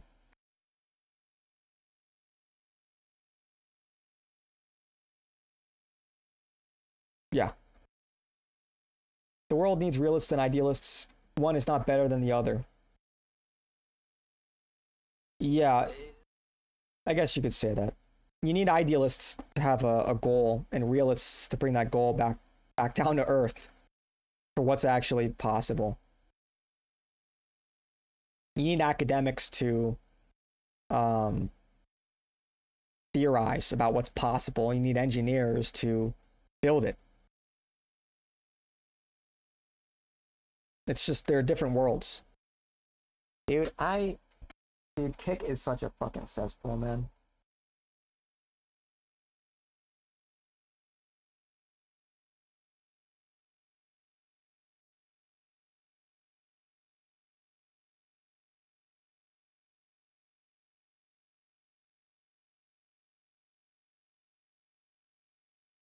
Okay. I'm a realist with my hoes, and I'm an idealist with my money, you feel? So true, so true. I love my daughter. Of course, we might expect some sense of catharsis following Alcaron's execution, but as it unfolds, we realize there is none. Go ahead and finish your meal. All that's left of Alejandro is a machine defined by his trauma. His final conversation with Kate takes all of the film's grayness and its themes and ideas and throws them directly at the audience, not only through the shocking choice that Kate must make. On Jaw and Juice? I need you to sign this piece of paper. But through the lighting and the cinematography. You would be committing suicide, Kate. Kick seems like a libertarian's wet dream. It kind of is. You know, Sicario's a movie that gambling everywhere every time I watch it. Despite his cold exterior, Alejandro's a character that makes my heart ache deeply, and I always find myself questioning if he's a good or bad person. Just like most things in life, I don't think there's a right answer here. He's a character who's endured more than he could take, and who uses revenge as a coping mechanism. Now, the title and opening definitions of the film might reduce him to a vengeful hitman, but really, he's a character externalizing his trauma so that it doesn't turn inwards, and one that forces the audience to question their own sense of morality.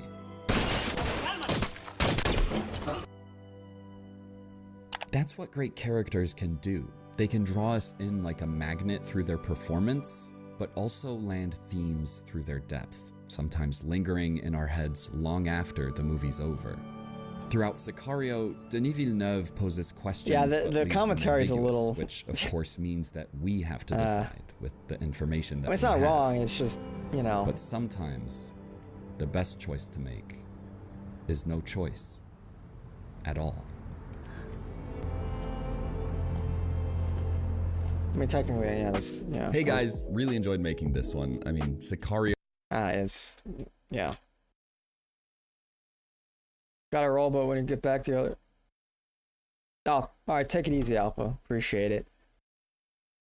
Oof. Yeah, I might bounce too. It's getting late. I've been live for 4.5 hours. 4.5 hours. Oh, yeah. What a stream. You know, I always wonder. It's over? What the fuck? These lo-fi live streaming channels go offline?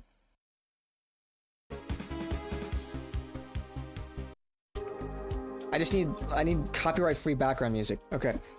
No, they didn't. Well, that one did, so. You like seeing people's interpretations of art? Yeah. Check the news for Japan. Is Japan okay? No, they're not. You know, I was gonna say, like, you know, sometimes I don't know exactly what I'm gonna talk about on these streams, or like what I'm gonna cover, what the content's gonna be. We just figure it out. We just fucking roll with it. But anyway, yeah, Japan Nuke 3. Say it ain't so. Imagine. Stupid. Anyway, I'm gonna peace out, do my shilling. Thanks everyone for watching, for hanging out.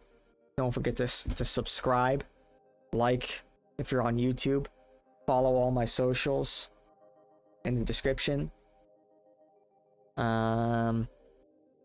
Yeah. I will catch you guys later. Trying to get to an earlier start time. We'll get there. But thanks everyone for tuning in. I will catch you guys all later. Take it easy.